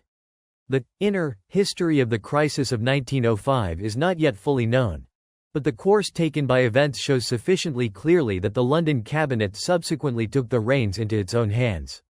The attitude of the French government, which had at first been conciliatory, changed within a very short time, and became either dilatory or hostile.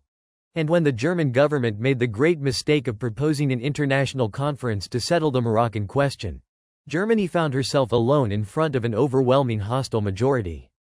Here is not the place to discuss the aims which our Moroccan policy set itself in those days. The basis of Prince Bülow's policy was invariably the open door, the principles of which he and his successors always consistently upheld. The German government was further of opinion that war should not be waged on account of Morocco, unless a question of national honor were involved. Prince Bülow believed this to be no longer the case after the departure of M. Delcasse. On the other hand, the public and secret agreements between France and England aimed at creating a condition of affairs, the inevitable result of which could not but be the destruction alike of the open door, of the integrity of Morocco, and of the sovereignty of the Sultan. To speak, under these circumstances, of the open door, was to maintain a fiction in which no one could believe.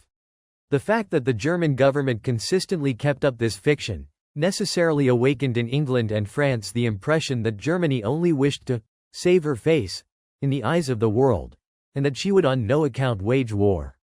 This was certainly the weakest spot in the armor of German diplomacy, at a moment when the latter was face to face with very resolute adversaries. For Great Britain was resolved to prove to the world that she and her new ally France were in absolute opposition to the German Empire. She wished further to prove that a war could only be prevented by a German retreat. All the demands of the German representatives at the Algeciras conference were rejected, and not a single power was to be found to back up Germany energetically. Germany's isolation was so complete that she was thankful to Austria-Hungary when the latter's representatives declared themselves ready, in one particularly knotty question, to build a bridge over which the Germans could effect an honorable retreat. The Algeciras Act, a very voluminous document, was from beginning to end a complete farce. Those who knew the conditions did not for a moment doubt that it could never be put into practice.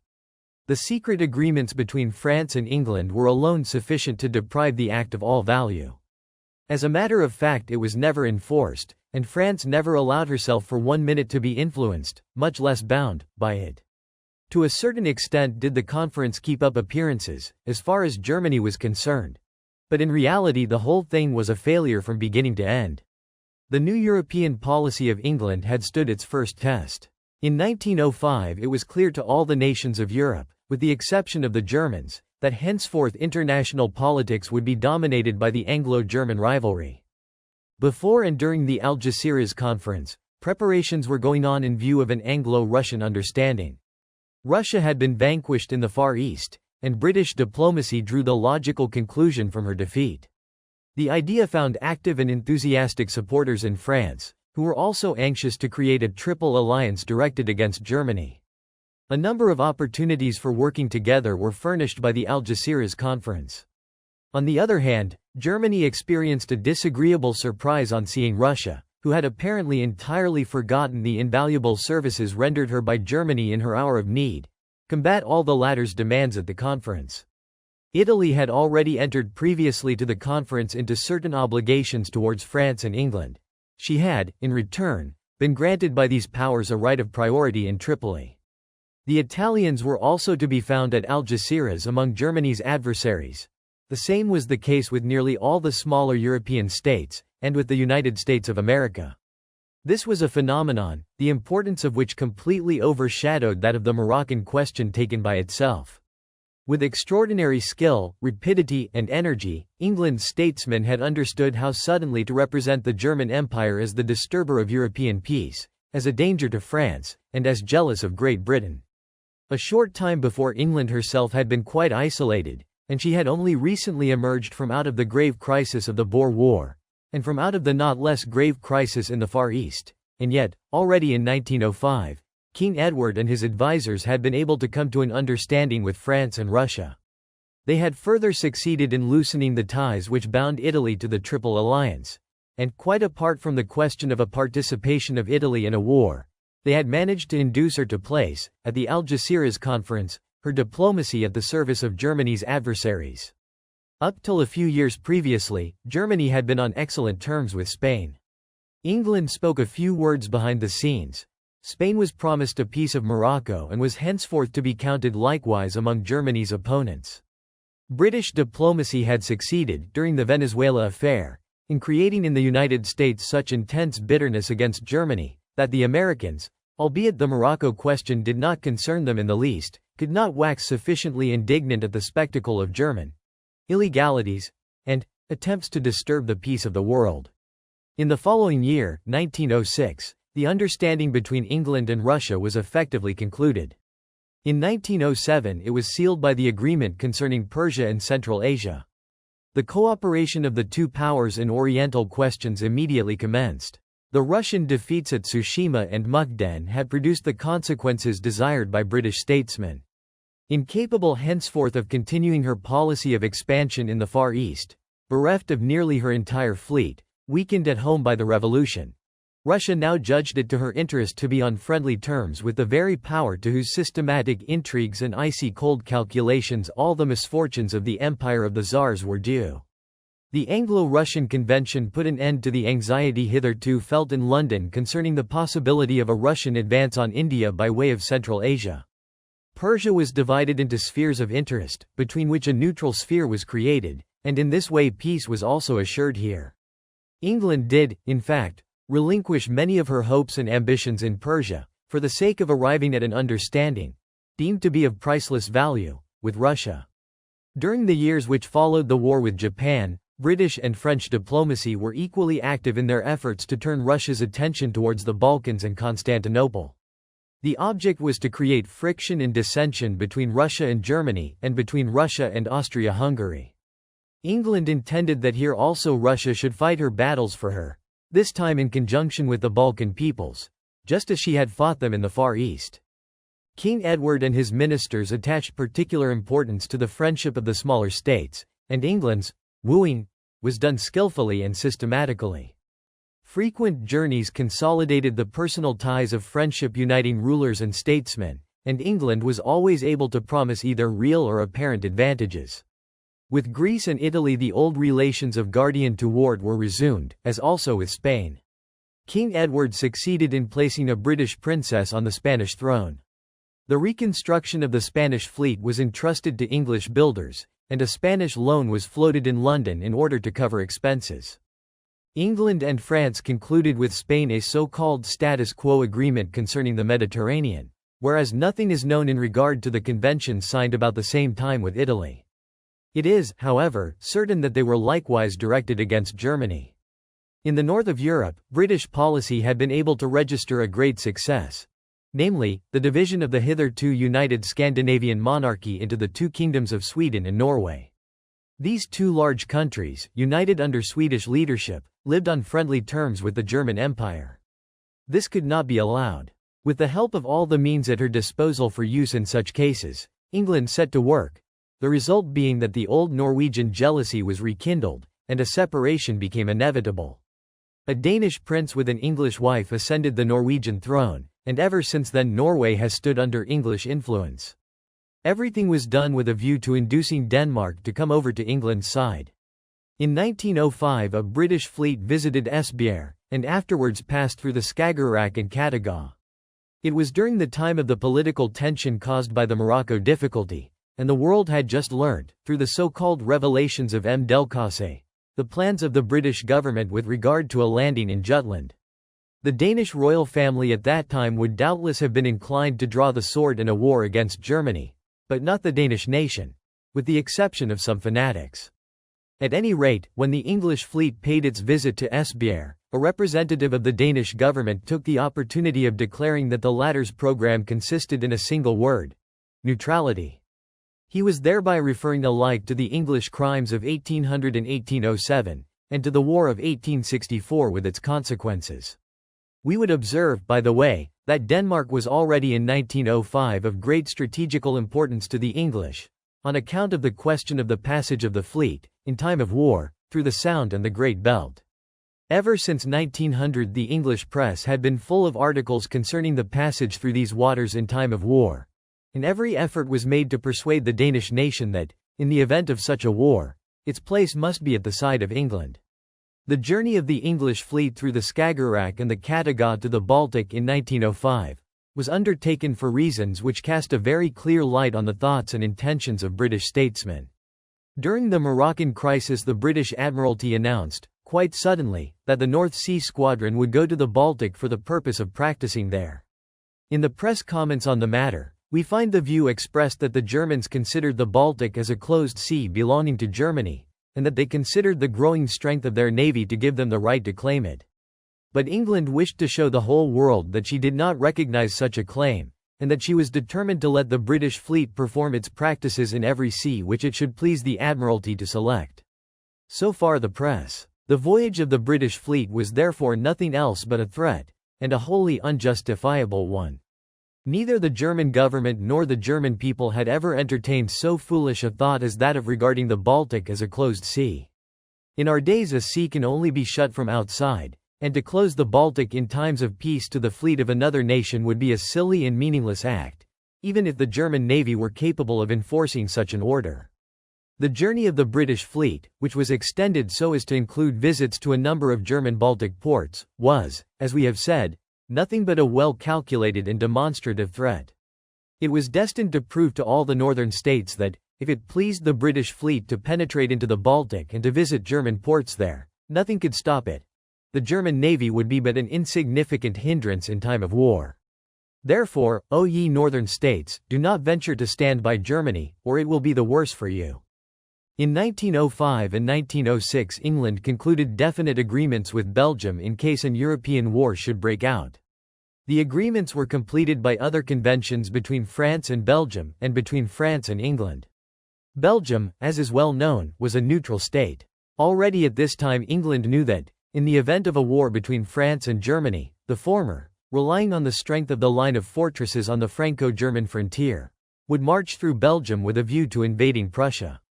But England had a poor opinion of French organization, and of the French army as a whole, and judged it necessary to take steps in the matter herself.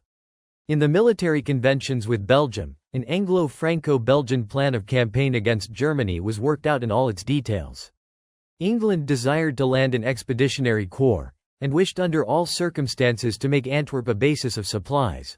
All this has been proved by documentary evidence already published.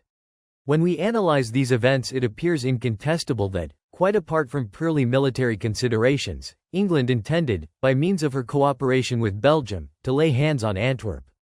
English policy, as usual, was playing a double game. According to the way in which events shaped themselves, the British expeditionary troops could either march directly against Germany, or they could remain on Belgian soil, and occupy Antwerp or other towns on the coast. In this way, Belgium would have developed from a simple outer fortification into England's continental basis of operations, and England would have opened, by virtue of her own power, the mouth of the Scheldt at Holland's expense. Belgium would have become a second Portugal, and England would have had the free use of all her harbors, etc. The military conventions drawn up by England with Belgium in 1905–06 pursued very ambitious aims, political, naval, and military. It was at this time that Belgium forfeited her neutrality and became the obedient ally of England, and also of England's chief servant France. The British government endeavoured to go still farther, and to form a great anti-German union of the neutral states. With this aim in view, every effort was made in order to bring about an alliance between Holland and Belgium. The plan was frustrated by Holland's refusal. Both in peace and war the Dutch government has maintained the same strict and honourable neutrality, however difficult it may have been at times to persist in such an attitude. By the formation of a union of the neutral states, Great Britain would have created a union of vassals, which would have appeared on the scene as soon as the war against Germany had broken out. The existence of such a plan is likewise proved by documentary evidence, discovered since the outbreak of hostilities. All this goes to show how extensive were the preparations made, in view either of holding the German Empire in check by inspiring it with fear, or else, if need be, of waging the war so that it must result in the total destruction of Germany alike as a trading power, a political continental power, and a maritime power. Chapter 12. The Incendiary at Work. The Campaign Against the German Navy. No one in England felt in the least uneasy about the German navy. Nothing but contempt was entertained for the emperor's toy. It was compared to a crow, which had adorned itself with a parrot's feathers, and everywhere proofs were adduced of the superiority of the English fleet, alike as regards quantity and quality. Such were the views held in well-informed circles. But none the less was the German navy, even when still very small, held up as a terrible instrument of war. Already in the first years of the new century the following argument was frequently to be met with in England, whence it was transmitted to the whole world. Germany, and more especially the German emperor, is planning to attack and destroy the British fleet, after which it is intended to send across the North Sea an army that shall land on the holy coasts of Great Britain and reduce the liberty-loving Britons to slavery. It will suffice if we mention these absurd stories. It is not necessary to refute them here in detail. But we must lay stress on the fact that they were never believed for a moment by a single serious politician or naval expert in Great Britain. Such stories were invented and circulated, simply because they were considered to be politically useful. In this way the German Empire could be conveniently represented as the power which was carefully preparing for an aggressive war, and which was bent on disturbing the peace of Europe. Being past masters in the art of organizing such campaigns of slander, the English knew that the most idiotic lie will be believed, if only it be repeated often enough and in the proper tone of virtuous indignation. And this is what did, in fact, happen. The real motives underlying British policy since 1902 all find their expression in the motto, _Germanium esse delendum_. And these motives were skillfully concealed behind the humbug relating to the German navy. It is evident that the British government did not desire such motives, dictated by mere vulgar jealousy of German industry and German maritime trade, to be recognized as the real basis of its policy. Therefore it was sought to conceal, wherever possible, these motives behind a veil. The German navy proved an admirable veil. Whoever takes the trouble to compare the number and the size of the warships then existing in either country, will at once admit this. After King Edward had succeeded, by means of the Entente Cordiale with France, in bringing about the great change of front in England's foreign policy, and whilst he was consistently and perseveringly pursuing his work along the lines laid down, the British Admiralty, on the other hand, commenced taking steps with a view to modifying the conditions of national defense, so as to adapt them to the requirements of the new political situation. A thorough reorganization of the Navy began in 1905. Not only was the fleet's readiness for war largely increased, but above all was its distribution over the various seas completely rearranged. As soon as France had become England's faithful vassal, it was no longer necessary that the Mediterranean should remain the center of gravity of British naval policy. This center of gravity was now transferred to the North Sea. The Russian fleet had been destroyed at Tsushima. The strong British squadron hitherto maintained in Chinese waters was henceforth superfluous, and was consequently recalled to the English coast. A considerable number of cruisers, which had been stationed in different parts of the world, were likewise ordered home. In short, in the course of a few years, nearly the whole of the British fleet was concentrated in front of the eastern shores of Great Britain. Ample measures had been taken in Great Britain itself in view of this concentration. New harbors and dockyards were constructed, new naval stations called into being, all along the North Sea coast. It was something entirely new in British history, for the British naval front had always extended from the southeast to the southwest, along the shores of the Channel in the direction of the Atlantic. Of course, this truly epoch-making redistribution of the British fleet had only one object, namely, the safeguarding of the British Isles. The entire fleet must be concentrated in order to prevent its destruction by the German navy, and in order to defend Great Britain against invasion. A movement in favor of compulsory service in the army accompanied the reorganization and redistribution of the navy. The movement in question was organized by Lord Roberts. The fleet, it was urged, could not be absolutely relied upon to prevent a German landing, and such landings were planned, and would take place in a moment when none expected them. Lord Roberts commenced his agitation in 1905, and threw the whole weight of his authority, which in England was great, into the balance. In Germany his invasion speeches were taken seriously, and people really thought that this cunning old fox believed what he said. Today, after documentary proofs of the Anglo-Belgian negotiations have been brought to light, these credulous Germans will perhaps understand that Lord Roberts's propaganda was a well-organized fake, seeing that Lord Roberts could not possibly tell the truth as to his real motives. In reality, he and his supporters did undoubtedly wish the army to be increased by means of compulsory service in view of an invasion. But the invasion of which they were thinking was a British invasion of Belgium. The author of the present book has defended this thesis for the last 8 years. The documents found in Brussels, and the operations of the war themselves, confirm it entirely. The projected invasion was not the least of the causes which prompted the British Admiralty to concentrate almost the entire fleet in the North Sea, for that fleet was necessary, if troops were to be transported safely to Belgium. Lord Roberts did not succeed with his program of compulsory service, but British ministers of war, and notably the pro-German idealist, Haldane, were able nonetheless, with the already existing means at their disposal, to prepare the invasion of Belgium in such a way as to excite general surprise, especially in Germany. King Edward and his ministers wished, if possible, to prevent a further increase of the German navy. They wished to save expenses for their own country, and to be able, as was later on frequently said in England, to undertake without any risk the destruction of every European fleet. Solely with this aim in view did a new epoch in the annals of British warship building begin, in the year 1905. This epoch is known as the Dreadnought era, from the name of the first battleship of that type. The leading men in Germany, however, realized the importance of the hour. They understood that it was not only the future of the German navy as such which was at stake, but that the question was wider still. Namely, the question of the possibility, for Germany, to pursue henceforth, whether in Europe or beyond the seas, a policy which should not be dependent on England's goodwill or displeasure. It is possible that the German Reichstag, and a large section of German public opinion, did not see so far ahead, but it was sufficient that they understood the welfare of the navy to be involved. The result was that Germany at once proceeded, on the basis of the already existing naval law, to construct dreadnoughts, and that the work of widening up and deepening the canal between the Baltic and the North Sea, as well as all other canals, harbors, etc., was immediately begun.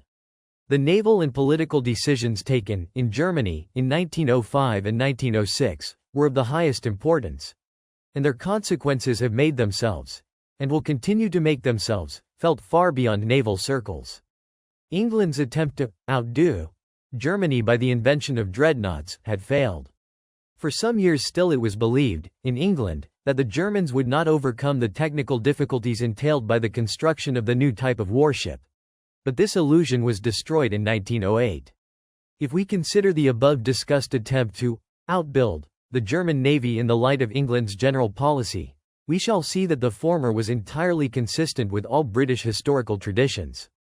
The German Empire had never done England any harm, it pursued no hostile aims, it had not intrigued against British interests, it had not endeavored to engineer an anti-British coalition.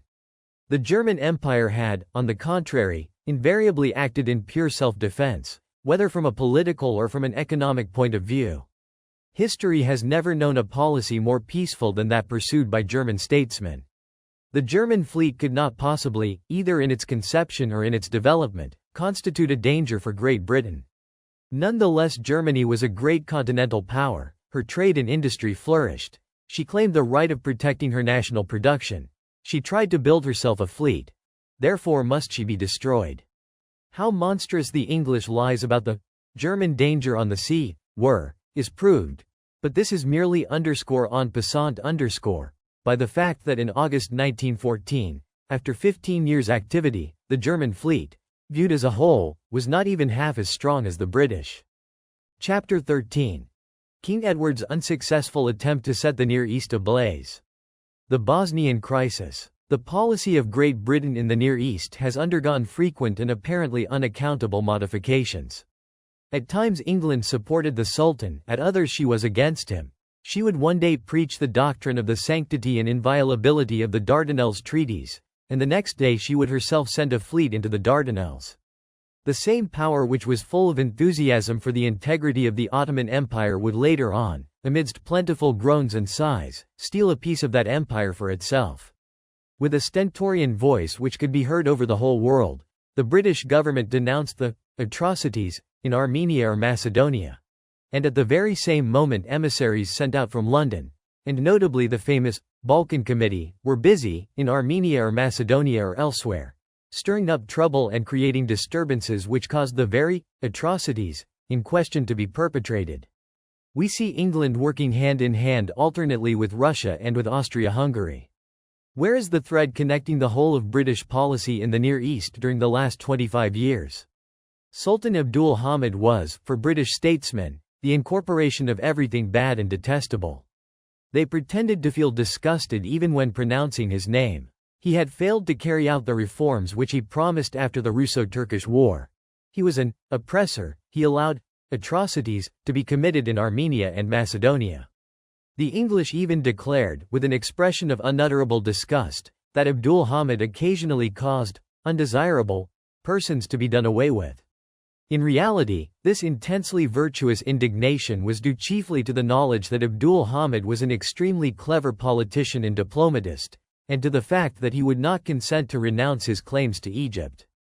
Abdul Hamid had the most disagreeable habit of raising the Egyptian question from time to time, and precisely at the very moment when it was least convenient for the British government. He had the further extremely disagreeable habit of keeping up, with the utmost skill, a game of ball between the great powers, in which the ball was never definitely caught and always rebounced. The Sultan used to play off the one against the other, and in his able hands Turkey's chronic sickness became a valuable diplomatic asset. England's aim was, of course, to bring the Turkish Empire entirely under British influence, and then to deal with its various component parts according as circumstances required. The first object of British statesmen was to combat Russia's efforts to obtain possession of Constantinople and the Dardanelles. In order to attain this object, it was necessary to treat the Porte alternately as a friend and as an adversary. Albeit mistress of the oceans and of the Mediterranean, Great Britain was, until the conclusion of the Entente Cordiale seriously uneasy about Russia's desire to obtain, in conjunction with France, a solution, if need be by force of arms, of the Dardanelles question. Shortly after the accession of the Emperor William II to the throne, an entirely new factor in the politics of the Near East arose. The first journey of the German emperor to Constantinople attracted the attention of Europe. This journey was displeasing to Russia, and consequently gave satisfaction to England. The German government declared that its friendship with Turkey aimed exclusively at the obtention of economic advantages, and that it entertained no political ambitions whatsoever. The first railroad concessions to German companies in Turkey followed, and formed the beginning of the future Great Baghdad undertaking. Ever since that first visit of the German emperor to Constantinople, the friendship between Germany and Turkey has continued almost without interruption. The explanation is to be found in the simple fact that the German Empire is the only power which did not wish to increase its influence or its possessions at the expense of the sovereignty of the Sultan, of the financial and economic strength of the Ottoman Empire, and of the latter's territorial integrity. It is evident that England's traditional policy in the Near East could not but make her regard the friendly and confidential relations between Germany and Turkey with the greatest dissatisfaction. It was, in the first place, an insult to England that the new power Germany should venture to enter the ranks of the nations which were interested in Turkey. England was all the more uneasy, because her statesmen clearly recognized that Germany's policy of maintaining and strengthening Turkey was not a mere pretext, but honest truth. England did not want a strong Turkey, and did not dream of tolerating one. The stronger Turkey became, the less could Egypt be relied on, and the more intimate, also, must become the connection between Constantinople and the Islamic world.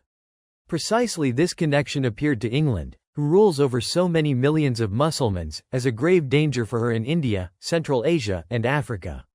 And we know that British statesmen are extraordinarily far-sighted in all matters where danger of any sort is to be detected. In addition to all this, there remained the main source, as usual, of British anxiety, the market. It was disgraceful and unheard of, an insult and an unfriendly act, that German industry should dare to penetrate ever more and more into the Ottoman Empire.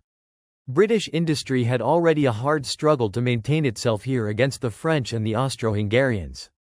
And now the Germans came on the scene. England's uneasiness was increased by the projected German railroads. and ever since the beginning of the new century she did all she could during 10 years, in conjunction with France and Russia, to hinder the construction of the Baghdad Line. The Germans encountered here a fundamental principle of British policy, and all such principles, as we have often shown, have their roots in British trade. England has invariably been the most decided adversary of all great railroad undertakings, insofar as they were not in British hands or under British control.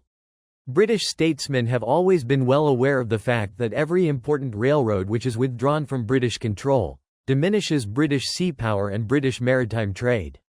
The mistress of the seas controlled all the waterways of the world, which she could shut or open as she pleased. The world's carrier had at her disposal a trading fleet vastly superior to all others, an immense quantity of harbors owned by herself, to say nothing of all the other harbors in the whole world. Through these harbors British goods find their way into the markets all over the globe. Each one of such harbors constitutes a basis for the conquest of new markets. As far as railroads were of use in assisting British goods to conquer the markets, they were naturally welcomed by Great Britain as instruments of civilization and progress, and as preparing the way for international fraternity. But whenever it so happened that a railroad did not start from a harbor, that is to say whenever it served to open up directly a continental market for a continental state, British indignation knew no bounds, for money was now being earned, and the English had no share in the profits. Thus was England deeply incensed by the construction of the Siberian Railroad, and still more so by the prolongation of the latter through Manchuria to Port Arthur. As for the German plan of a Baghdad Railroad, i.e., of a line connecting Constantinople, or, if you will, Berlin, with the Persian Gulf, it was in the eyes of the English a direct challenge. It was also an unheard of insolence, and an unfriendly act, on the part of the German government. The time-honored antagonism of England and Russia in the Near East was bridged over by the Triple Entente. The latter had more than one basis. On the one hand, there was England's hatred, and the coalition which that hatred had forged against Germany. On the other hand, there was Russia's detestation of Austria, and her traditional need of expansion towards Constantinople and the Dardanelles. In addition to these factors there came the doctrine of panslavism, and this doctrine proved a most useful auxiliary of the above-mentioned expansive tendencies of the Russian government. Last but not least came the guardianship of all the Balkan peoples, which Russia regarded as a part of her historical mission. British policy had succeeded in checking Russia by means of the Japanese War, and of the conventions concerning Persia and Central Asia. With rare skill had England then managed to concentrate the entire expansive activity of Russia in the Near East. England was here in need of the Russian army. Russia, whom we may well call, as far as Oriental politics are concerned, the hereditary enemy of England, was now employed by the London cabinet as a battering ram against Germany and Austria-Hungary. During many years Russia and Austria-Hungary had maintained a compromise in the Balkans, whereby the solution of the thorny questions at issue was postponed. The same remark applies to the relations between Austria-Hungary and Italy. The latter country's interest in the Balkans had up till now been limited, albeit France, after her reconciliation with Italy, steadily endeavored to distract Italy's attention from Tripoli and Tunis, and to turn it towards Albania. On the other hand, the marriage of the King of Italy with a Montenegrin princess had ipso facto drawn Italy and Russia nearer each other, for the princely house of Montenegro is connected by marriage with the Russian imperial family. The ancient quarrels between Vienna and Rome, and especially the ever-present hatred of the irredentists, furnished England likewise with admirable instruments for her policy of sowing dissension.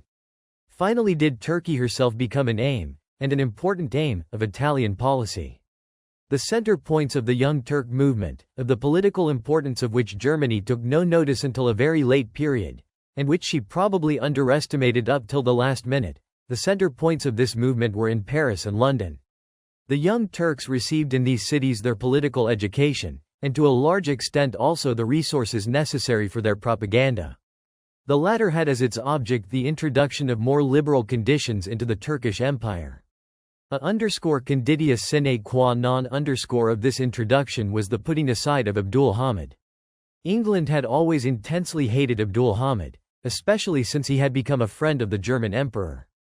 The London cabinet was of opinion that the cordial relations between Germany and Turkey were due exclusively to Abdul Hamid, and that the personal friendship between the two sovereigns had alone rendered possible the railroad and other concessions to Germany.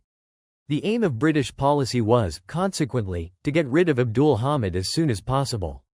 The Balkan Committee and other British emissaries set about stirring up dissatisfaction in the Turkish Empire against him, wherever it was possible to do so. No expenditure was too great for them. It must be admitted that, in such cases, England and her agents are never stingy as regards money. In 1905, Great Britain succeeded, under King Edward's guidance, in obtaining the abrogation of the Mersteg Convention which Austria-Hungary and Russia had concluded 2 years previously. In its place, an agreement between the 6 European powers was drawn up. England, on this occasion, assumed the leadership. The island was able to dictate to the continent in a purely continental matter. A remarkable phenomenon, and a proof of the ever-growing world power of England. England's new policy in the Balkans was labelled Macedonian Reforms. The London cabinet took the matter up as accredited spokesman, and France, Russia, and Italy followed in the track of the British ministers. Since 1903, King Edward went every year to Vienna or Ischl, in order to visit Emperor Francis Joseph, and to develop the historical friendship between Austria-Hungary and England. This historical friendship had invariably consisted in the fact that Austrian and Hungarian statesmen were weak and short-sighted enough to allow their countries to be misused by England for her own purposes. King Edward's aim, at the time of which we are treating, was to induce Austria-Hungary to let herself be taken in tow by England in the Balkans. If he had succeeded in this, it was inevitable that dissension should break out between Vienna and Berlin. This was what King Edward intended, for in this way, not only would Germany's Oriental policy have been undermined, but the position of the German Empire in Europe would have been weakened. And it should be remembered that Great Britain thus changed her policy in the Near East at the very moment of the European tension due to Morocco, and immediately after the Russo-Japanese War. In 1908, the Austro-Hungarian Minister for Foreign Affairs, Baron Reventlow, published the decision of the imperial and royal government to build a railroad through the Sanjak of Novi Bazar. The object of this railroad was to establish direct communication between Bosnia and Salonika, and the Treaty of Berlin of 1878 gave Austria-Hungary the right to build it. Nonetheless did the announcement of her intentions create a storm of indignation in Europe. The first peals of thunder came from the direction of Great Britain. It is true that the treaty rights of Austria-Hungary could not be denied either in London or Paris or St. Petersburg. But Austria's action was declared incompatible with the spirit underlying all disinterested international cooperation. The intention was attributed to Austria of utilizing her policy of economic expansion towards the Aegean Sea as a sort of forerunner for a policy of political expansion, which should bring her eventually to Salonika. In reality, the storm in question was directed against Germany rather than against Austria-Hungary. It was hoped to intimidate the latter, and by means of this intimidation to separate her from Germany. The English press declared that the evident intention was to bring the Balkan Peninsula and the whole of the Near East under Germanic hegemony. The Servian question, which was later on to be predominant, appeared on the scene, and under England's leadership, Russia, France, and Italy all supported Serbia when she declared that her vital interests would be most seriously endangered by the projected railroad. The Panserb program included the annexation of the Sanjak of Novi Bazar by Serbia, and the construction of an Austrian railroad through it would have therefore constituted a grave impediment to the realization of such aims. The wholly unexpected attitude of England caused profound surprise in Austria-Hungary, who felt herself deeply injured thereby. The fact was that she had never, up till now, realized the real motives of British policy. Austria was proud of her ancient friendly relations with Great Britain. She was conscious of having in former times rendered the latter appreciable services, and, ever since the formation of the anti-German coalition, her statesmen and press had been fond of insisting on the fact that no dissensions existed, or were even conceivable, between the two powers. Ever since the beginning of the Anglo-German estrangement, the Austro-Hungarian government had always taken particular care to give repeated public expression to the value which it attached to the maintenance of these friendly relations. Then came also the annual visits of King Edward to Emperor Francis Joseph. In short, Austrian public opinion was sincerely surprised, not to say amazed, when Great Britain, in her virtuous indignation, declared Baron Aehrenthals' railroad scheme to be the greatest infamy of the century. Italy joined the chorus, or rather Great Britain persuaded her to join it. The Italian press never tired of repeating that Italian trade in the Balkans would be seriously damaged after the completion of the Austrian railroad, and that Italy could not permit of Austria-Hungary marching on Salonika. The bitterness created in Italy was one of the valuable successes achieved by the British campaign. King Edward and his ministers continued energetically and perseveringly their propaganda in the Balkans, whereby they defended especially the program of Macedonian reform.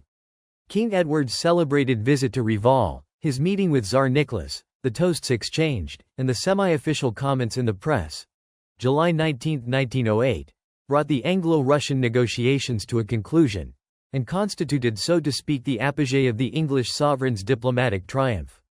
The usual diplomatic assurances to the effect that nothing had been discussed at Reval which was in any way contrary to German interests, could not do away with the impression that King Edward's coalition against the German Empire was now complete.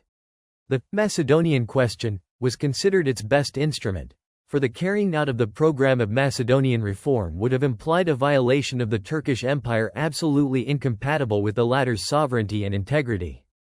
The German Empire must, in this way, have been placed before the question as to whether it would abandon Turkey to her fate or not. This question, as the English intended, necessarily led up to the further one. Shall we give way or shall we go to war? Austria-Hungary was in the same manner to be placed before a similar dilemma. Should she, under such circumstances, still remain by the side of Germany, or should she, in exchange perhaps for compensations, go over to the other side? As we see, quite a lot of prospects and possibilities were opened up to British statesmen, and these possibilities, if cleverly made use of, might lead to the weakening, or, who knows, the destruction, of Germany. But now something unexpected happened: the revolution in Turkey. The Macedonian reform scheme of England, Russia, France, and Italy had terribly frightened the Turks. Up till now Russia and England had, owing to the divergency of their aims, held each other in check, and it was to this rivalry that Turkey owed the continuation of her existence. The Reval meeting drove home the fact that the two ancient adversaries had come to an understanding in Oriental questions, and this understanding signified the doom of the Turkish Empire. The Young Turks took the European powers at their word. Abdul Hamid, having as yet failed to take Macedonian reform seriously in hand, was deposed. The new rulers drew up a constitution, and inscribed on their banner the maintenance of the territorial integrity of the empire, and also the equality of all nations and religious bodies therein. In this way was the bottom taken out of the Reval program. Sir Edward Grey declared himself satisfied with the turn that matters had taken, and it was decided to give the Young Turks time. England expected the deposition of Abdul Hamid to entail the collapse of the friendship between Germany and Turkey, and at once changed her outward attitude towards the latter. The change, as usual, was very skillfully explained as being a matter of principle. Liberty-loving England, it was said, could not possibly be a friend of the tyrannical and reactionary government of Abdul Hamid.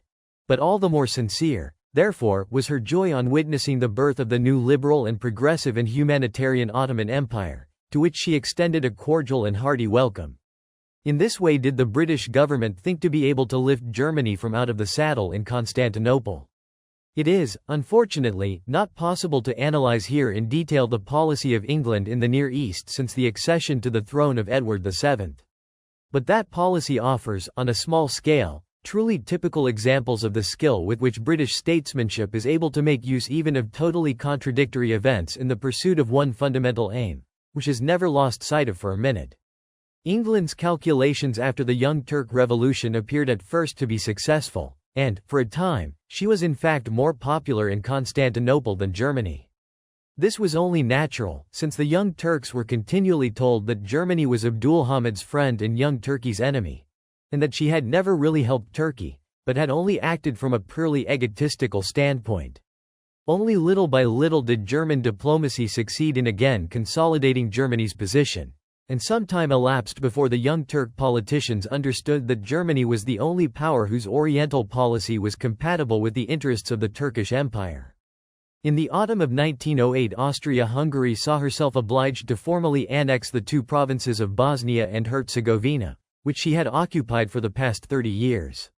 It was a necessary step, for the Panserb propaganda threatened to revolutionize Bosnia, and, on the other hand, the Young Turk program was a national one, and claimed Bosnia and Herzegovina as ancient Turkish provinces inhabited by numerous Mussulmans.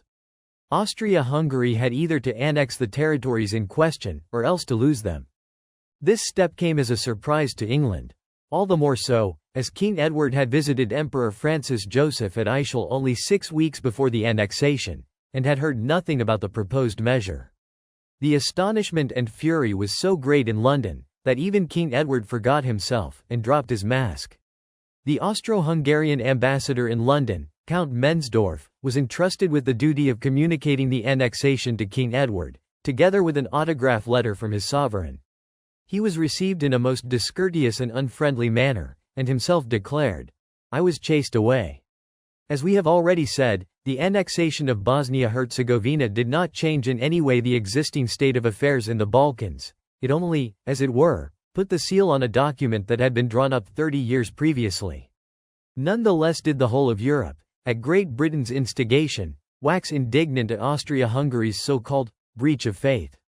In England, and also in France and Russia, the view was expressed that the German Empire was the real moving spirit in the whole business, and that Austria-Hungary had only been led astray.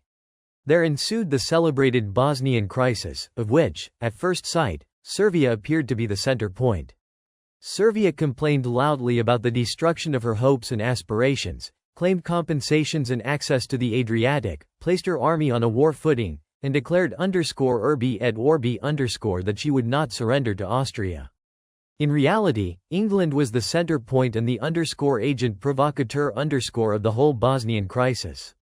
The British government cared nothing for the aspirations of Serbia, it cared not about Bosnia, nor about Russia, nor about Italy.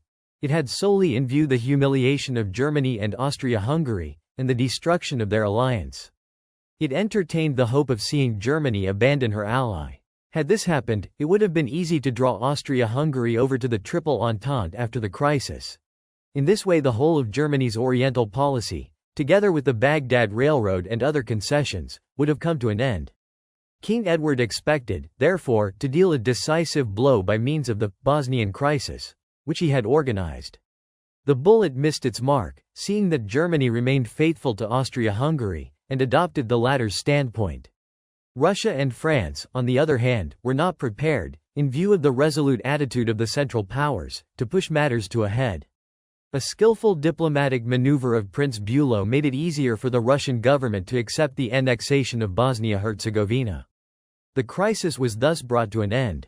Austria-Hungary gained in reality nothing, for she had only preserved herself from otherwise certain injury. Simultaneously with the proclamation of the annexation, the Austro-Hungarian government gave back the Sanjak of Novi Pazar to Turkey. But the latter did not, in reality, gain anything by this either. Russia neither gained nor lost anything, and Serbia's wishes were not realized. The only country which gained anything was England, for owing to the recession of the Sanjak to Turkey, the Austrian railroad plan of which we have already spoken was definitely knocked on the head. The English had no longer to fear the competition of such an international trading route. England could, in general, be more satisfied with the European situation resulting from the Bosnian crisis than is generally supposed. Of course, King Edward's plan to destroy the Austro-German alliance, to humiliate these two powers, and to excite France and Russia against them, had failed. Why? Because neither France nor Russia were ready, seeing that both had been taken by surprise. Neither was England ready. The London cabinet had reckoned with a slower development of affairs in the Balkans, and it had not foreseen either the Turkish Revolution or the annexation of Bosnia-Herzegovina. Despite their unpreparedness, the British statesmen had put all the wheels of their diplomatic machinery into movement against the German Empire and her ally. France and Russia had been compelled to admit that they were not ready. This admission, coupled with their diplomatic defeat, was bound to wound both powers severely in their national pride and in their prestige. This is what Great Britain secretly desired. The British calculation, that henceforth France and Russia would proceed to apply themselves steadily and systematically to the task of developing their military strength, was correct.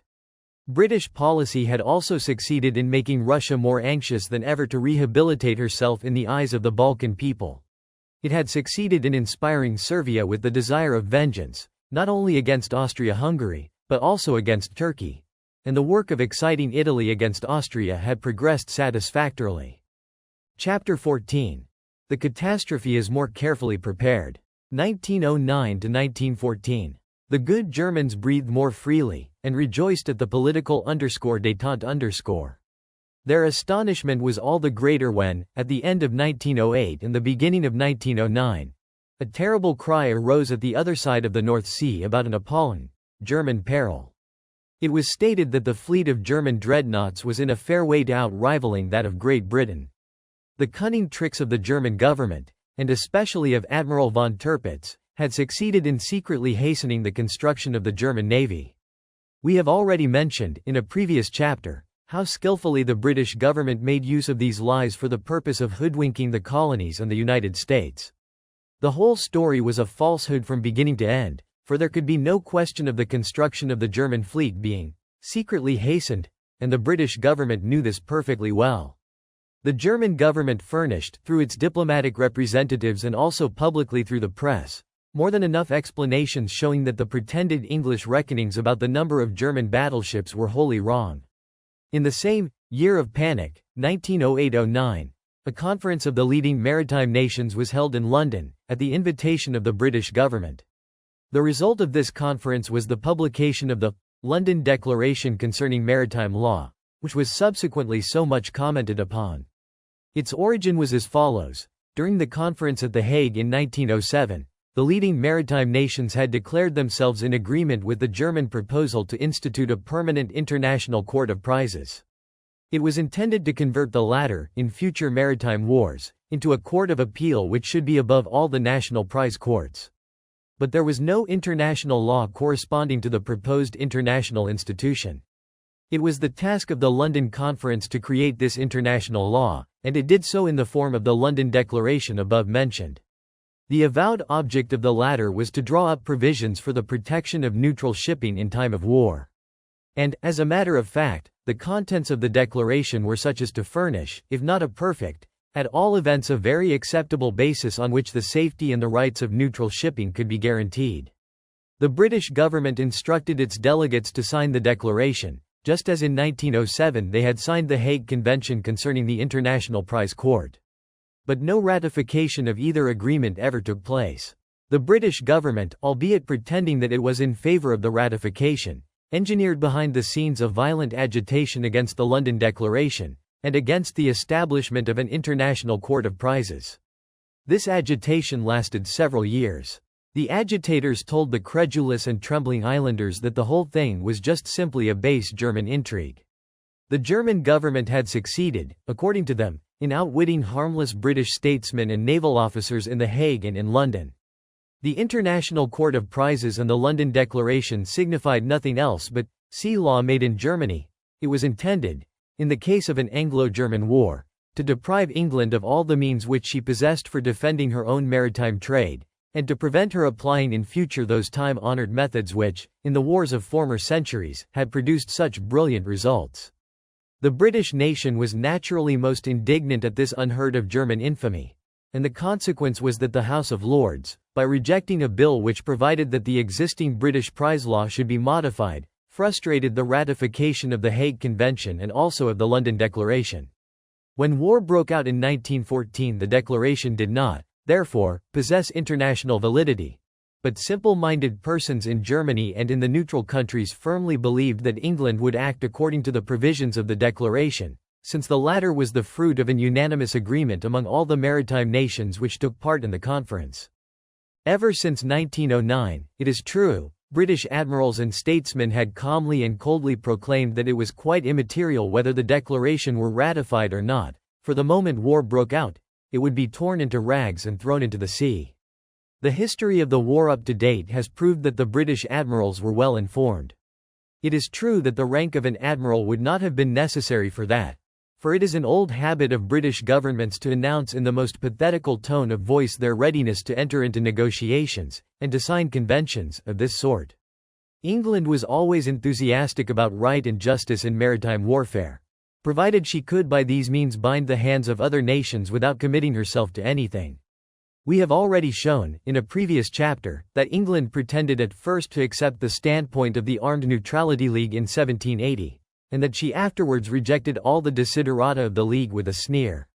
In 1856, in the celebrated Declaration of Paris, Great Britain accepted certain principles to which British naval commanders had not paid the slightest attention during the Crimean War a year or two earlier. The British Admiralty renounced, on the same occasion, its claim to the right of capture, for the times, and the modified conditions of warfare, made it appear unsuitable to raise such a claim. But the Declaration of Paris has never been ratified either, and the British government did not hesitate for 1 minute, after war had broken out in 1914, in tearing it into rags and throwing it into the sea. Notably were the provisions regarding the freedom of cargoes under neutral flag, and those regarding the right of blockade, trampled underfoot. International maritime law, for the pirates who rule the seas, these words have never meant anything else than unlimited freedom for themselves. The English were always glad to see other nations bind themselves hand and foot. With sincere satisfaction did they watch the spectacle of the European nations listening with pious credulity to English speeches about international civilization and the protection of neutral countries. And when learned professors wrote ponderous volumes on the subject of the progress and development of maritime law in time of war, the islanders chuckled with delight. The stupidity of the continental nations has been as incurable in this case, as in all other cases where the question of the relations between the sacred island and its European victims has arisen. Great Britain has always been a friend of international parleys, for they have invariably proved a useful instrument for her. At the moment when the Hague Conference of 1907 was being prepared, the British government endeavoured to have a discussion on the reduction of armaments, inserted in the program. The object was a double one. Firstly, to prevent by means of an international agreement the German fleet from becoming inconveniently strong. Secondly, to permit in this way of the British Navy maintaining its, at that time crushing, superiority with the least possible expense. King Edward knew that he would have his European coalition unanimously on the side of England. Had the German government not accepted the decision of the conference, the German Empire would have been, of course, stamped as the unscrupulous and dangerous disturber of the world's peace. Prince Bülow saw the trap that was being laid, and declared beforehand that Germany would take no part in a debate of this kind. Thus the cunning plan failed, and the British Premier, Sir Henry Campbell Bannerman, denied indignantly that the London Cabinet had ever intended setting a trap at all. During the following years, British ministers often attempted to raise the question of a limitation of armaments, and to induce Germany to fall in with their wishes. Sometimes by flattery, sometimes by veiled menaces. The period under review was, in fact, characterized as a whole by England's efforts to check the growth of the German navy by means different to those hitherto adopted. The aim remained the same, namely, to weaken and intimidate Germany. First humiliate, then destroy, this continued to be the motto. There were many Germans, and amongst them several political men, who did not understand this, who believed in the possibility of Anglo-German friendship, and who understood not the lessons taught by the history of Great Britain. It was about 1909 that the beautiful phrase came into fashion, which we used to hear right up till the outbreak of war. Namely, that Great Britain must and will recognize us as possessing equal rights with herself in Europe and in the whole world. Then, it was declared, the peace of the world would be definitely assured, and the German and the British merchant would work peacefully together. The two nations, related to each other by ties of blood, would henceforth march together along the path of progress towards the conquest of international solidarity. The English even hinted that, in this rosy future, the customs duties would also be suppressed, for they were a hindrance to the intimacy of the two nations. The enormous expenditure on armaments would be reduced to a minimum, and the gigantic sums thus saved would be employed in order to develop the peaceful work of civilization, instead of being sacrificed to the naval Moloch. He who refused to believe in this message of great joy was denounced, between 1910 and 1914, as a narrow-minded jingo who, in opposition to the will of the immense majority of the German people, desired to bring about a war between the two cousins. It was a period which we today recall to mind without any pride, a period of self-deception and dangerous illusions on the part of a very large section of the German public. This self-deception was due, in the first place, to the German habit of believing that which it is agreeable to believe, and, in the second place, to a curious misconception concerning the character of the British and the essence of their empire. When has England, in the whole course of her history, ever recognized a strong and prosperous European maritime nation as possessing equal rights with herself? Never. But, it was argued in Germany, that was in the old times of violence and darkness. Those times were now gone, and England now knew as well as, if not better than, any other nation, that the blessings of peace were much superior even to the advantages reaped from a victorious war. In addition to this, Germany was England's best client, and the British merchant was far too businesslike to wish to lose such a client by weakening or destroying him. Then we must not forget the international ties which bind the modern nations so closely to each other. And finally, _pièce de résistance the common ideals of humanity. Who could forget them? A few months before war broke out, the German ambassador in London, Prince Lichnowsky, publicly declared that nations and national ideals were but stepping stones leading up to the ultimate ideal of humanity. So intimately was this diplomatist then convinced of the existence of Anglo-German harmony. During the last 350 years England has never changed her political and economic aims and methods. Neither the British Empire nor the British nation can be understood unless we know their history. The statesman or diplomatist who does not know or does not understand this history, cannot perceive and cannot understand the unchangeable aim which British policy unswervingly pursues. He must, therefore, infallibly be led astray. The last alarm was given by the Morocco crisis of 1911.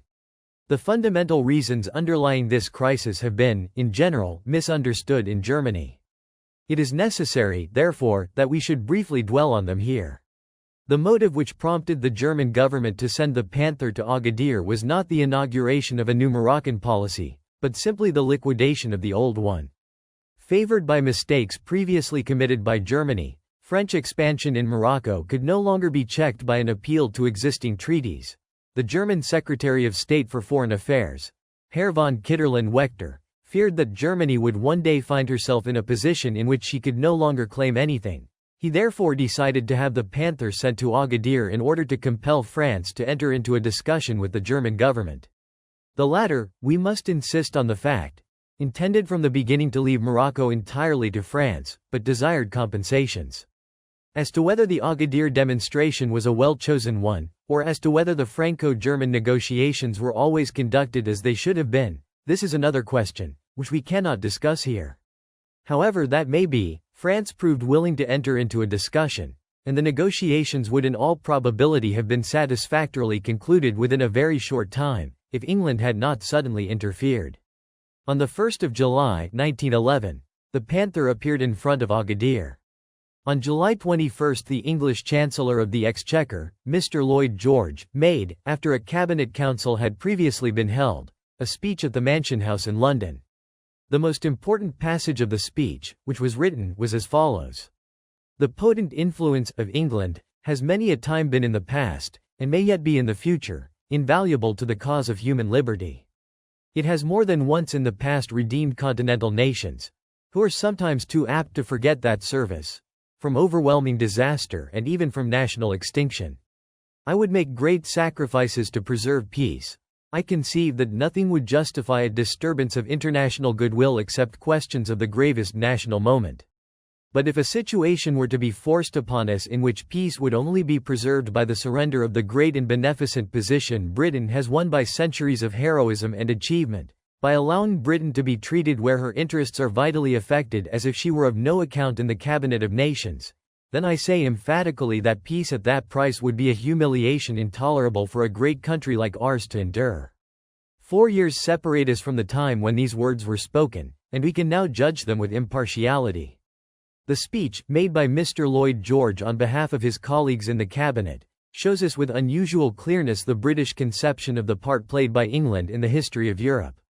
We have tried, in the course of this book, to give the reader a bird's-eye view of some centuries of that history. England, without one single exception, has been found to be the vampire of Europe. Her economic policy, her political policy, her wars, have invariably had but a single aim: to drain the riches and the life-blood of the continental nations. In order to do this, she has systematically stirred them up against each other. But Mr. Lloyd George, with true English impertinence, speaks about the invaluable services rendered by Great Britain to the cause of continental freedom. He even dares to talk to Europe about centuries of heroism and achievement, when the sole object of his country has always been piracy and theft under every conceivable form. The negotiations between France and Germany in 1911 did not concern England in the least, for they did not touch upon anything belonging to her. Their object was Morocco, which England had long since conceded to France, and also French colonies in Africa. The British statesmen knew perfectly well, however much they may have denied it, that Germany did not intend acquiring anything in Morocco. They knew just as well that Germany only desired to put an end, once and for all, to the friction between herself and France arising from out of the Morocco question. But this was precisely what England could not tolerate. For that reason the passions of the French people were kindled, during the negotiations, by the most idiotic lies manufactured in London. For that reason England interfered with the negotiations, and screamed about the German Empire intending to attack France. All other pretexts and phrases were so many lies, or attempts to conceal the truth. The Moroccan question in itself had only fifth-rate importance for England. But that the two great continental nations should negotiate together without England, or conclude a treaty without the latter's authorization, this is what was incompatible with England's century-old traditions. Therefore did British statesmen decide to intervene rapidly and resolutely, and, as is usual in such cases, to utter threats of war. French newspapers in English pay denounced imaginary acts of treason, and the Premier, M. Joseph Collot, who was inclined to draw up with Germany an agreement satisfactory to both parties, was got rid of. The lies spread regarding all sorts of German designs on Morocco and on France were of English origin. The London cabinet feared that the great European coalition against Germany might be broken up by a Franco-German understanding. The latter had consequently to be prevented at all costs, and this result was obtained. The crisis of 1911 showed Great Britain to be the uncontested leader of the anti-German coalition. The London cabinet would not have been sorry to see war break out at that time, although Russia was not yet ready. The British press, and also the French press which had been corrupted by English gold, loudly demanded war. England finally obtained without war what she wanted. Namely, closer cooperation and increased deadly hatred against Germany among the powers of the Triple Entente. The military conventions between Great Britain, France, and Belgium were revised and completed. Amongst other things, the Moroccan crisis had shown that the plan of a British landing en masse on the continent needed to be recast. British experts were of opinion that, during the crisis of 1911, the mobilization of the fleet destined to transport the Expeditionary Corps did not work as smoothly as it ought to have done in the case of a war with Germany. The defects were carefully and rapidly repaired, and the machine was kept ready to be put into motion instantly. A definite agreement had been concluded with France, according to which the French fleet was entirely to be concentrated in the Mediterranean, whereas England guaranteed the safety of the northern coasts of France.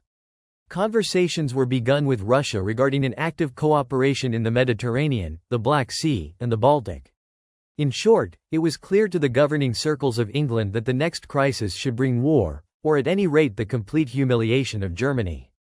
The three powers proceeded to develop their armaments on land and sea with the utmost energy. The controversy concerning the mouth of the Scheldt was characteristic of the situation existing during the years which immediately preceded the war. Holland wished to modernize the forts at Flushing, in order to be able, if need be, to close the mouth of the Scheldt. She had a perfect right to do so, but, at England's instigation, a tremendous hullabaloo was raised in Belgium, France and Russia. The real reason of all the noise was not, as was pretended, that the Scheldt should be kept open for the British fleet, in order that the latter might protect Belgium's neutrality, but it is to be found in the fact that England had already destined Antwerp to be the basis of her operations against Germany in the coming war. The large increase of the Belgian army had been ordered by England, because she desired to see her ally Belgium stronger than had been the case up till then. During many years, the Belgian nation was systematically fanaticized against Germany, and England further induced the Belgian government to organize a spying service in Western Germany.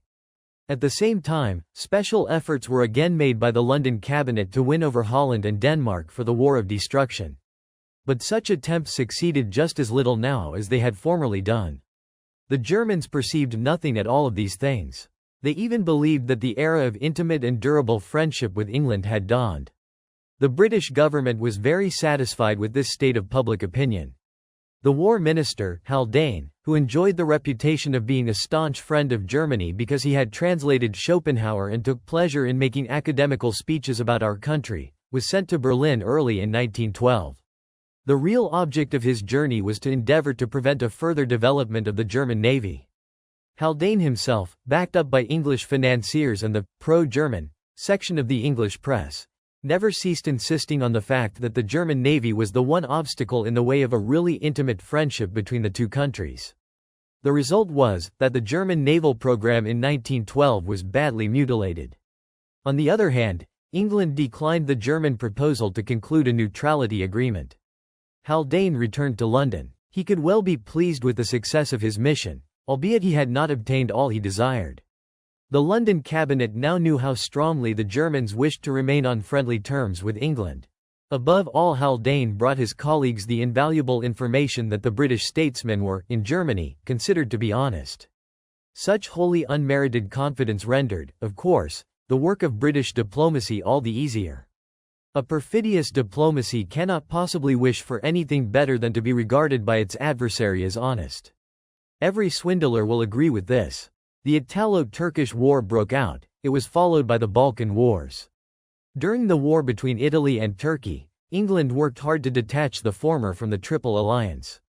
She did not succeed because the Rome cabinet understood that, under the circumstances then existing, it was better for Italy to remain as she was. The same year witnessed the realization of the important politico-strategical decision of the French government to concentrate its entire fleet in the Mediterranean. The pretext alleged for the measure was furnished by controversies which arose between France and Italy during the Tripolitan War. France feared, so it was said, the possibility of a closer cooperation of the powers of the Triple Alliance in the Mediterranean. In this way, popular opinion in Italy was excited against France, but against France only, and the British government was well pleased at this. The London cabinet remained, as ever, the good friend and guardian of Italy. But the initial calculation of English and French diplomatists, namely, to separate either Italy or Turkey from Germany, had failed. The campaign in Tripoli and the seizure of Libya by the Italians had, on the contrary, drawn Italy nearer to her allies. It is evident that Germany tried as hard as possible to strengthen these tendencies of the Italian government, and that she made every effort to restore peace as quickly as possible. England, France, and Russia labored just as actively, perhaps even more so, to delay the conclusion of peace. Under the auspices of Russia, the First Balkan War broke out. The Balkan states had concluded an alliance. They had decided, in agreement with the Russian government, what was to be taken from Turkey, and how the new territories were to be divided among themselves. Turkey had overestimated her strength, and this mistake had been shared by Germany. After a series of rapid victories, the Balkan states succeeded in conquering nearly the whole of European Turkey. The Bulgarian triumph was even too great for Russia. An energetic pressure from St. Petersburg was necessary in order to stop the Bulgarian advance on Constantinople. This permitted the Turks to gain time, and Bulgaria's strength subsequently proved insufficient. In order to resettle matters in the Balkan Peninsula, the so-called Ambassadors' Conference met in London, together with the plenipotentiaries of Turkey and the Balkan states. The British Foreign Secretary, Sir Edward Grey, himself presided over the conference. The question has been raised in Germany as to whether England knew beforehand that the First Balkan War was going to break out, and as to whether she herself instigated it. It is incontestable that both the British government and the Balkan Committee knew of the existence of the Balkan Alliance, and were acquainted with the latter's aims.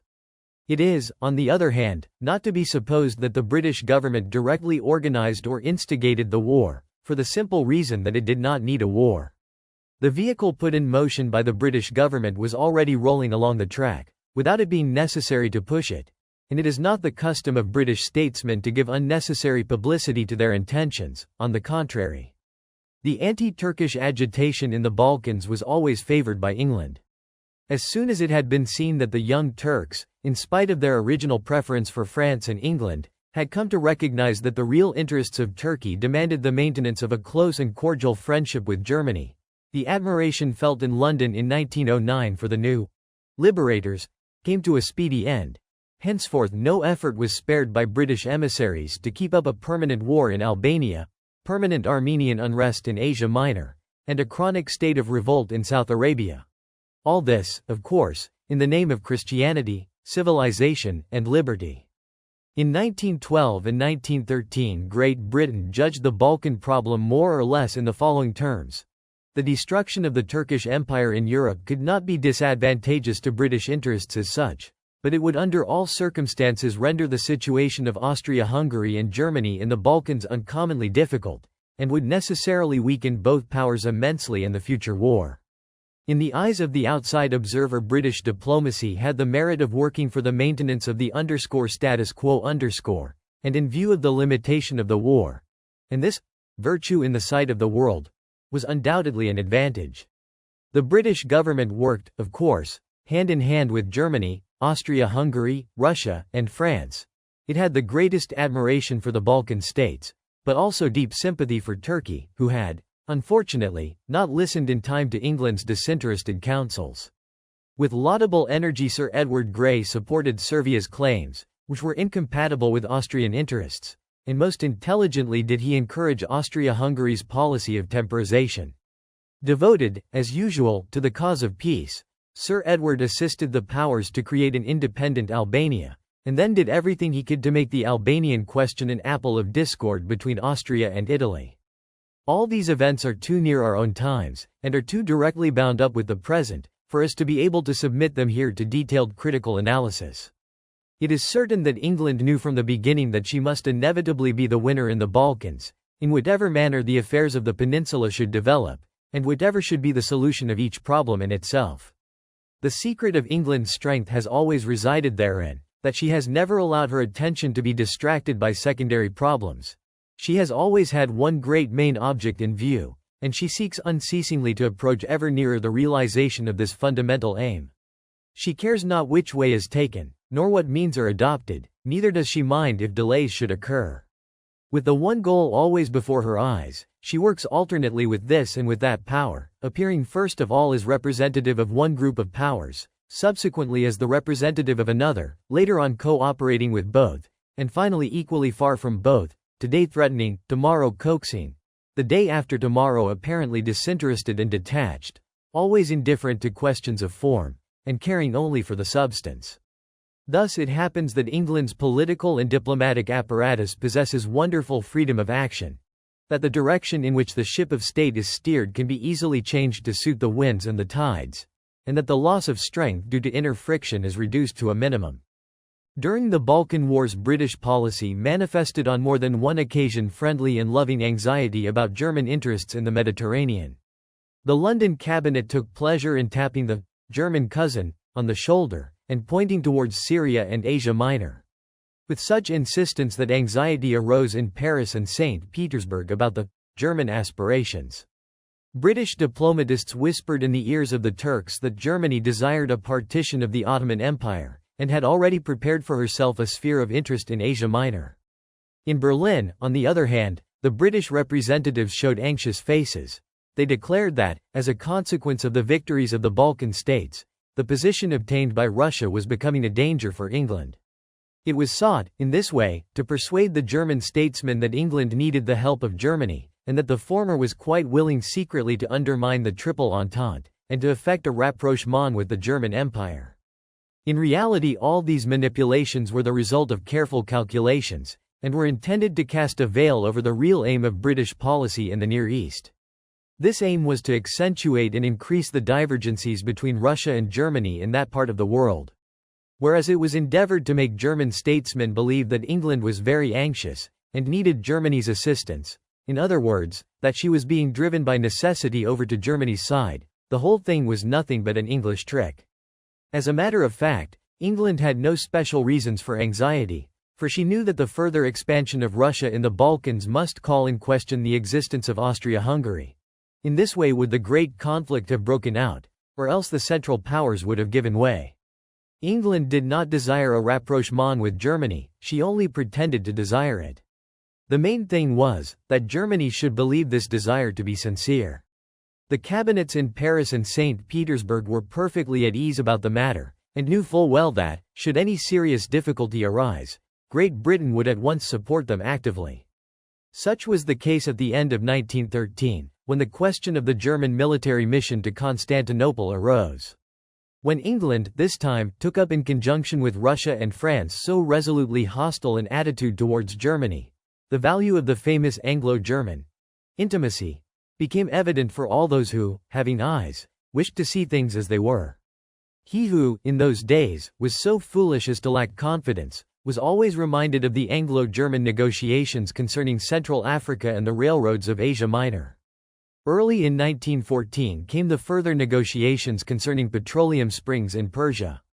Today it is not yet possible to discuss these matters freely and openly, but this much can be said: the Anglo-German negotiations in question were, partly at any rate, means whereby the attention of the Germans might be withdrawn from the systematic and carefully planned development of the preparations for war in England, France, and Russia. In the middle of the Anglo-German honeymoon in 1913 and 1914, British and Russian officers were busy drawing up the naval convention which provided for attacking operations to be undertaken in common by the British and Russian fleets in the Baltic, and, in conjunction with the Russian army, against the German coast. The English press spoke a lot about the new friendship with Germany. Only when the navies of the two countries came under discussion, did it betray anxiety. Mr. Churchill spoke of the German fleet as a luxury, and made one tactless attempt after another to bring about a naval understanding.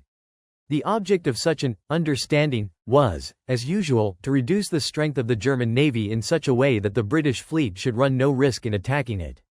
Several people in Germany actively seconded these laudable efforts, in order to consolidate the friendship between the two powers. About the same time, certain London newspapers, which are known to entertain friendly relations with the British Foreign Office, declared that real peace could not exist in Europe until the burning question of Alsace-Lorraine had been settled. Once more was the value of the much vaunted Anglo-German friendship clear to those whose eyes proved capable of seeing things as they were.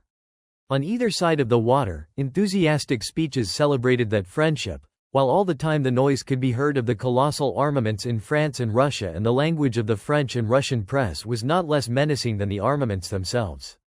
In Germany, all this was declared to be mere boasting.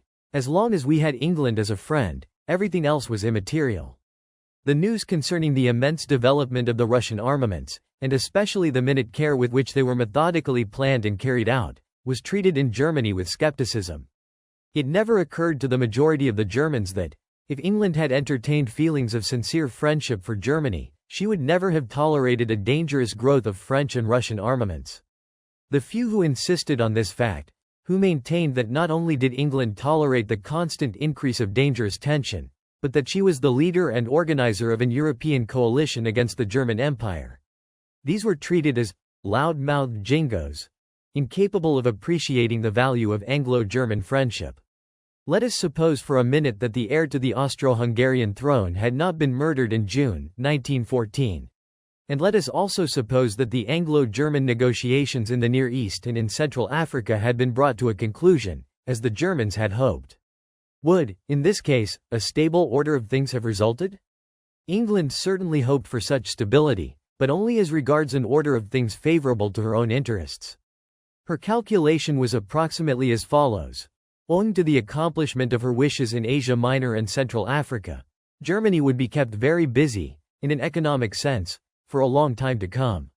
Much money would be invested in the undertakings, and the tendency to spend immense sums for military purposes would gradually disappear in Germany.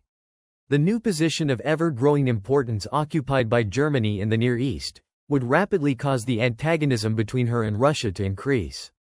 England would often have the opportunity of employing Germany to checkmate Russia, instead of having to intervene directly herself. At the same time, French dissatisfaction with Germany would augment. The German Empire, on the other hand, would have full confidence in England's friendship, and be fully convinced of the latter's pacific intentions. The new colonial undertakings must necessarily multiply the weak spots in the defense of the German Empire, by increasing the number of points where it could be attacked. In this way would the empire's strength of decision, and its determination to risk everything in a war, be weakened. The German nation would become more and more accessible to the argument according to which Germany, having obtained from England's benevolence all she desired, must in return do her best to show her goodwill. The era of feverish armaments would be at an end. Viewed from this standpoint, it becomes evident that England's policy of confidential friendship aimed first of all at unnerving Germany, after which, a reduction of the latter's military and naval strength must follow as a natural consequence.